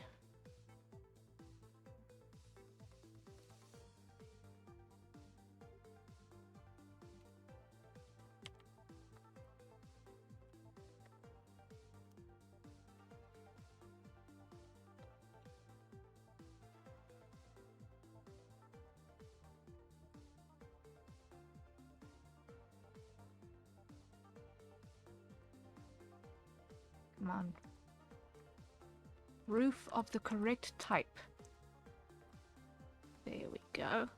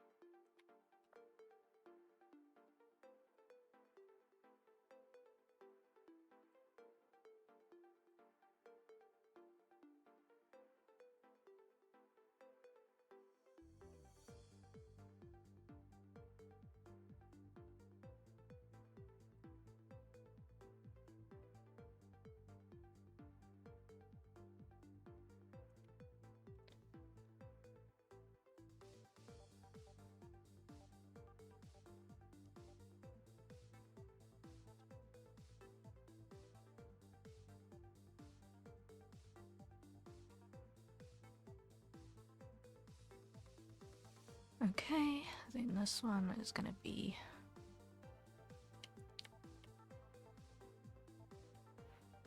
order facilities, not horseshoes.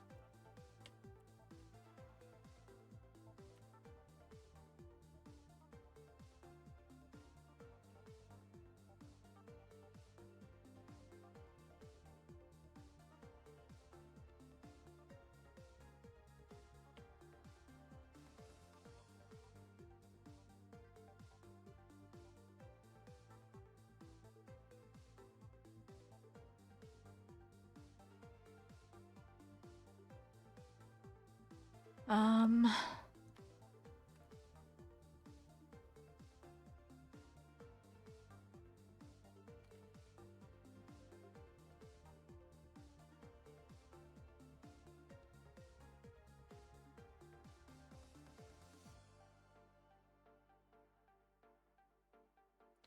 let me think very carefully here. Let's have a couple of smaller facilities here as well.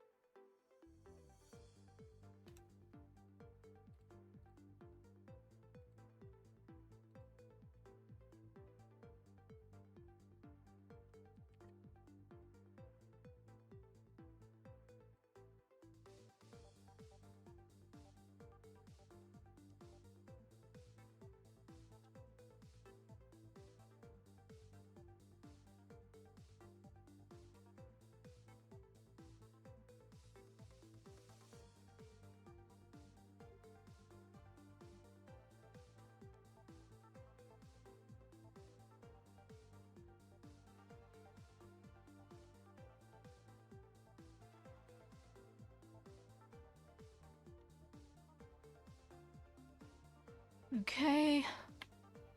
It's starting to look like a city. It's starting to look like a town. At long last.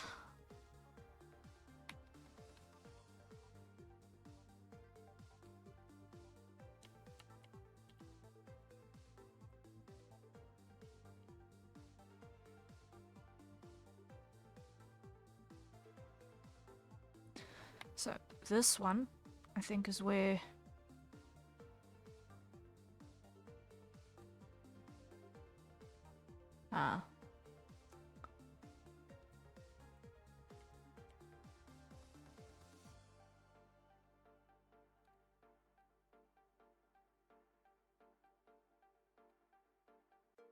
things are gonna get dried at some point, probably. Either that, or something where you're going to want some sort of particularly broad vehicle access for carriages and such.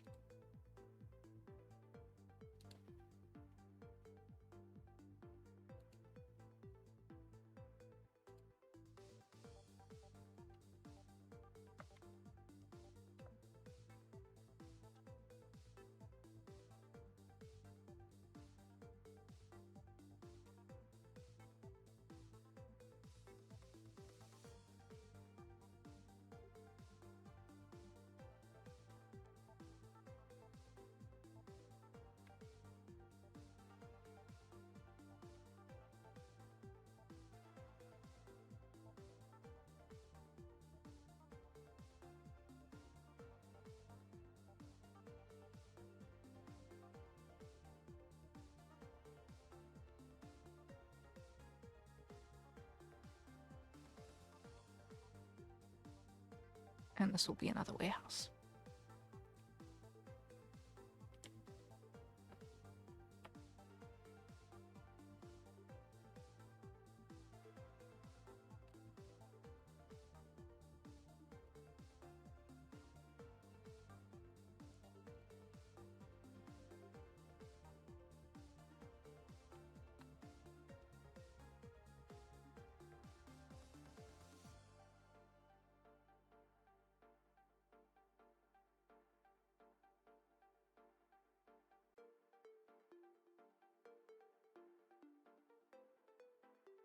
Little warehouse.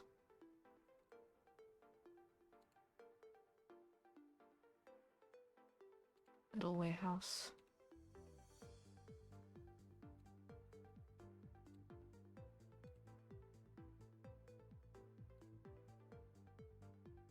Little warehouse.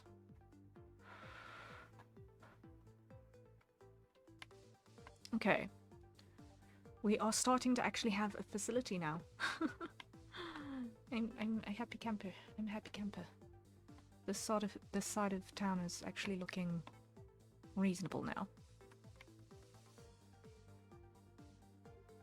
So you've got your major industrial zone right next to your port, which makes sense. Yes, little warehouse. Yes, little warehouse. Because sometimes you've got industries where you need to set something aside to dry for some months, or cure for a while, and then you don't want that taking up your everyday factory floor, and that's when having separate warehousing is really, really useful, because there are some processes that just take forever.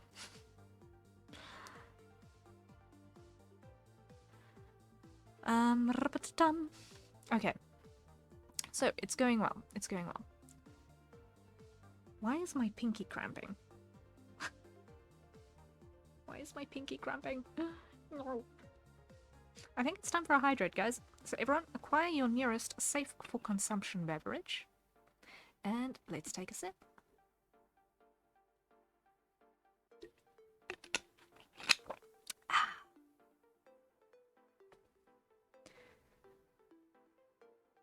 Don't tell me that I was actually gripping my mouse so hard that my pinky started cramping like that. Yipes. Was my mouse grip just ergonomically terrible this entire time? And I didn't realize it? Wild.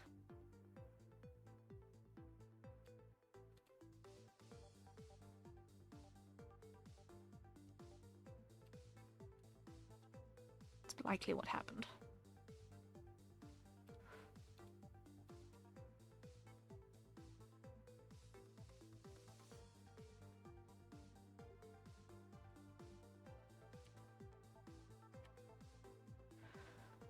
Okay.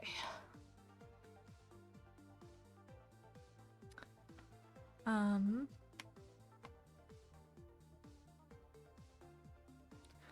think while we're up here, I'm just gonna throw in a couple of stray trees just to make the place feel a bit more alive.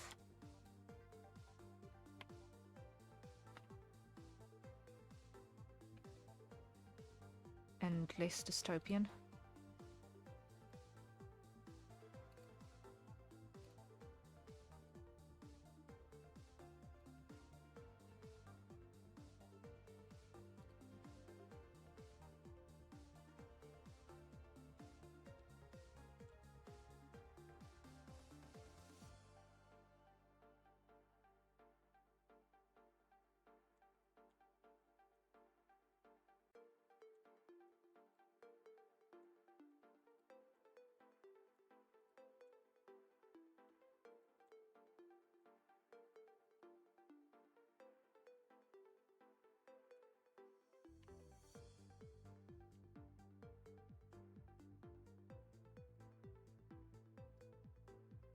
In case of dystopia, fire all gardeners.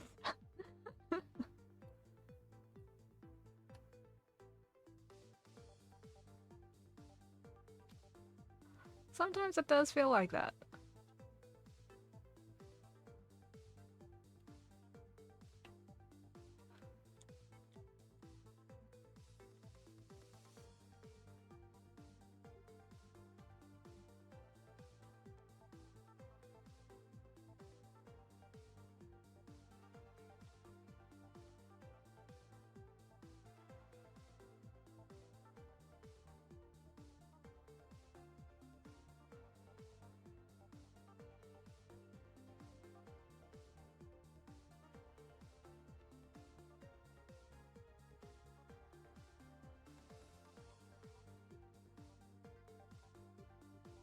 I'm not gonna have those there.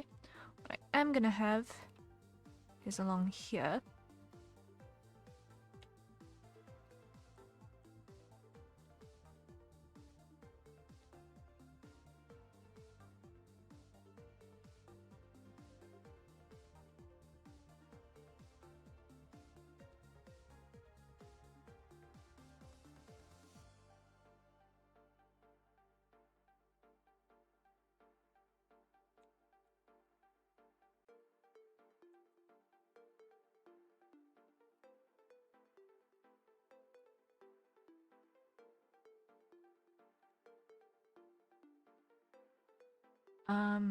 Just so that the entry from the land side has at least some sense of life.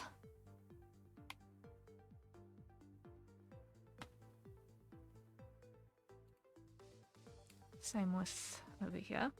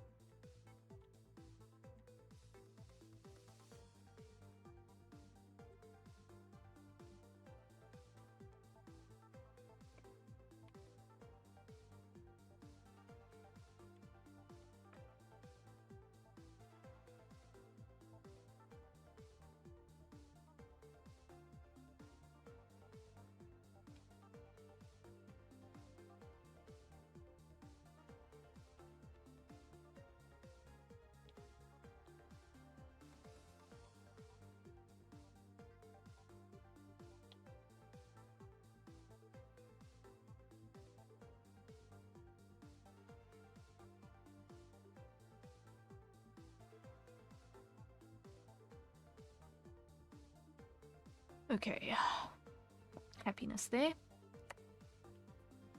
Now we're gonna also add a row of trees on this side as well.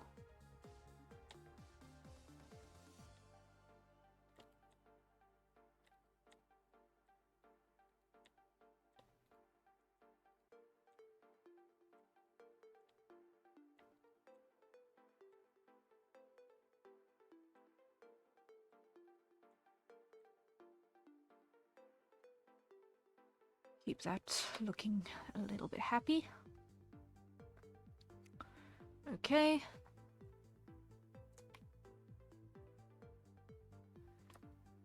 Now, over here is the residential area. Now here what I'm going to do is I'm first going to just get rid of some of these nodes in the main road because I do not exactly 100% know yet where it's all going to turn. What I do know is that this corner is being a pain.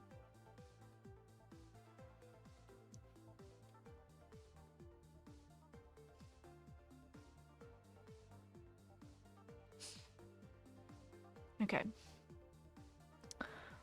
So, if after coming into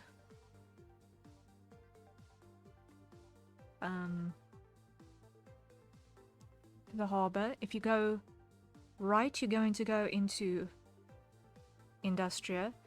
Go around this hairpin left.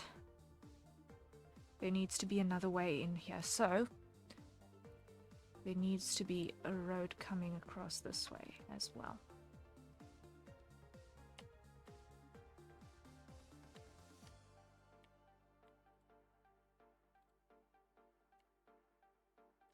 Okay. Get rid of those buildings because they're the wrong types.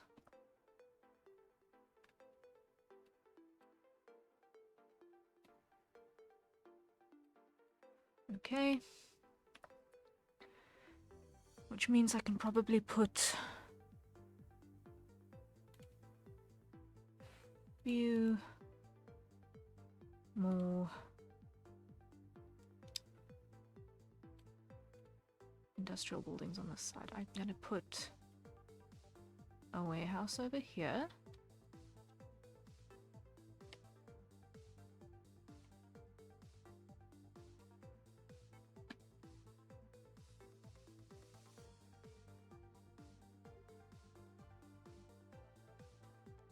Trees.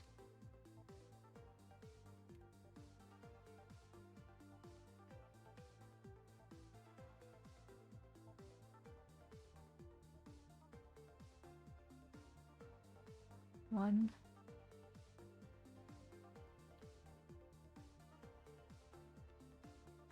Two.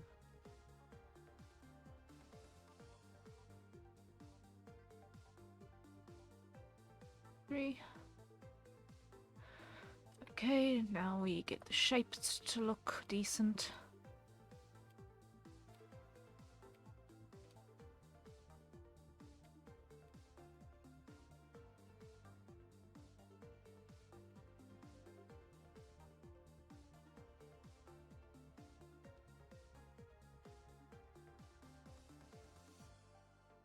This is very much not an exact science.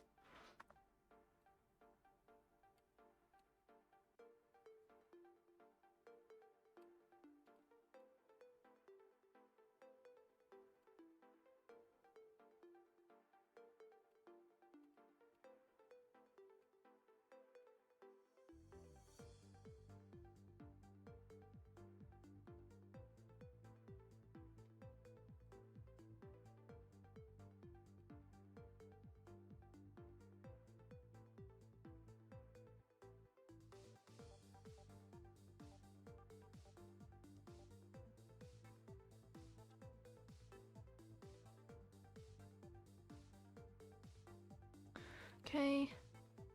Trees.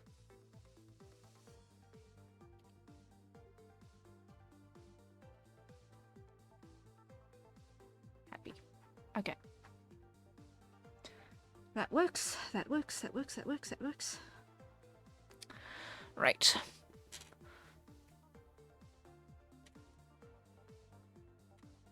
So, that is the north part of the city. Done. Check. Happiness is... Success has been reached in the industrial north. Now we need to do the residential south.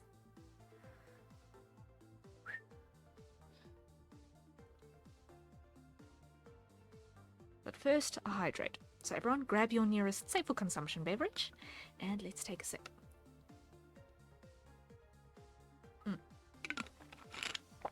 Okay.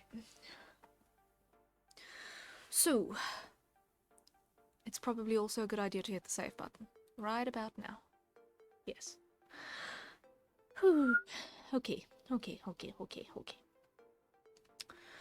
So, we have harbour here. Main road towards the suburban residential zone. Because all of those are the sorts of facilities that people go to. They are not the sorts of facilities where you have the owner living upstairs. For various reasons. You might have the owner or primary tenant living on the premises, but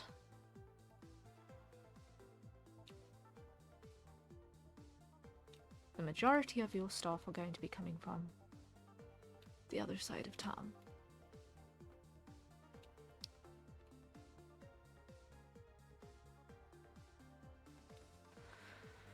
So,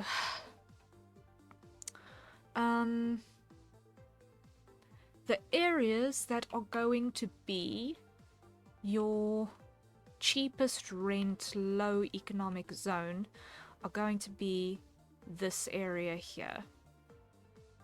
This is going to be the high density housing area.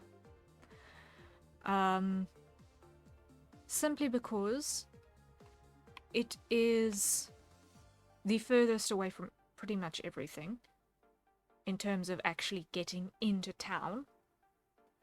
It's the hardest to get to.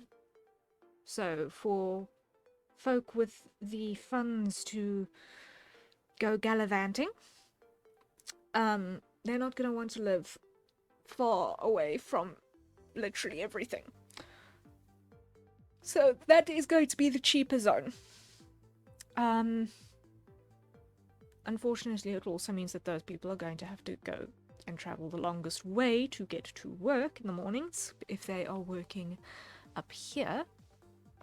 But there's also going to be a large percentage of buildings in this area where you've got owners living on the top floor and then work happening in on the ground floor, which means that you're going to have people here working in this area as well, which means you're not going to have a mass migration like choking highways. Also, this is a 90% pedestrian sort of town.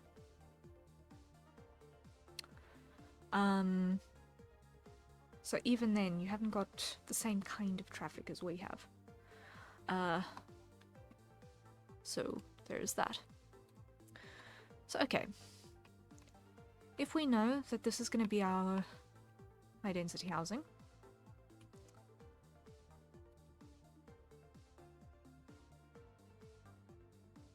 proportionally it'll be probably a bit like that.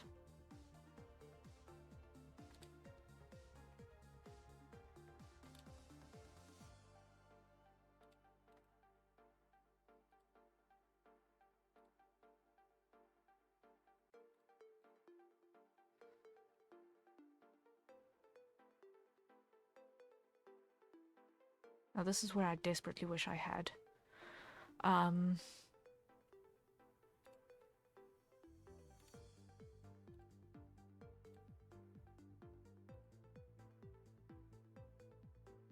the option to duplicate paths. Okay, so because I don't want to really use these building assets necessarily.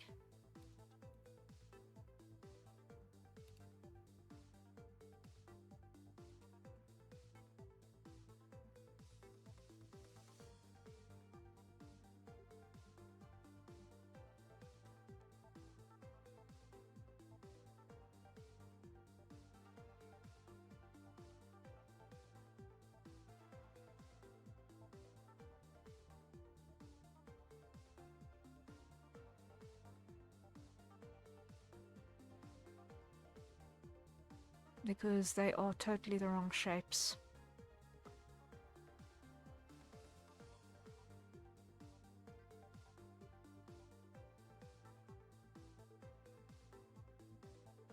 Or are they? Or are they? Or are they? Let me delete you. Delete you. What did I just delete by accident? Oh, that's what I did. Edit. Undo. Undo. Undo. Oh, come on.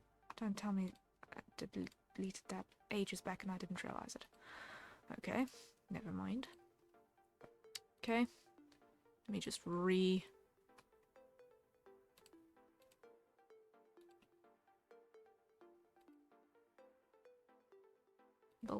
that.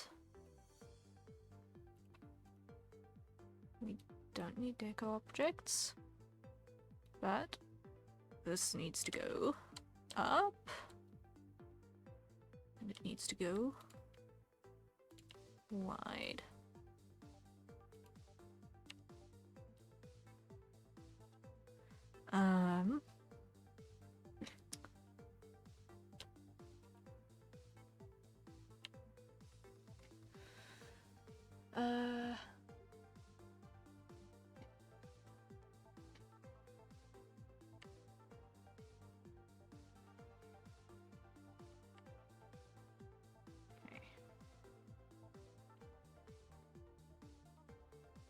Just rebuild this quickly because I messed it up.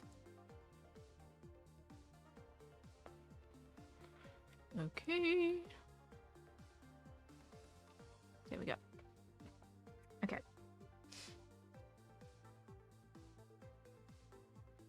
So now let's try this again.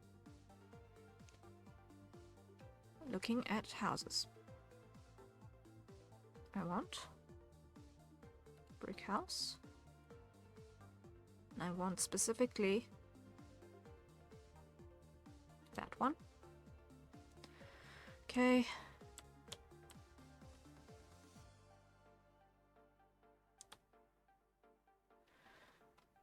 That'll do the trick. I'm gonna follow here.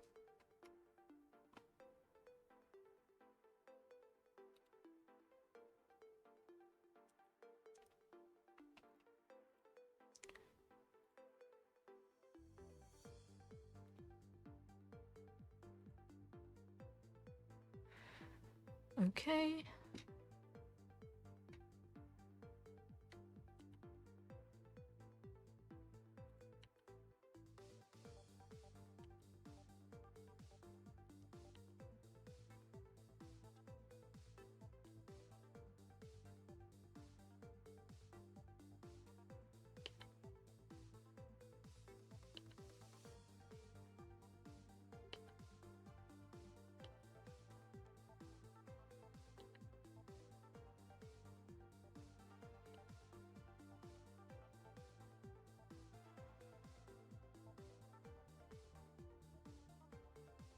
I'm not too concerned about which way they're facing.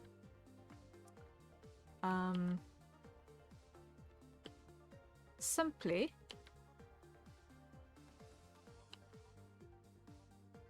because there's going to be a custom asset that will be in the correct orientation when the time comes to actually put these to practice.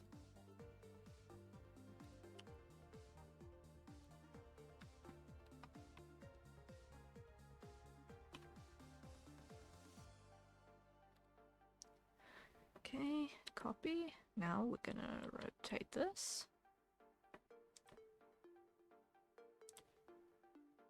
Like so, okay.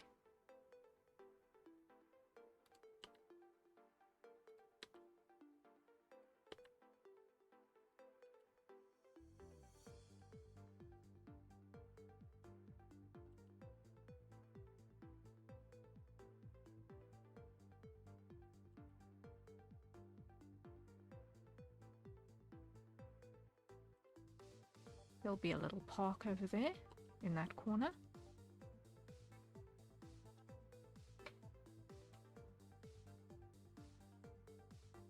But there's not enough space there for a road.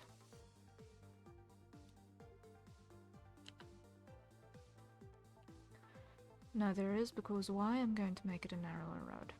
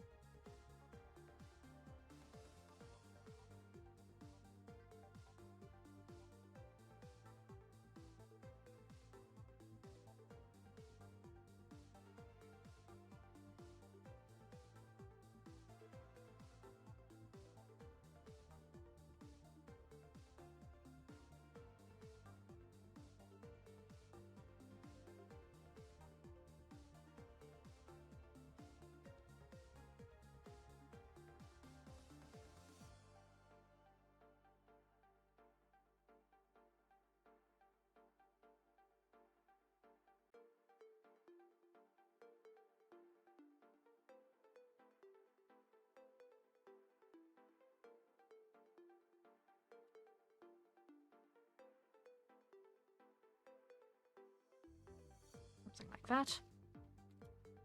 Okay.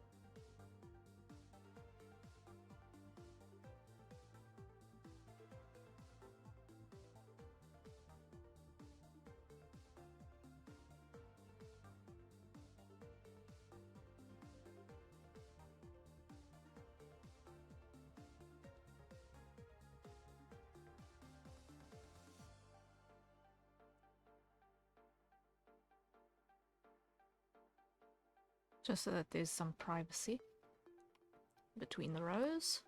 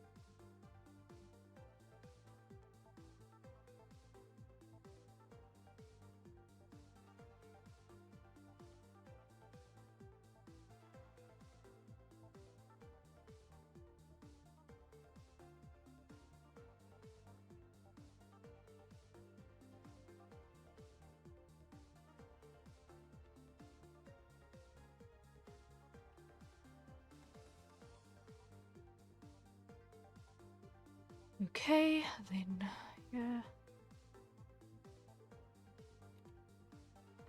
This is the wrong kind of path because I grabbed wrong. Right, I'm gonna do though is I'm gonna duplicate this.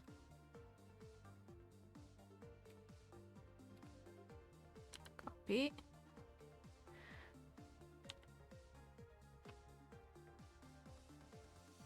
Copy. Right. Why do I keep doing that when I want to rotate?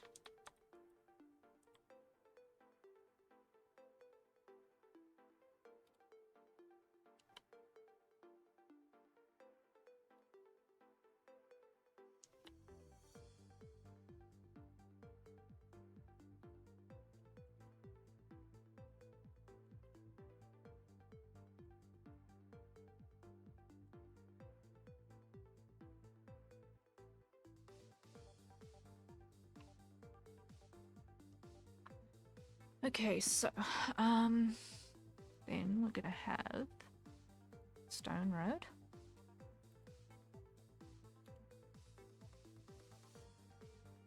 To there.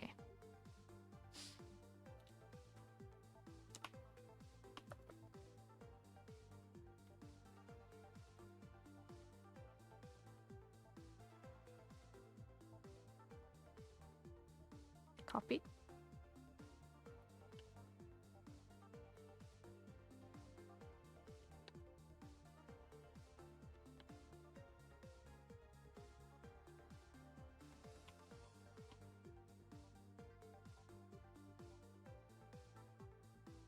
Now, what we're going to do is we're going to add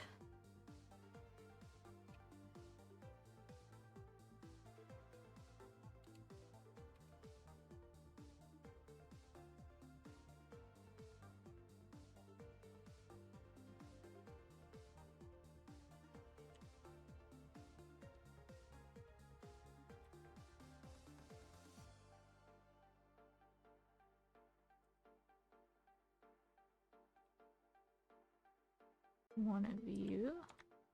Come on, just fine tune, fine tune. Gotcha. Okay.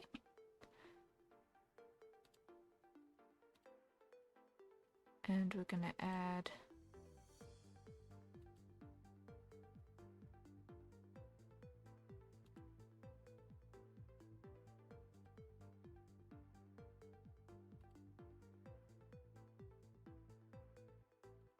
you. And we're gonna make you taller. And we're gonna duplicate you, put you there. Rotate. Here we go.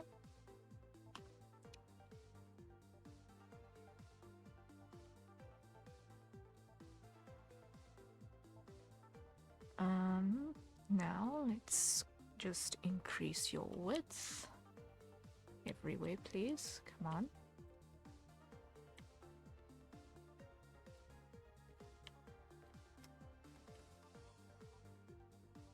Of course, it wouldn't let me increase it everywhere.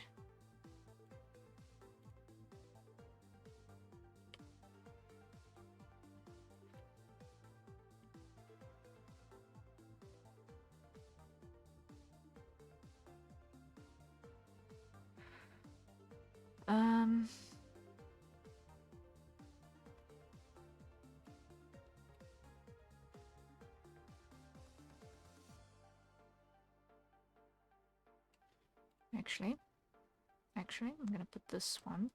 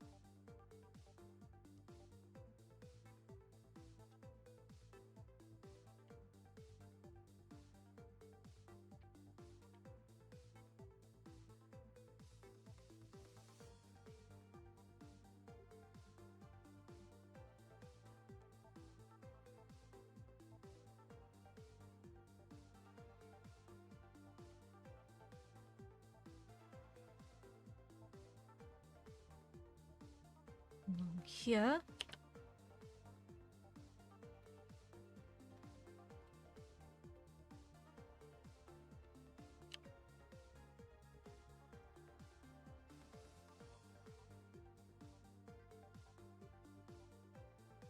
And let's rotate it. Let's rotate it.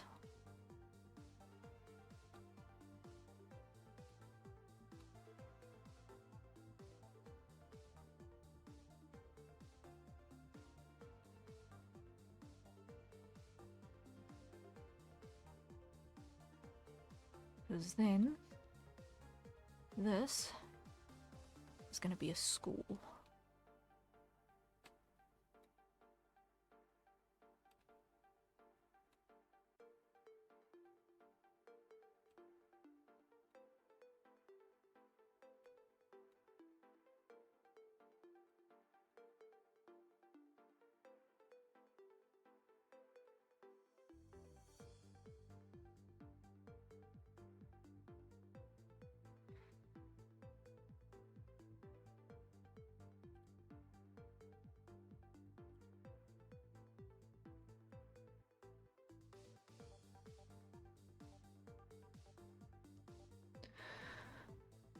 Okay.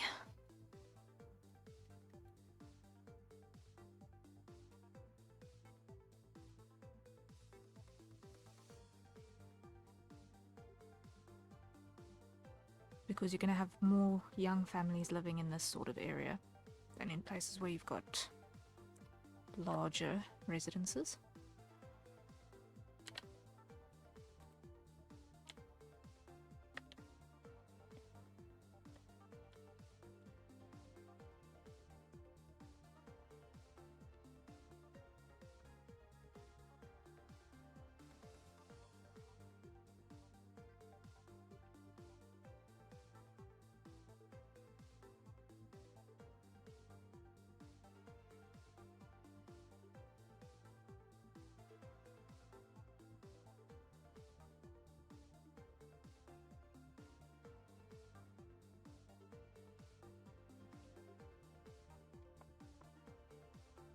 Okay.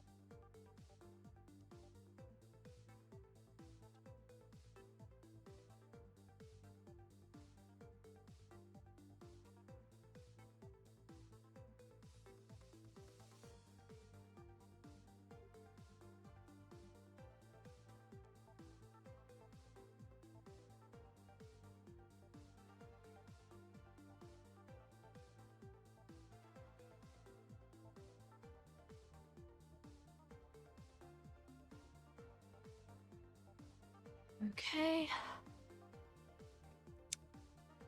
And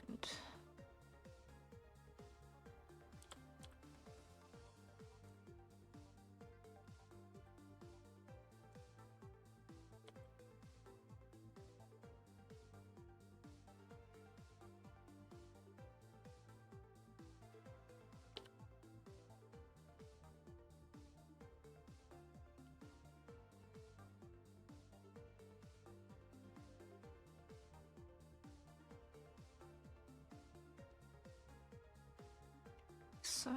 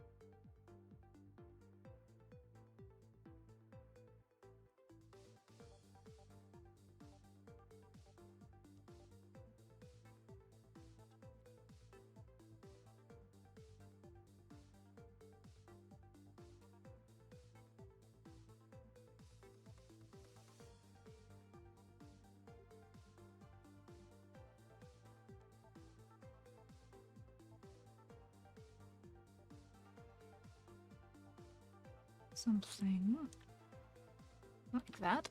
Okay.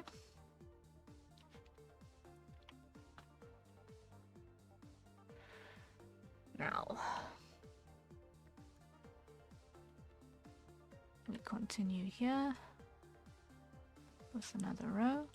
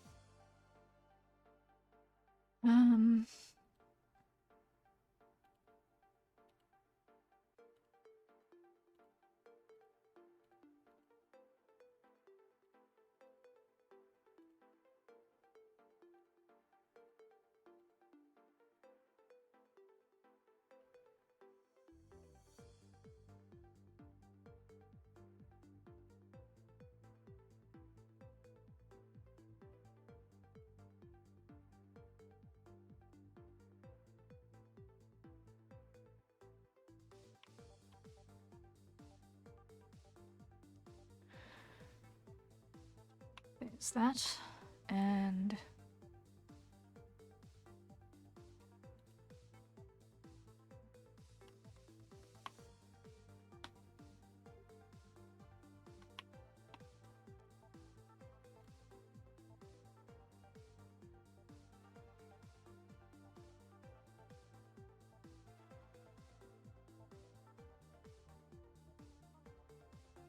okay.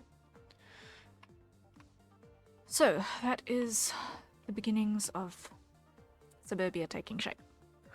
Happiness is, happiness is, happiness is. Okay.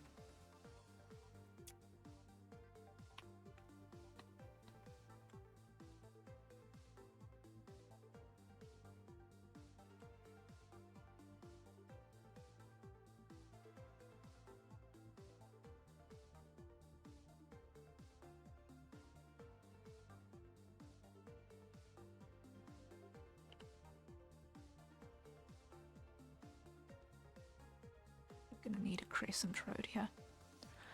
So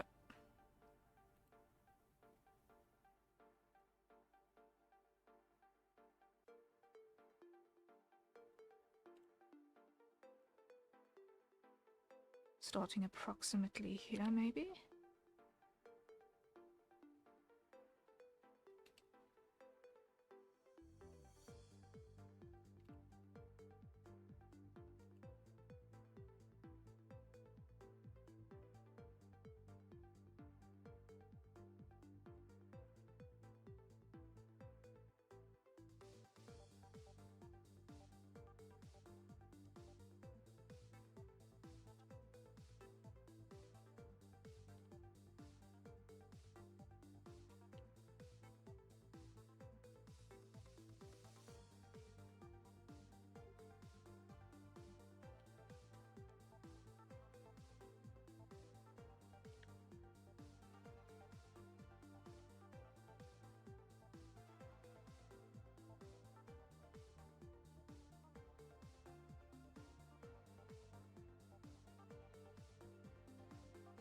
Something like that.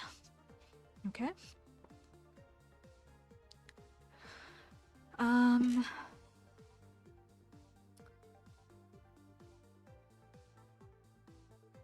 Now, let's think. That's a lot of residences and a school. In approximately the same vein,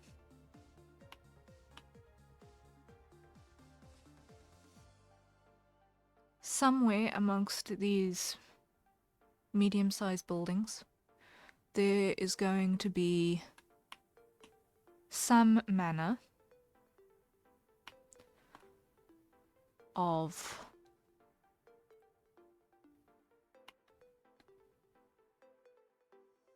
health care. Wait, let me just check. Do these get any smaller? Yes, they do. They get smaller. That means my spacing is all wrong. Okay.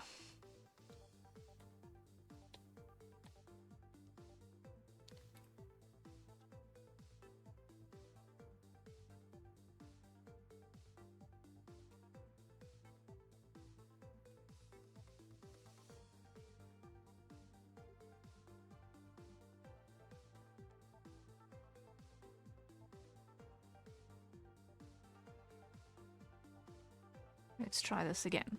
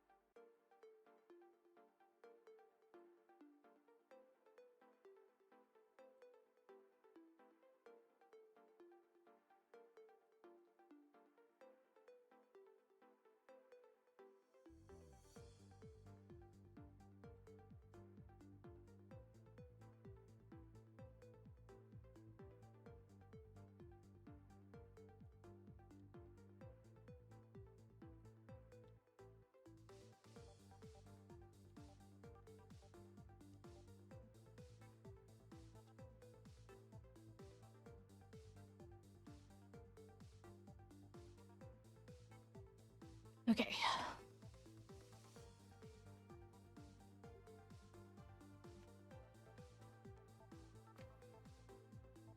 Move these in.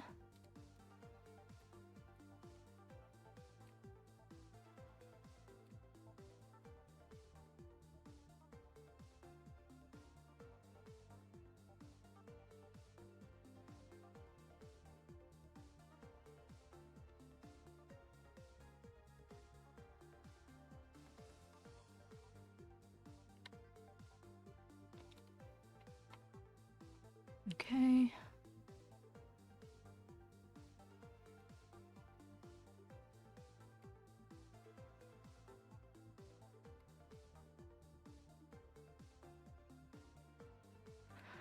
So, if these are then medium-sized units,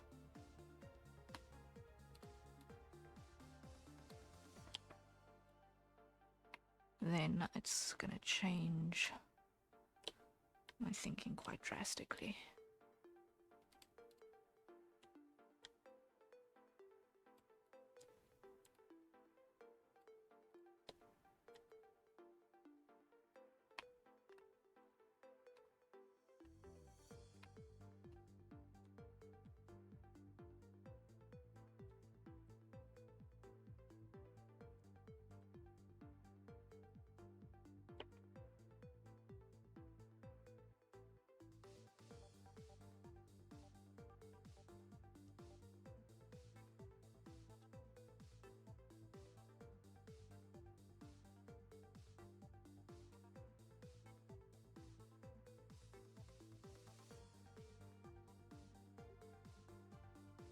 Let's squeeze you guys closer. Drop another one in there. And relax the distance.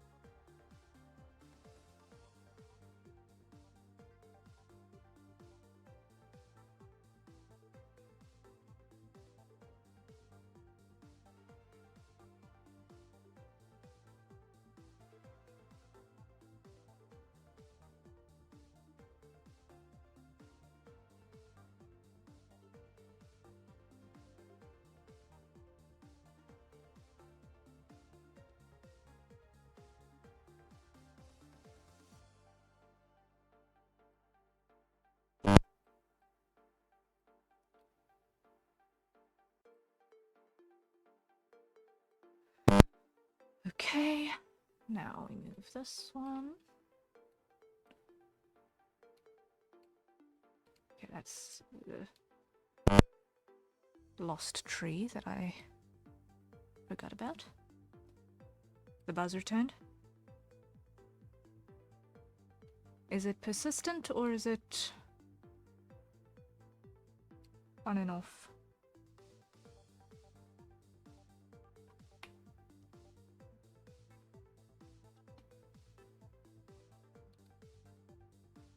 Three short buzzers?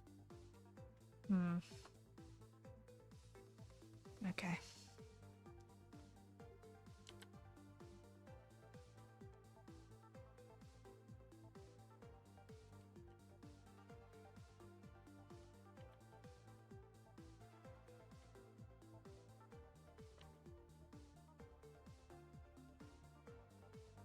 I do have suspicions regarding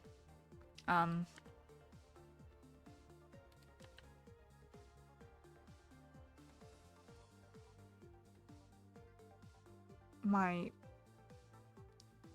audio components being near end of life as well. Actually inside my machine. I do have suspicions of that. Largely because earlier today as well, things were stuttering quite badly. And obviously that is somewhat concerning.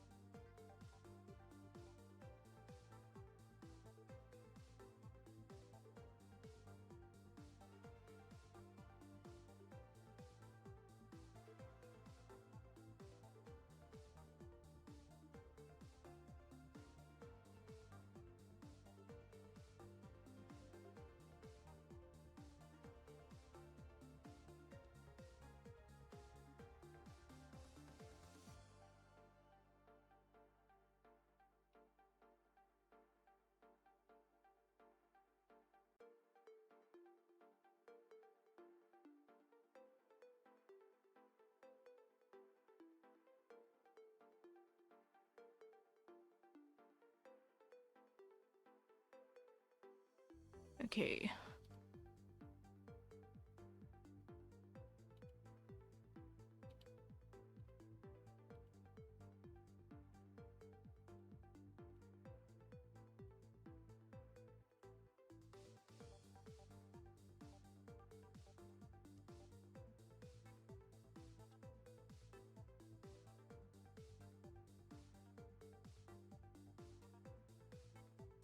That works.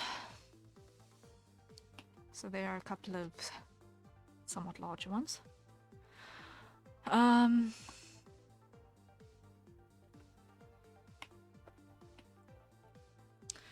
Let's make a couple of smaller units over here as well.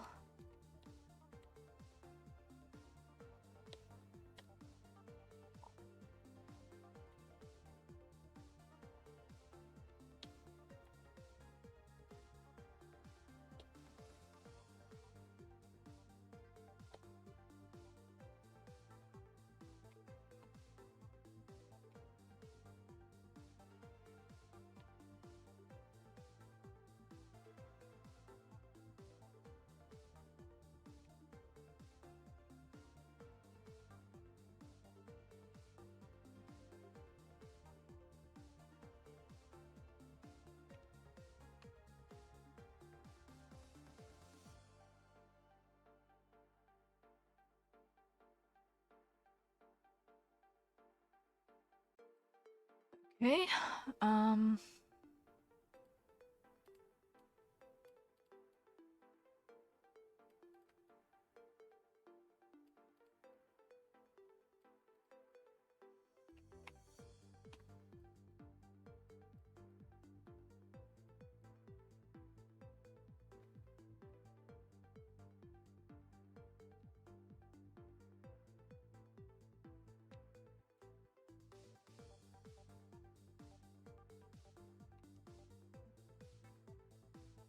right, that works. Now, let's see.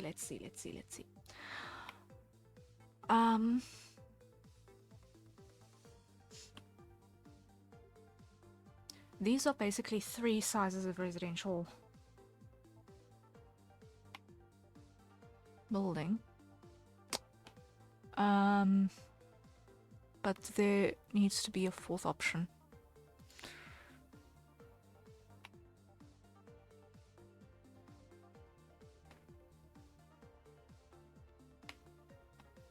Which I'm going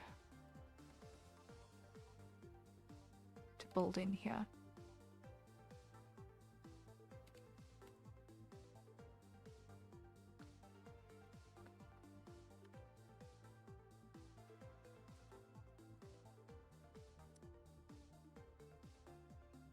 Copy.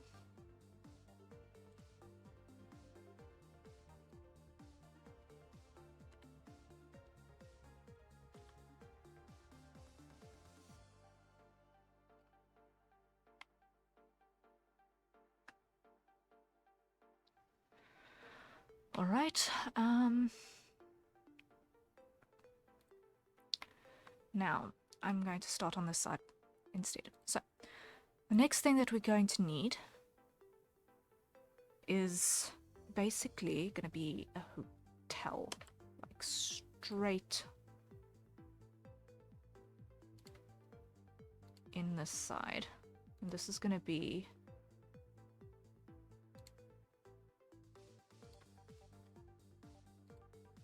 kind of huge.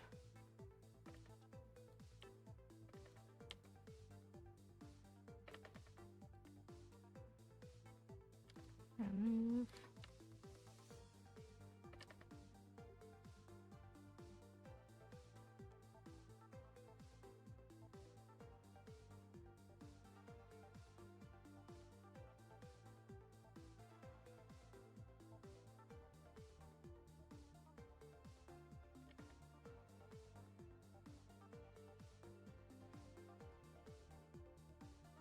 Okay, and height-wise, this is going to be fairly tall.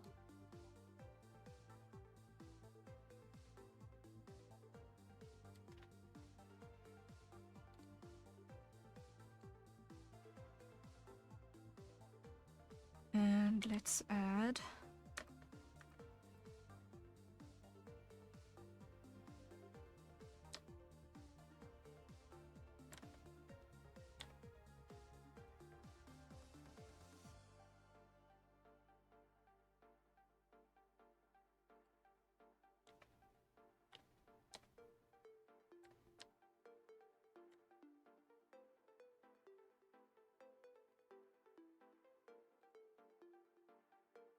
something like that.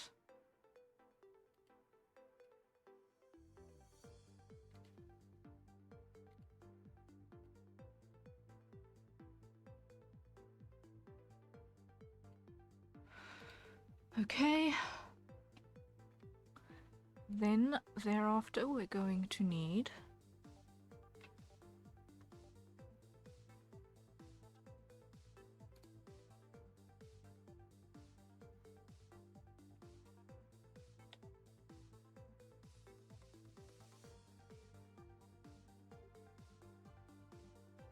the foliage. And then we're going to need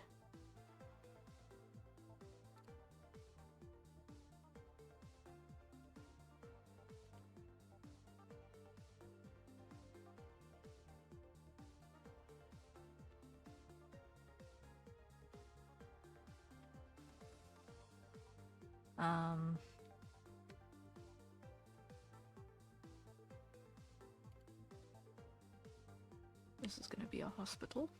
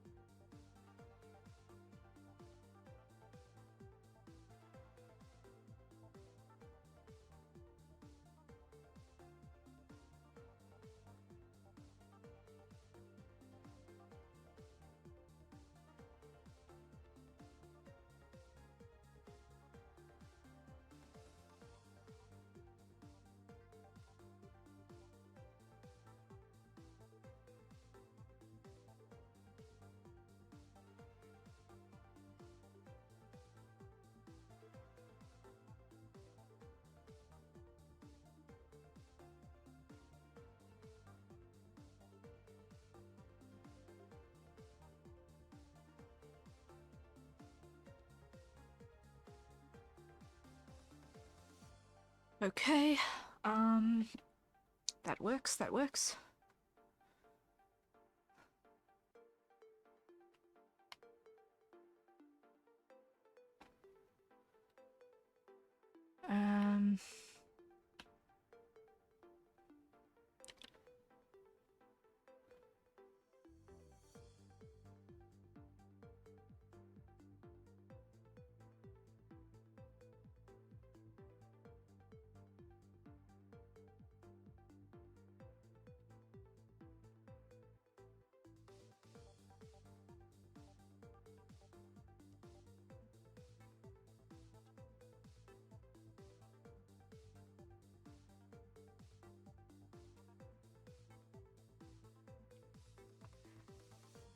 And then,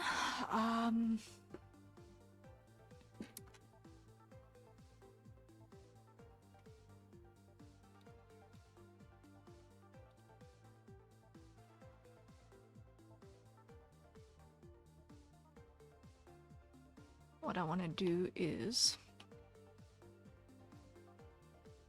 I want to have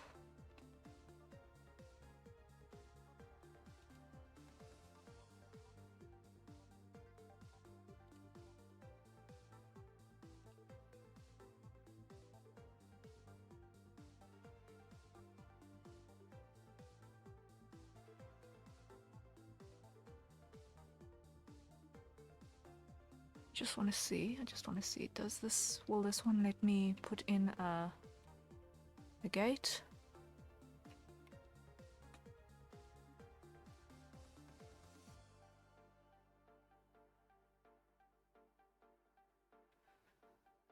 Doesn't look like it. Okay. I'm gonna use this one then.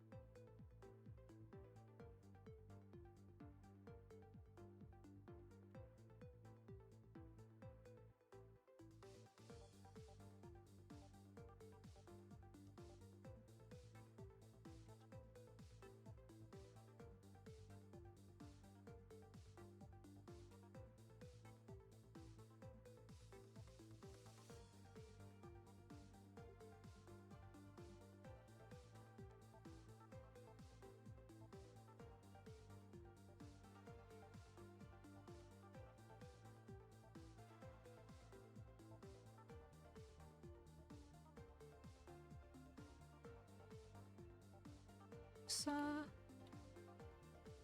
And like so.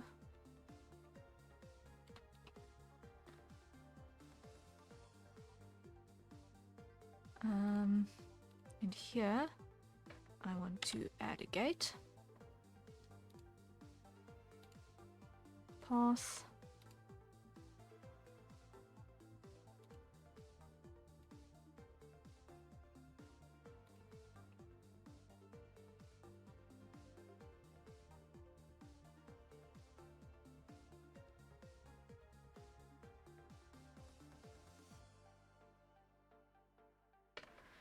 Okay,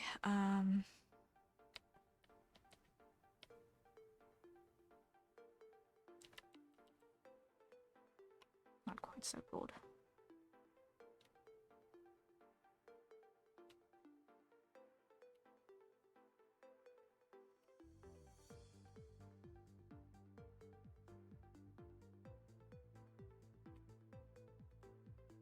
Okay.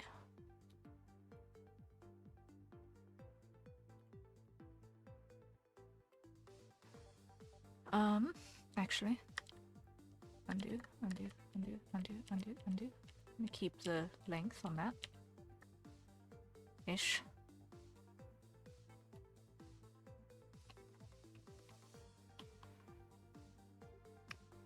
Because this is going to be facing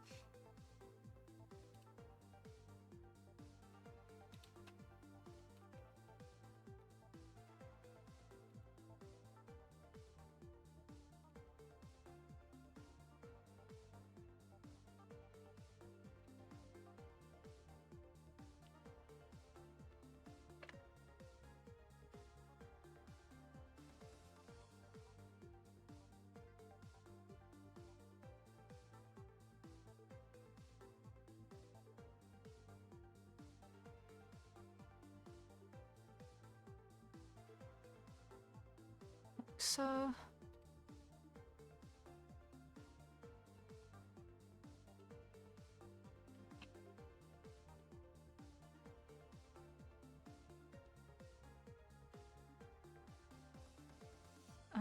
What's the scale down? Like that.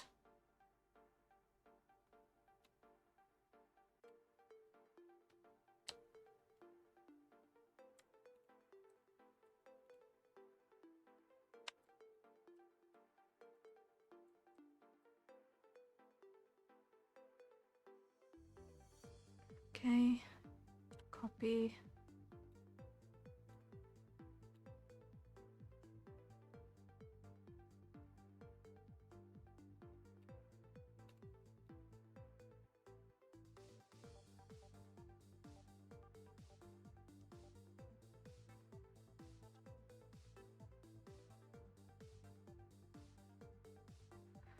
All right, and then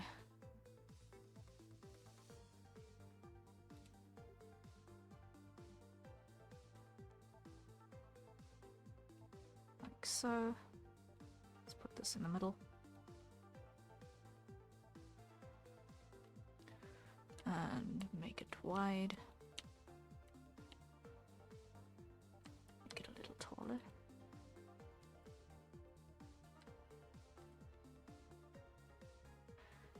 And copy that there. Make it a little shorter. Copy that there. And now we move this.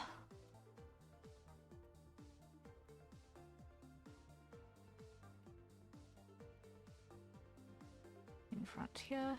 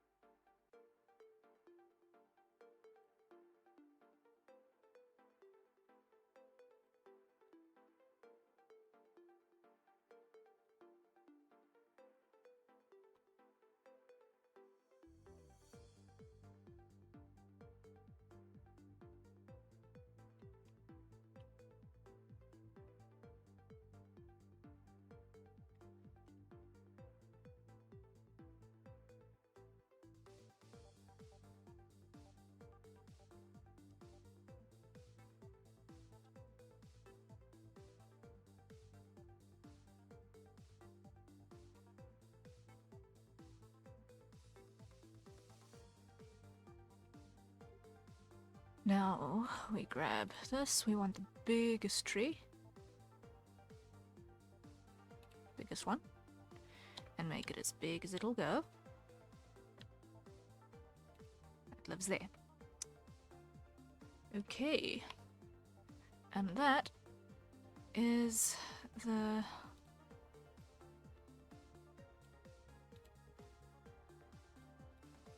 Marquisate Manor.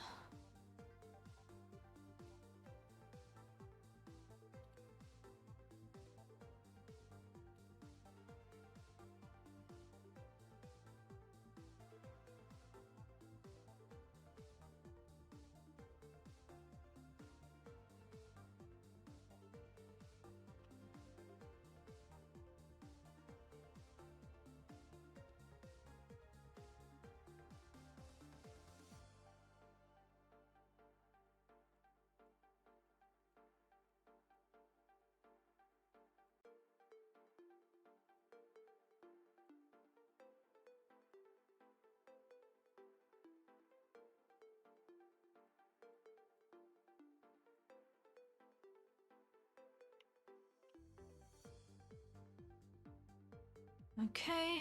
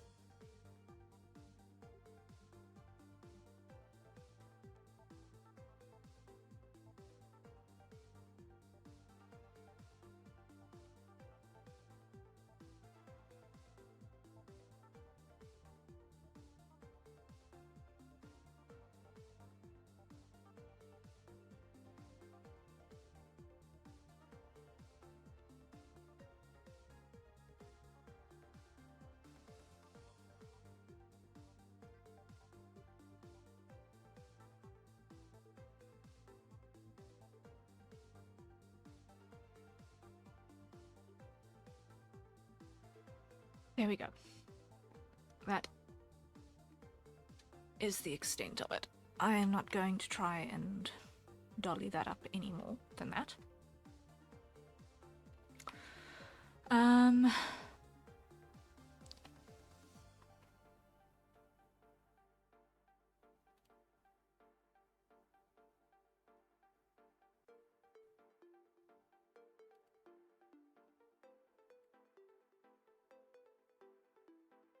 So I think this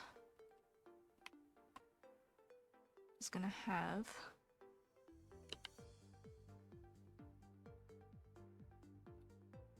these two roads teeing into it like so.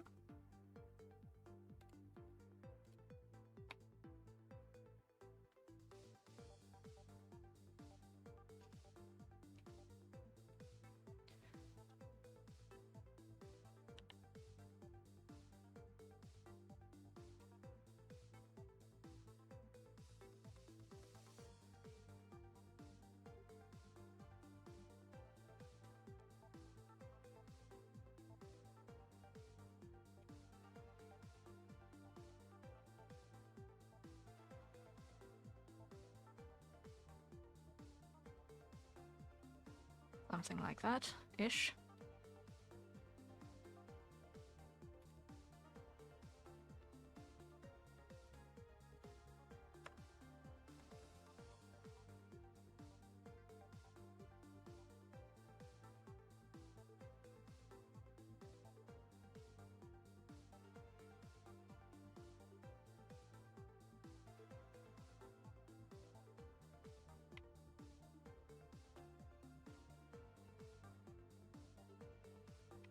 Okay, now let's add some more courtyard buildings.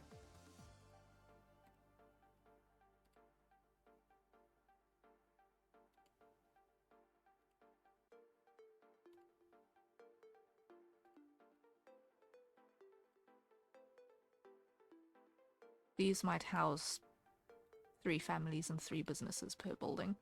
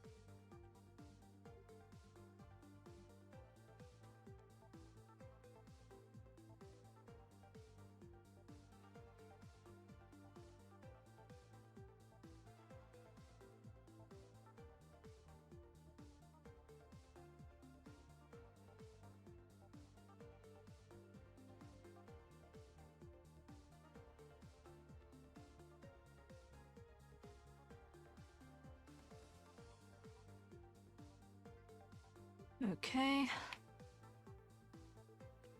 That works, that works. Let's just put a couple of trees inside the school.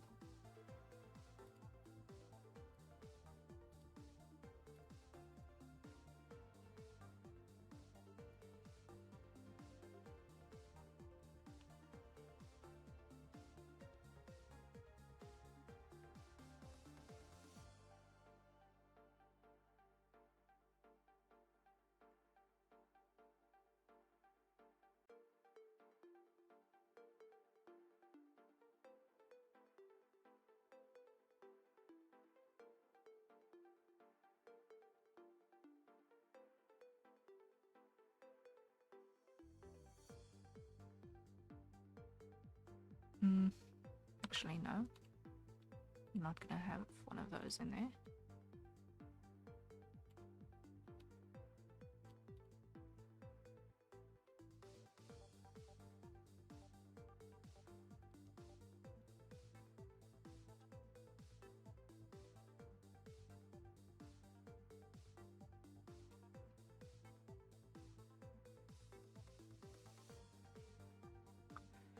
Okay.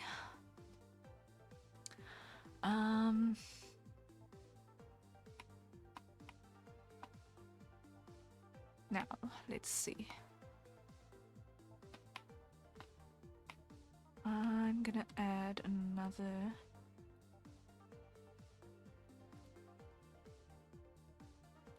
stone road. Like that.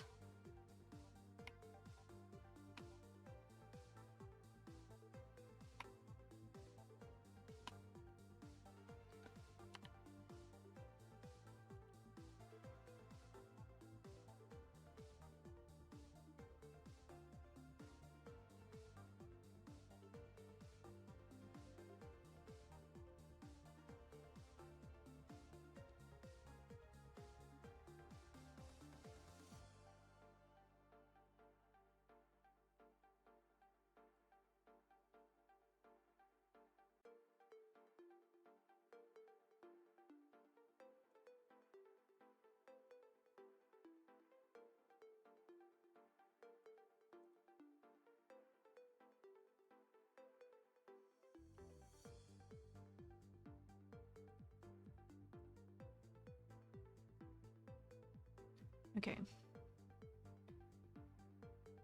Now,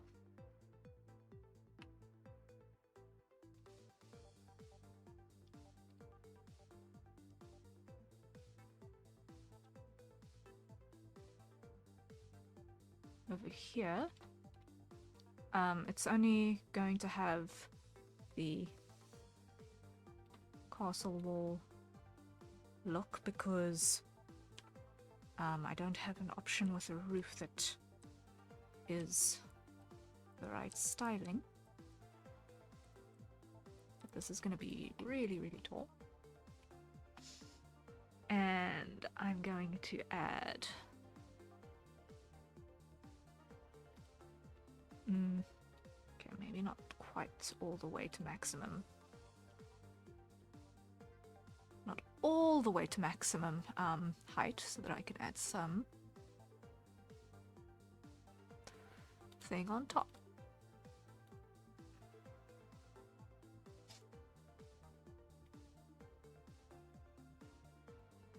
Because this is gonna be the theatre, which wants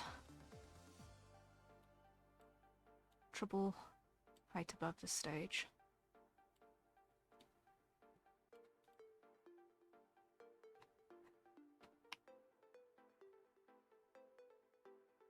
And you want it to be enclosed because you don't want sound bothering everyone.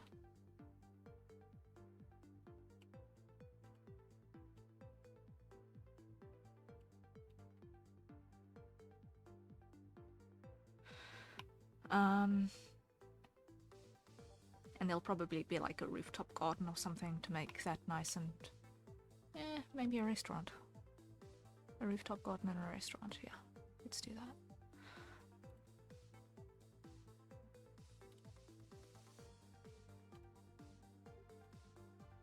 So, we're gonna go...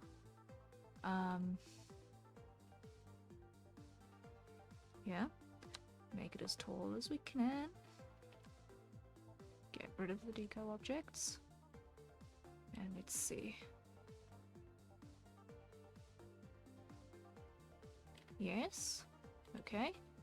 And now, we're gonna go copy.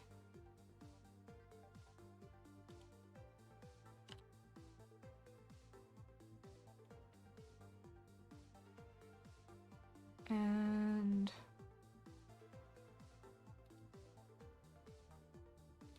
let's add something like that. And let's see. I move that there and I erase it. Oh, that gives us terrain. Interesting. Interesting. Has cliffs. Okay. I'm gonna make use of that. Interesting.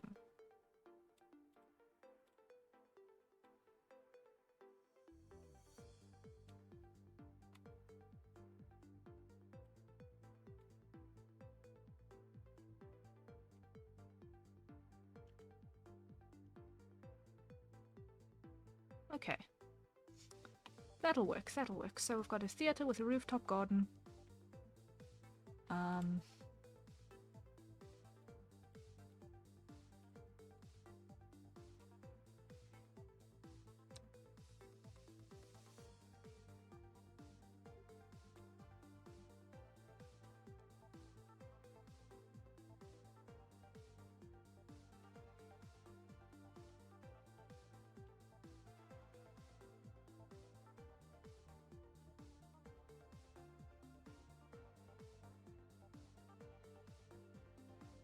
And some restaurants.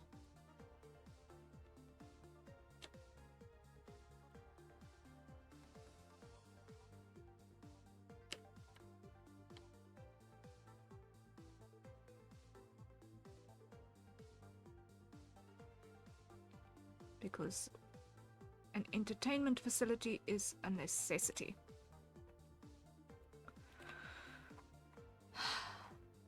Okay. We're getting there. We've almost got our town populated.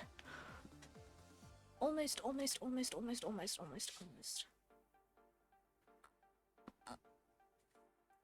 feel like the theatre is a bit smaller. Will it be?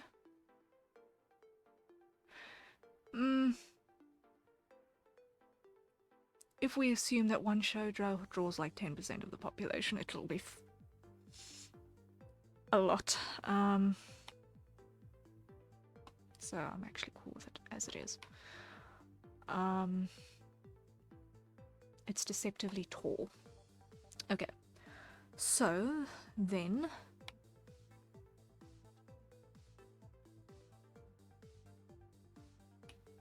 what this doesn't yet have is a reception area.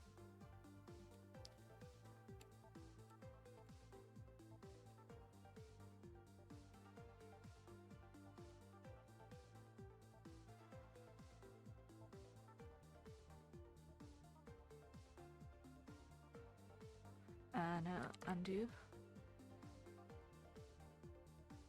Undo. Undo.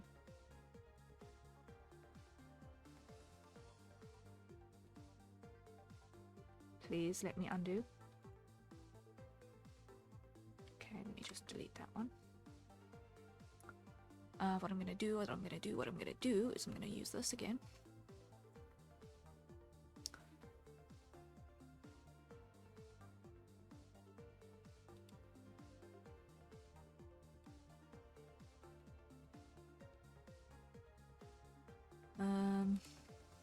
We're going to make it big.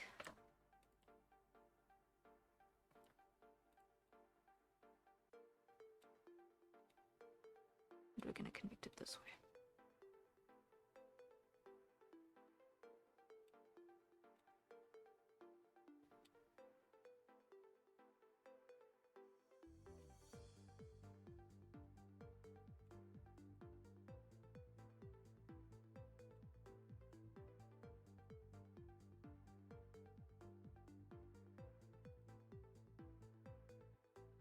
Okay, wait.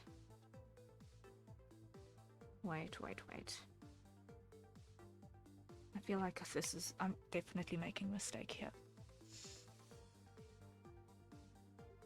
This patch of ground is too small. Because we might have the double height on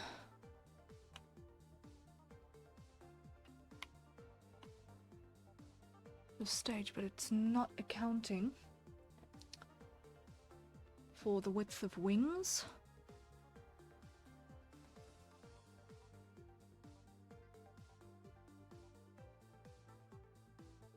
And it's not accounting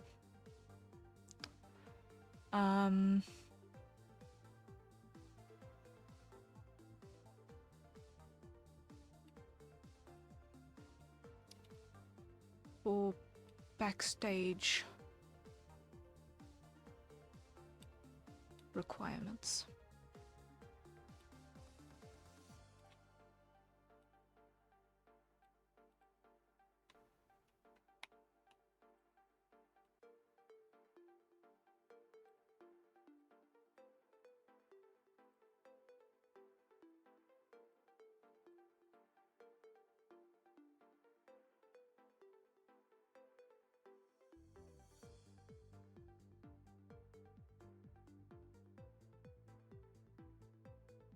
Because a proper theatre will have enough place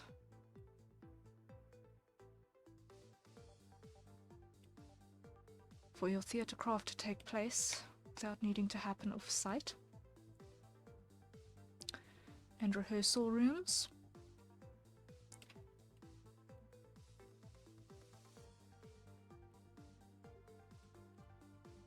And all of those other little necessities.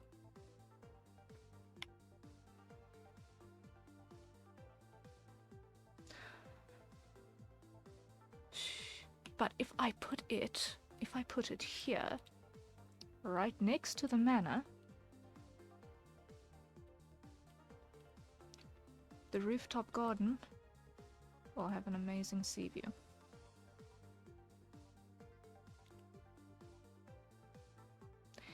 If I put it one row inland,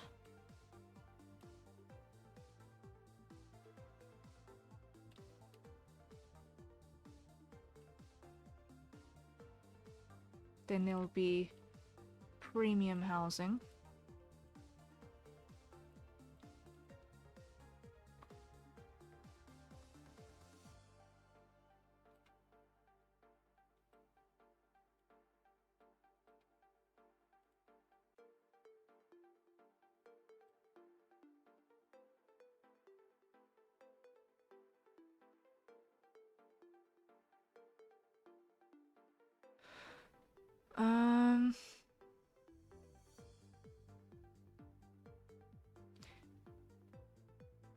If I put it directly behind the manor,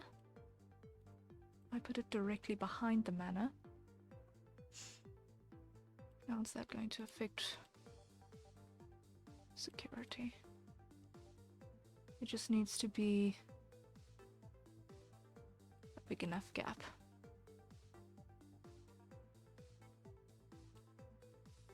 Just needs to be a big enough gap.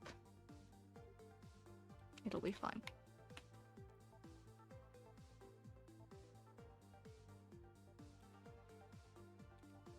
Okay.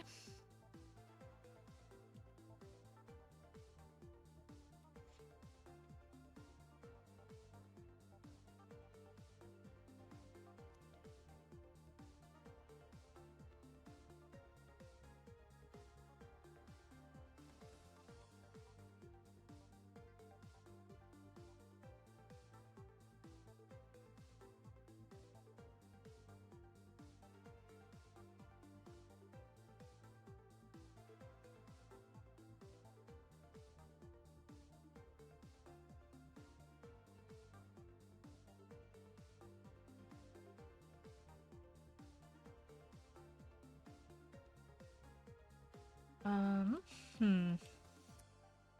on, let me select you. Come on, come on.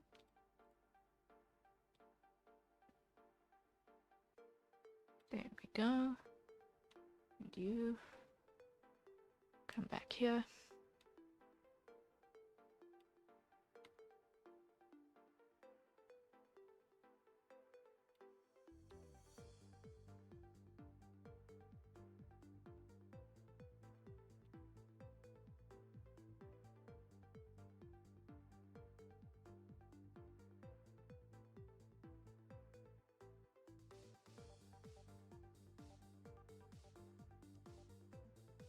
Enough depth on the stage as well as necessary.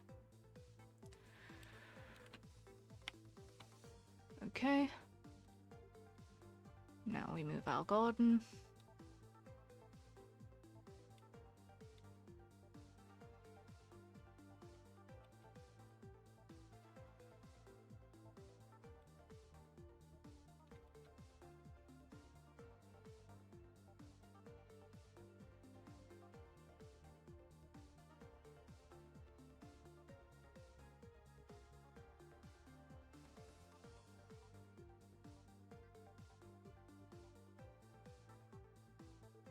Okay.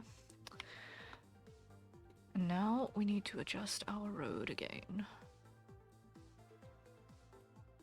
So this is going to now turn here.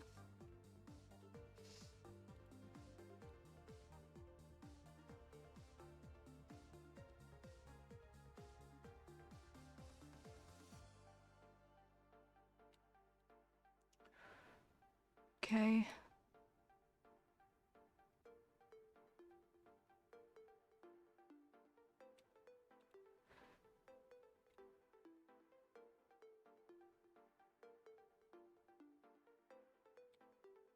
And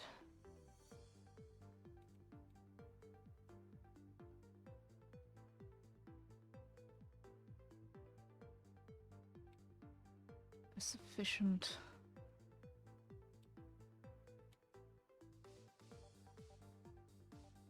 wear and reception space.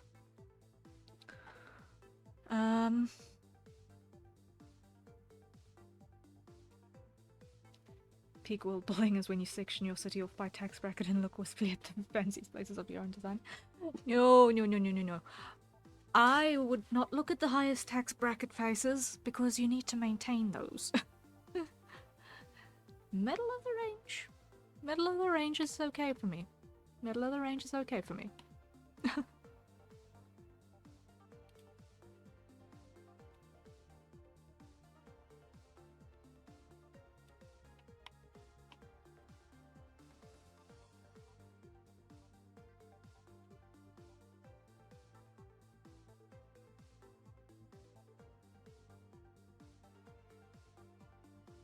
I'm gonna get rid of you guys. Not all of it.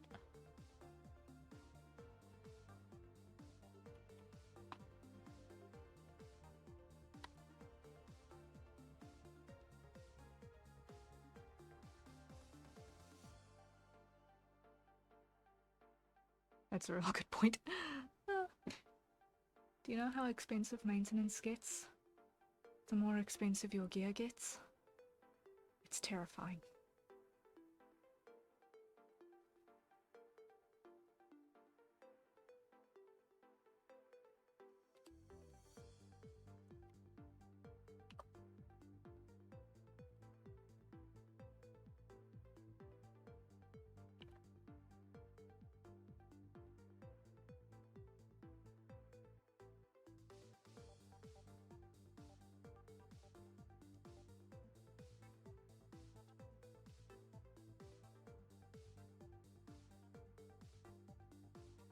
Okay.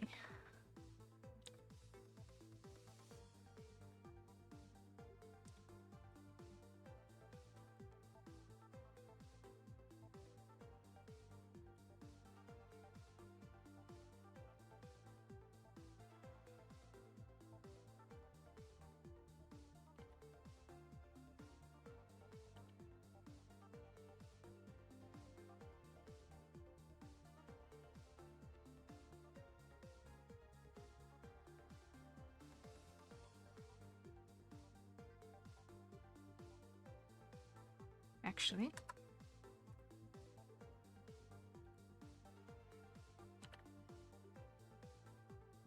these are going to be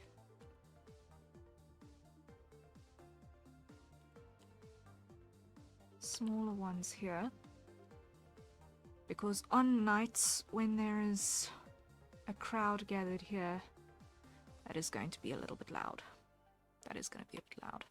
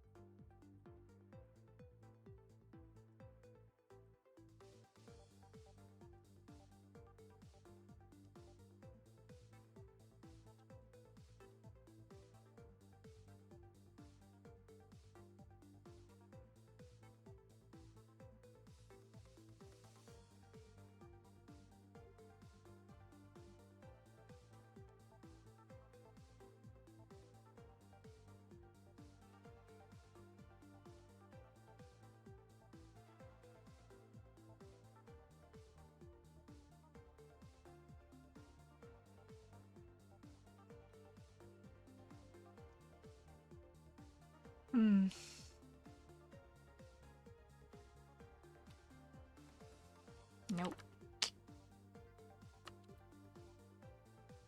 Lost.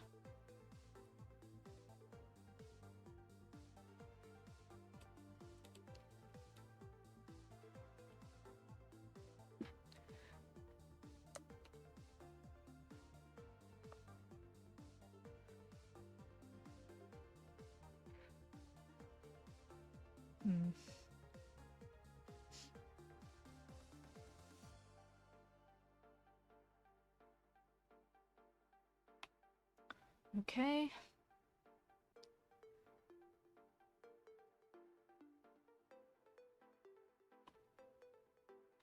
Now I'm going to do a couple more of these shoes over here because it makes sense to have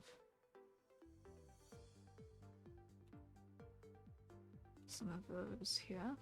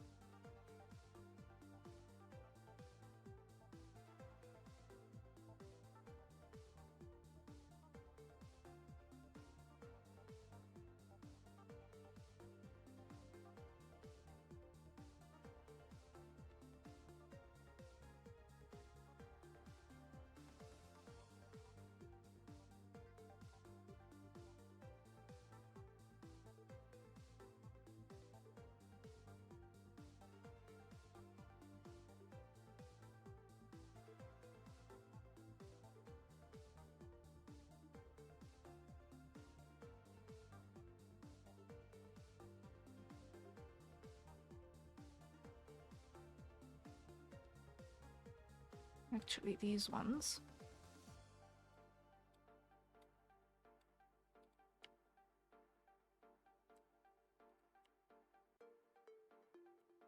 I'm gonna make like this.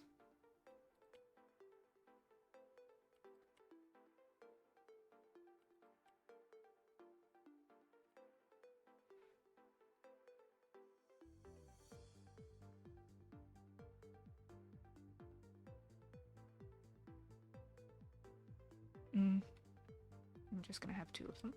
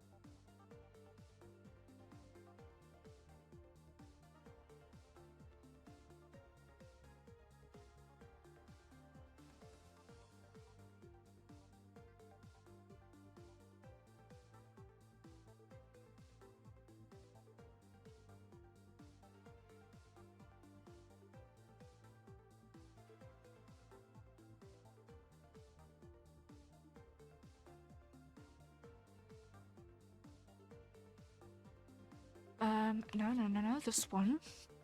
I'm gonna put this one on over here.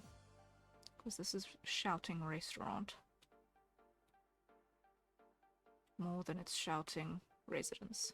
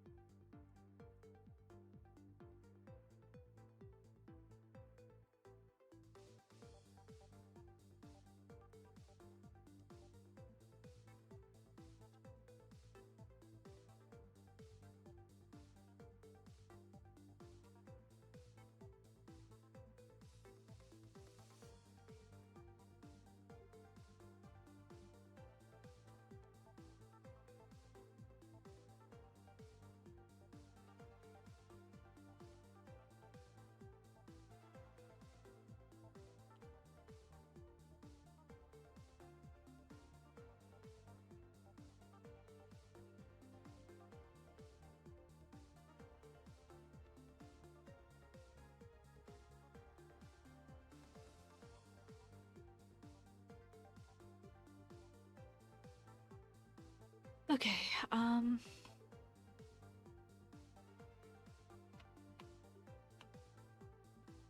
let's go and copy some of those here.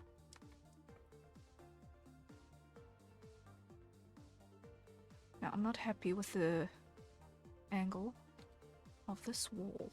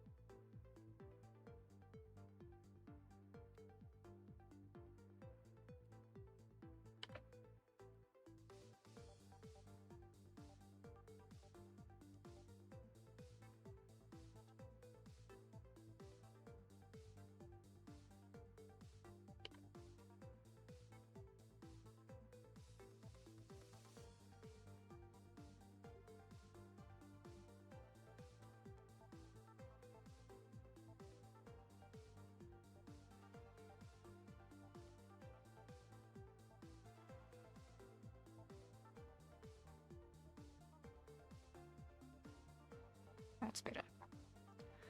That is better.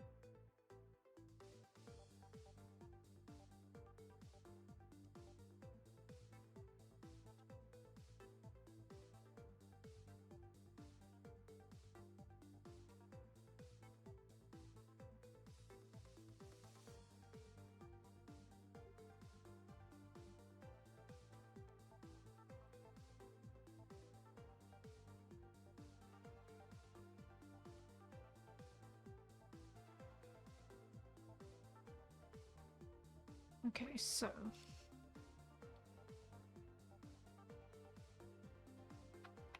now I've got an issue.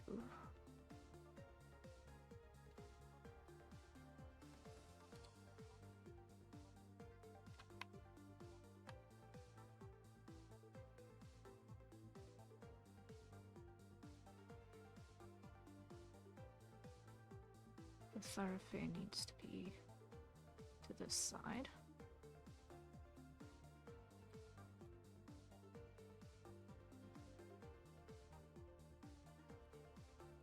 And the more niche road can be there.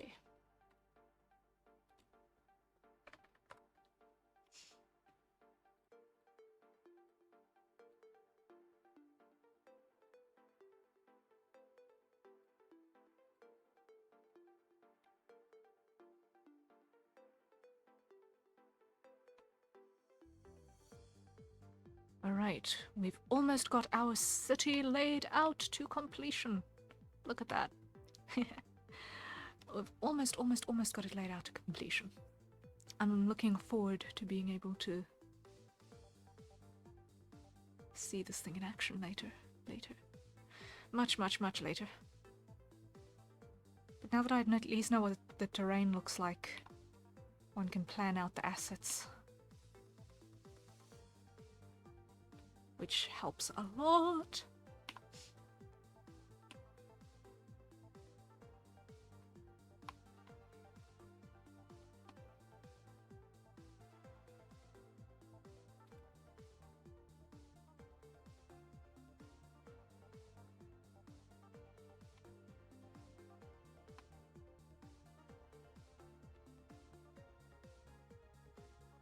Okay.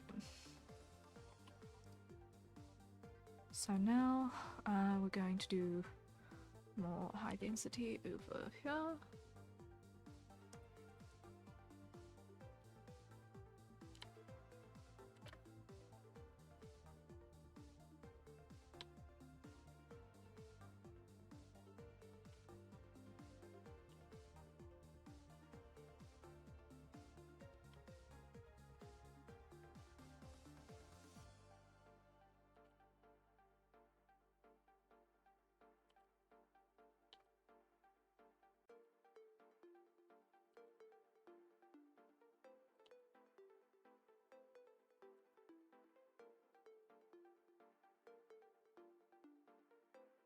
And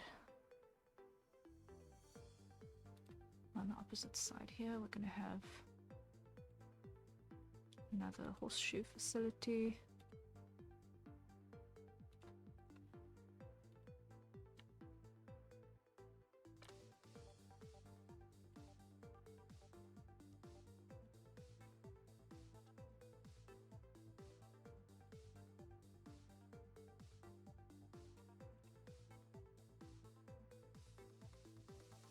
think this one.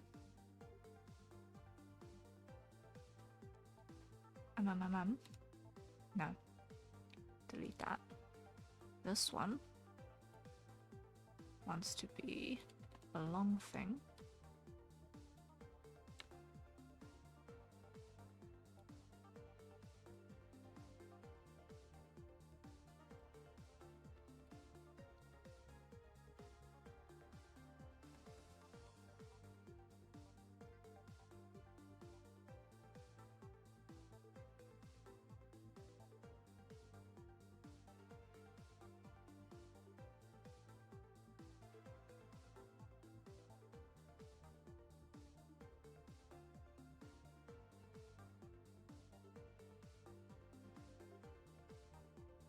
So,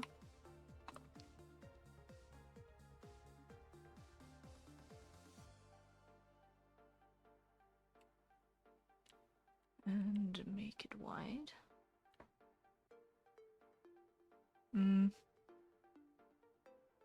Delete this one.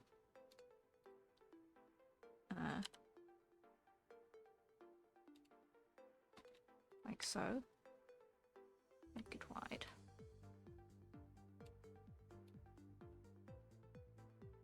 Okay.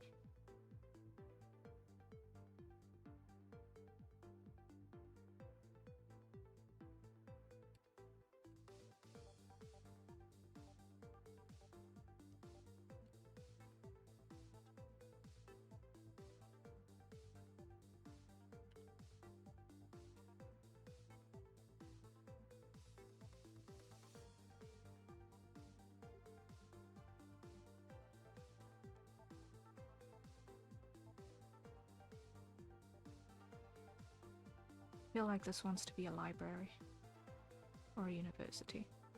Probably a library.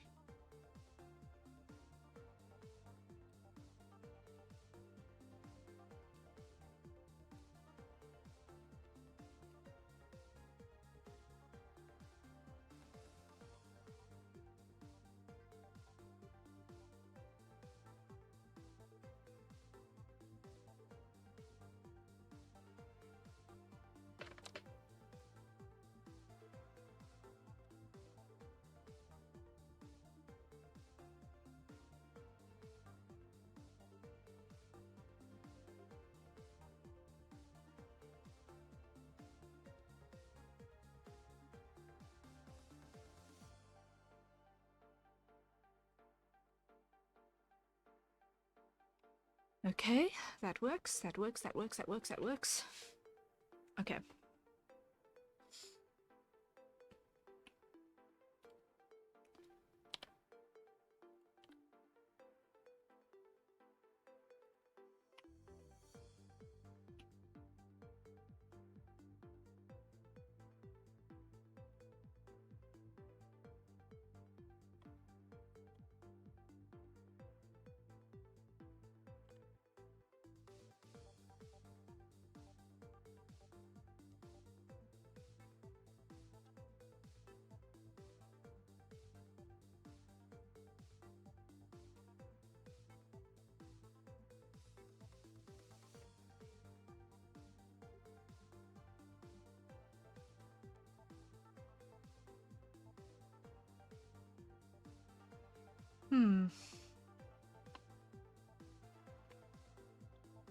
All right. Now, let's see. I see a couple of eateries. I see the school. I see the library. I see the theater.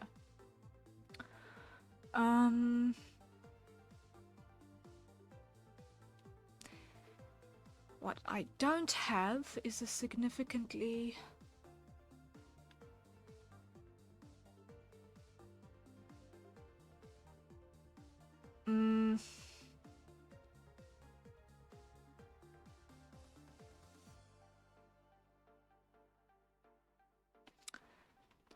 We need some sort of sports ground. I think that needs to live here.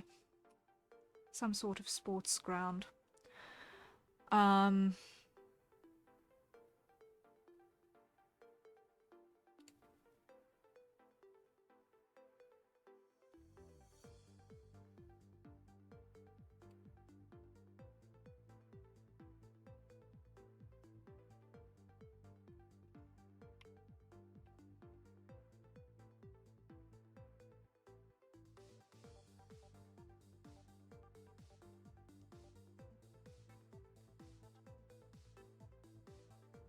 Because I can imagine these people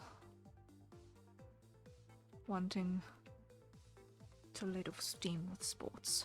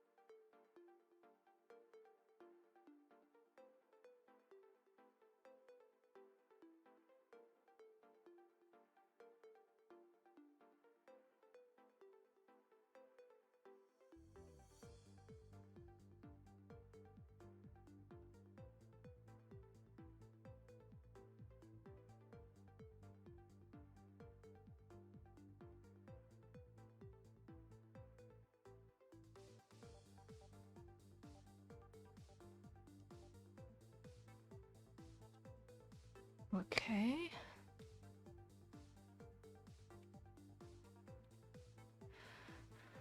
Now, what I want to do is I want to have up here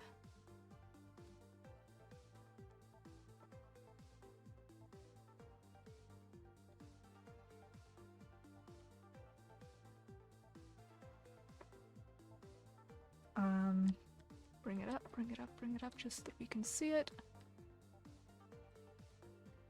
Not that much.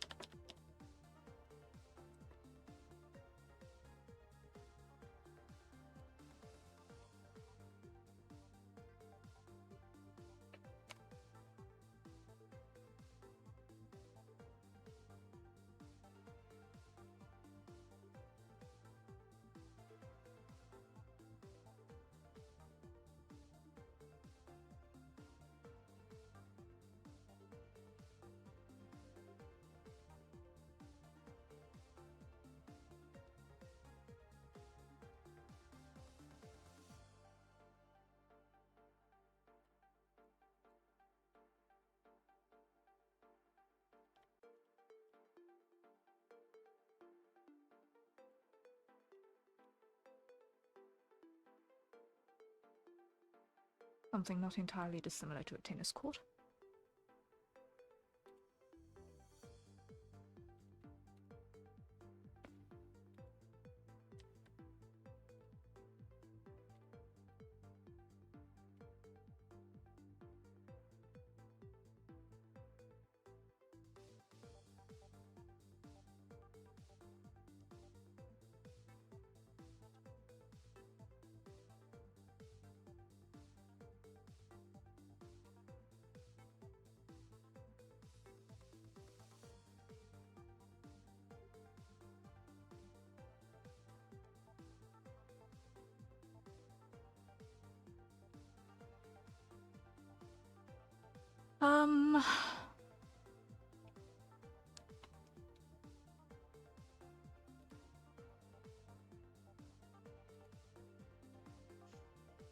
Let me see, I'm looking for...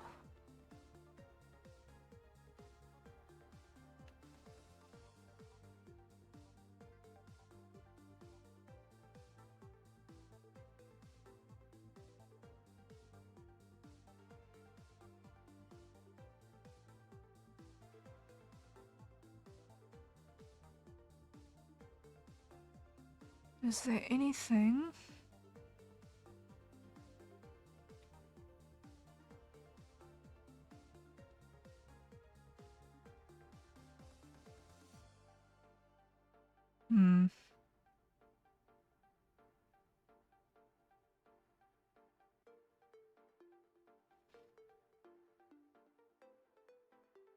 These trunks are the closest thing to a pillar of any description.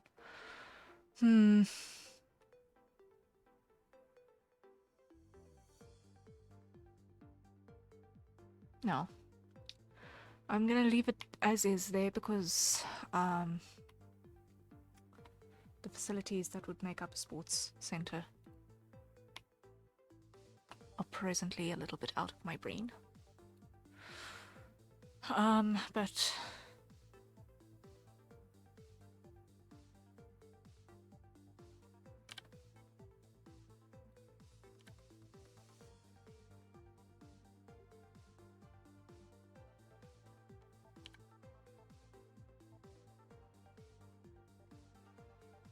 that ought to do the trick. Okay. So now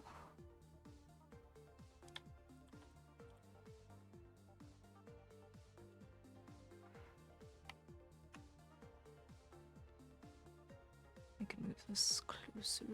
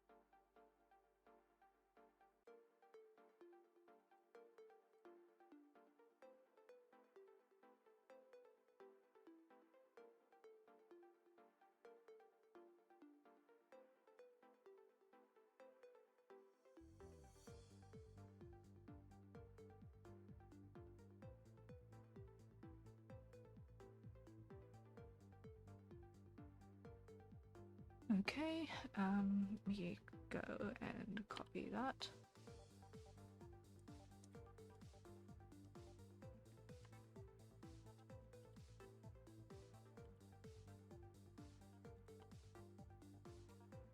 Because small does not necessarily mean cheap. Just means different things for different needs.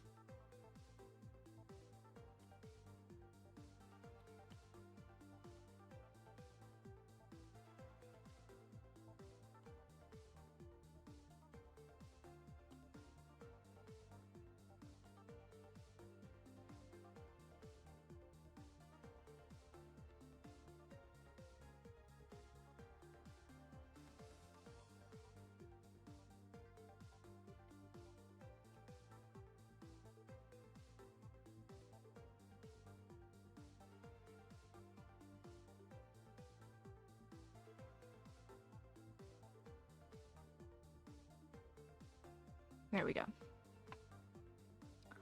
And with that, I think we have it.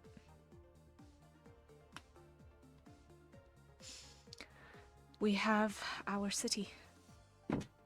We have our city. Yay!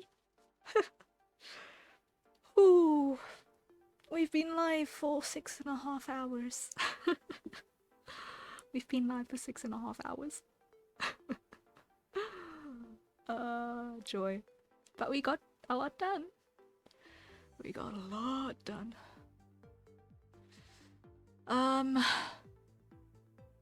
Yeah. I'm a happy camper. I'm a happy camper.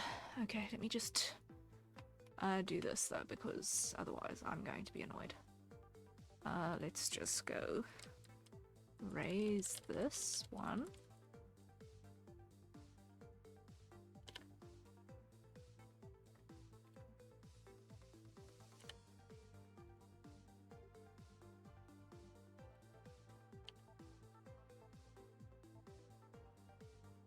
Oi, new view.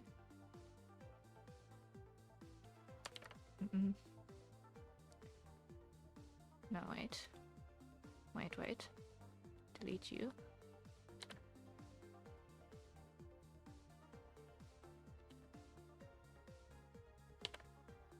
Okay. Now.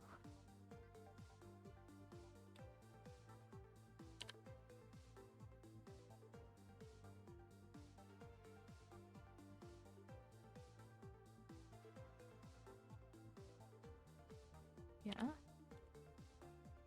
We're going to add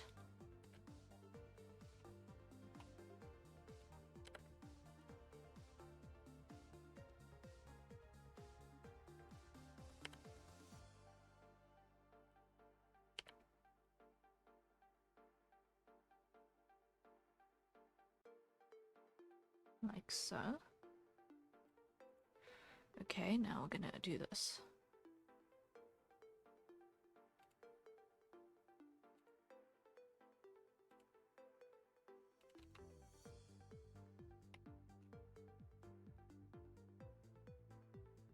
I'm just using this wall thing to denote shapes because I don't have other options really.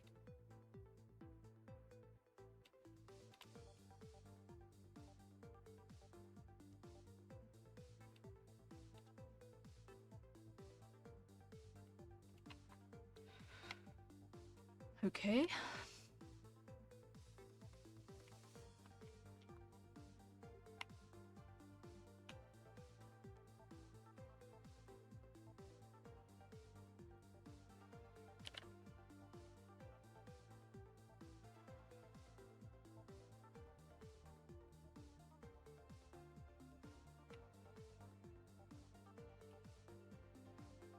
Because that line is where it plunges into the sea. And over here, you're going to have this huge, essentially cliff type structure.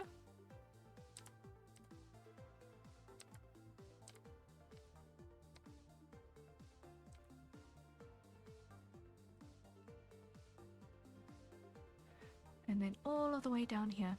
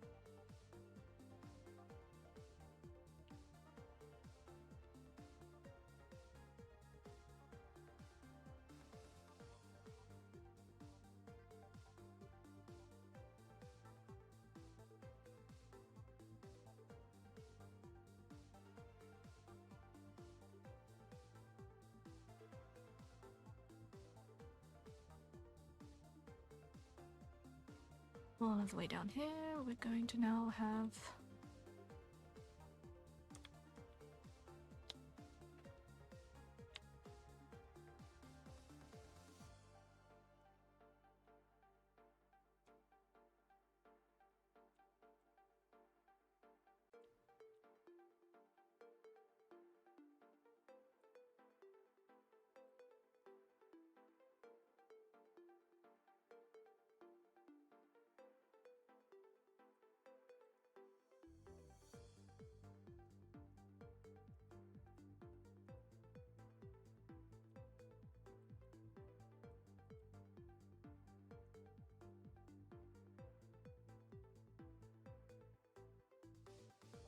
the especially large.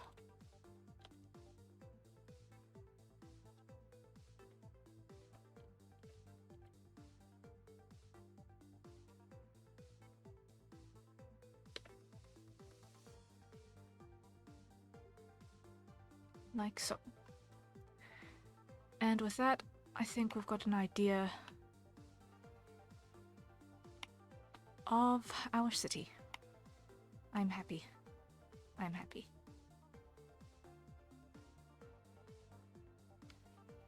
Roll call, are we alive? Oh. We survived 6.5 hours stream. We managed to finish sketch for Krahazik, and we managed to finish building a town. Chilling? Hey, nice, nice. Let's hydrate quickly because, oh my word. Whew.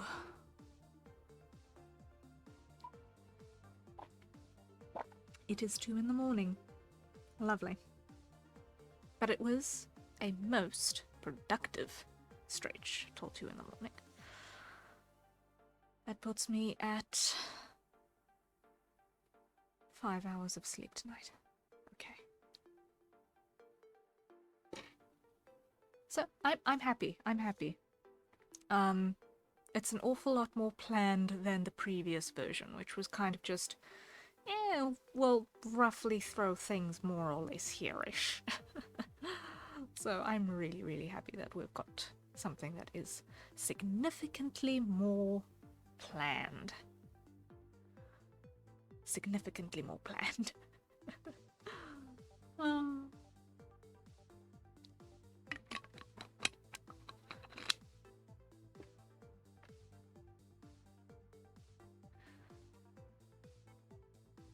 Which means that I can now pull this into, well, I can export this. Save. Save button is probably a good idea. Now, if I go and save as, will I be able to make a render out of this? Export mode, yes. Okay.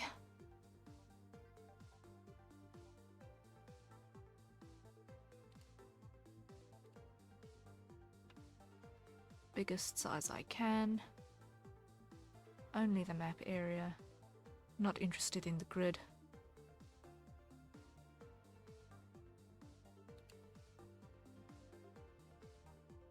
Okay. Export. Let's export that.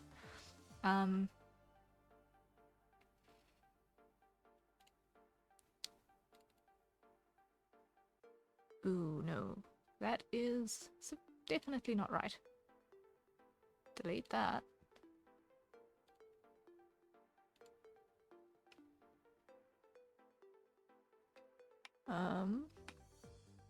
Export screen. Now let's see if that is gonna have enough resolution going on. Not at all, not at all, not at all. Okay. Let's go back. Let's go.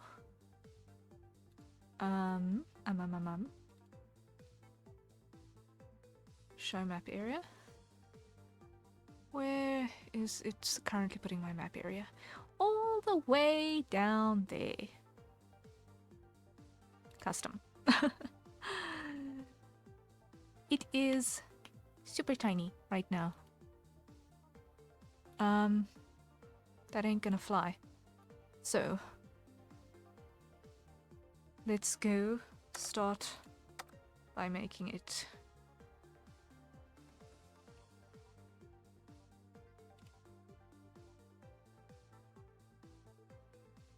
let's start with A0.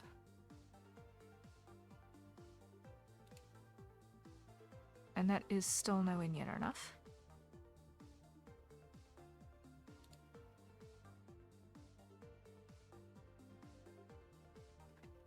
Okay. So now let's try something else. So if a tile is 100 pixels,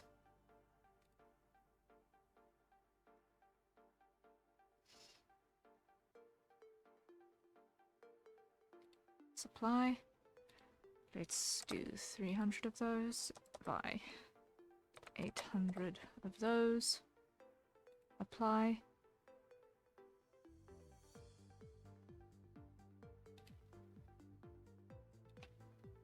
Okay.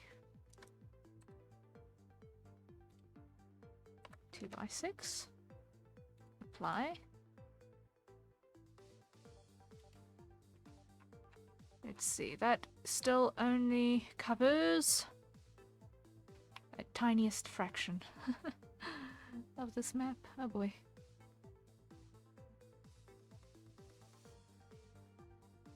Um.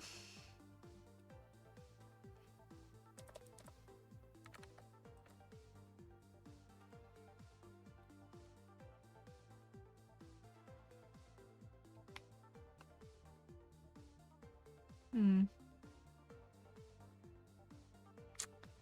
Hmm. Oh dear. Oh dear. Looks like I'm going to have to stitch together screenshots for this to export properly, because there's no ways that this thing is going to work if I try and export it normally. Save.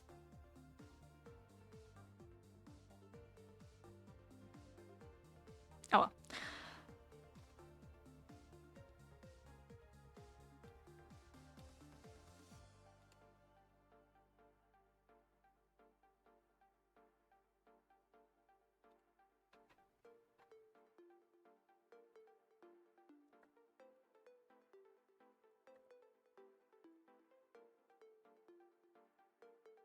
Okay, now we're starting to get somewhere.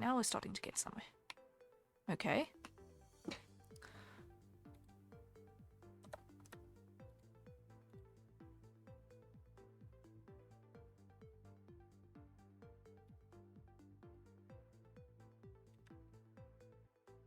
That'll work.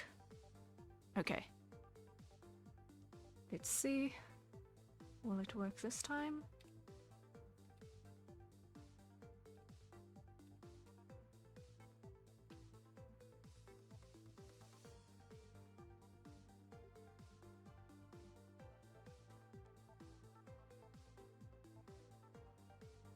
Will it?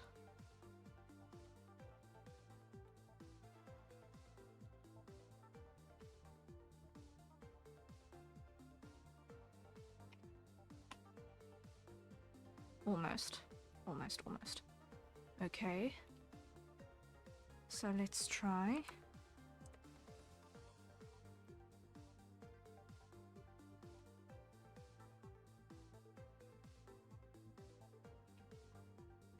Like that.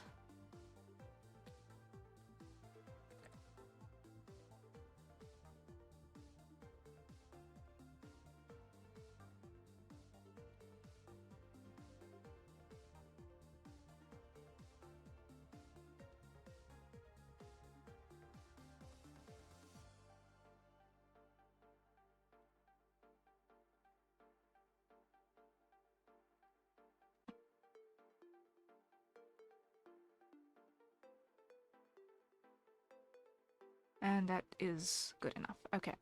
I've got an export that works. Okay. Happy. Okay.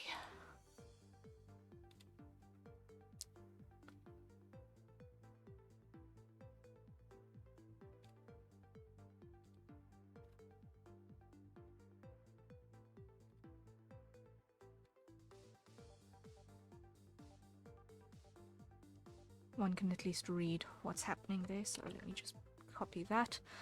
And put it in the right place.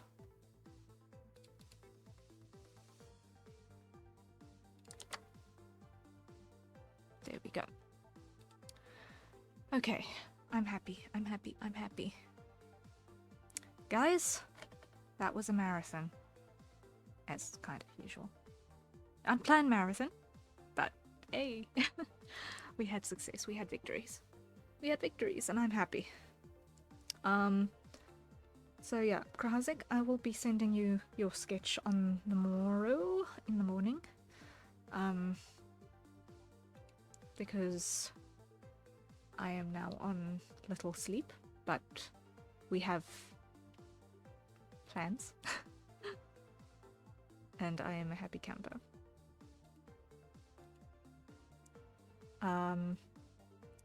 So thank you very, very, very much for your patience.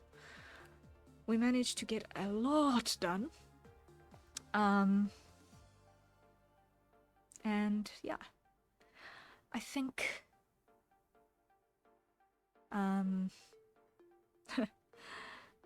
it was probably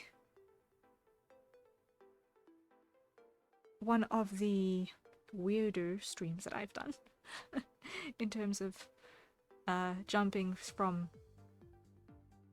furry to mapping, but hey.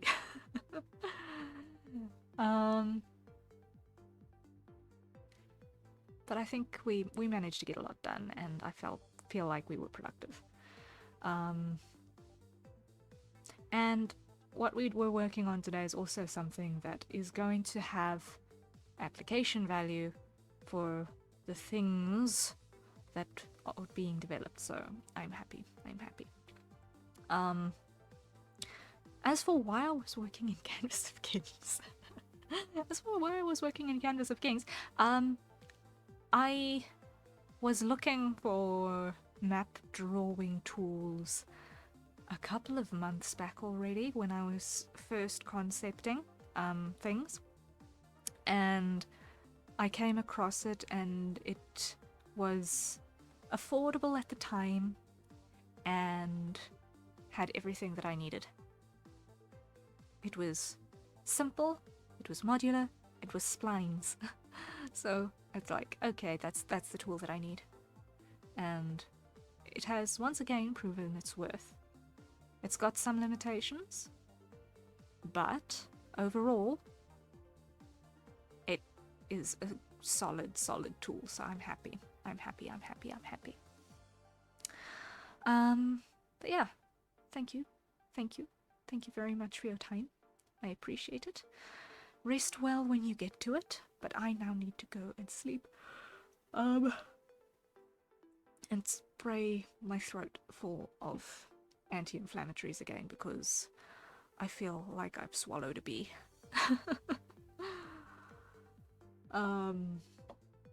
So yeah, aircon. I hate wearing sleeves, but at the moment I'm really liking winter because I don't need to be under aircon.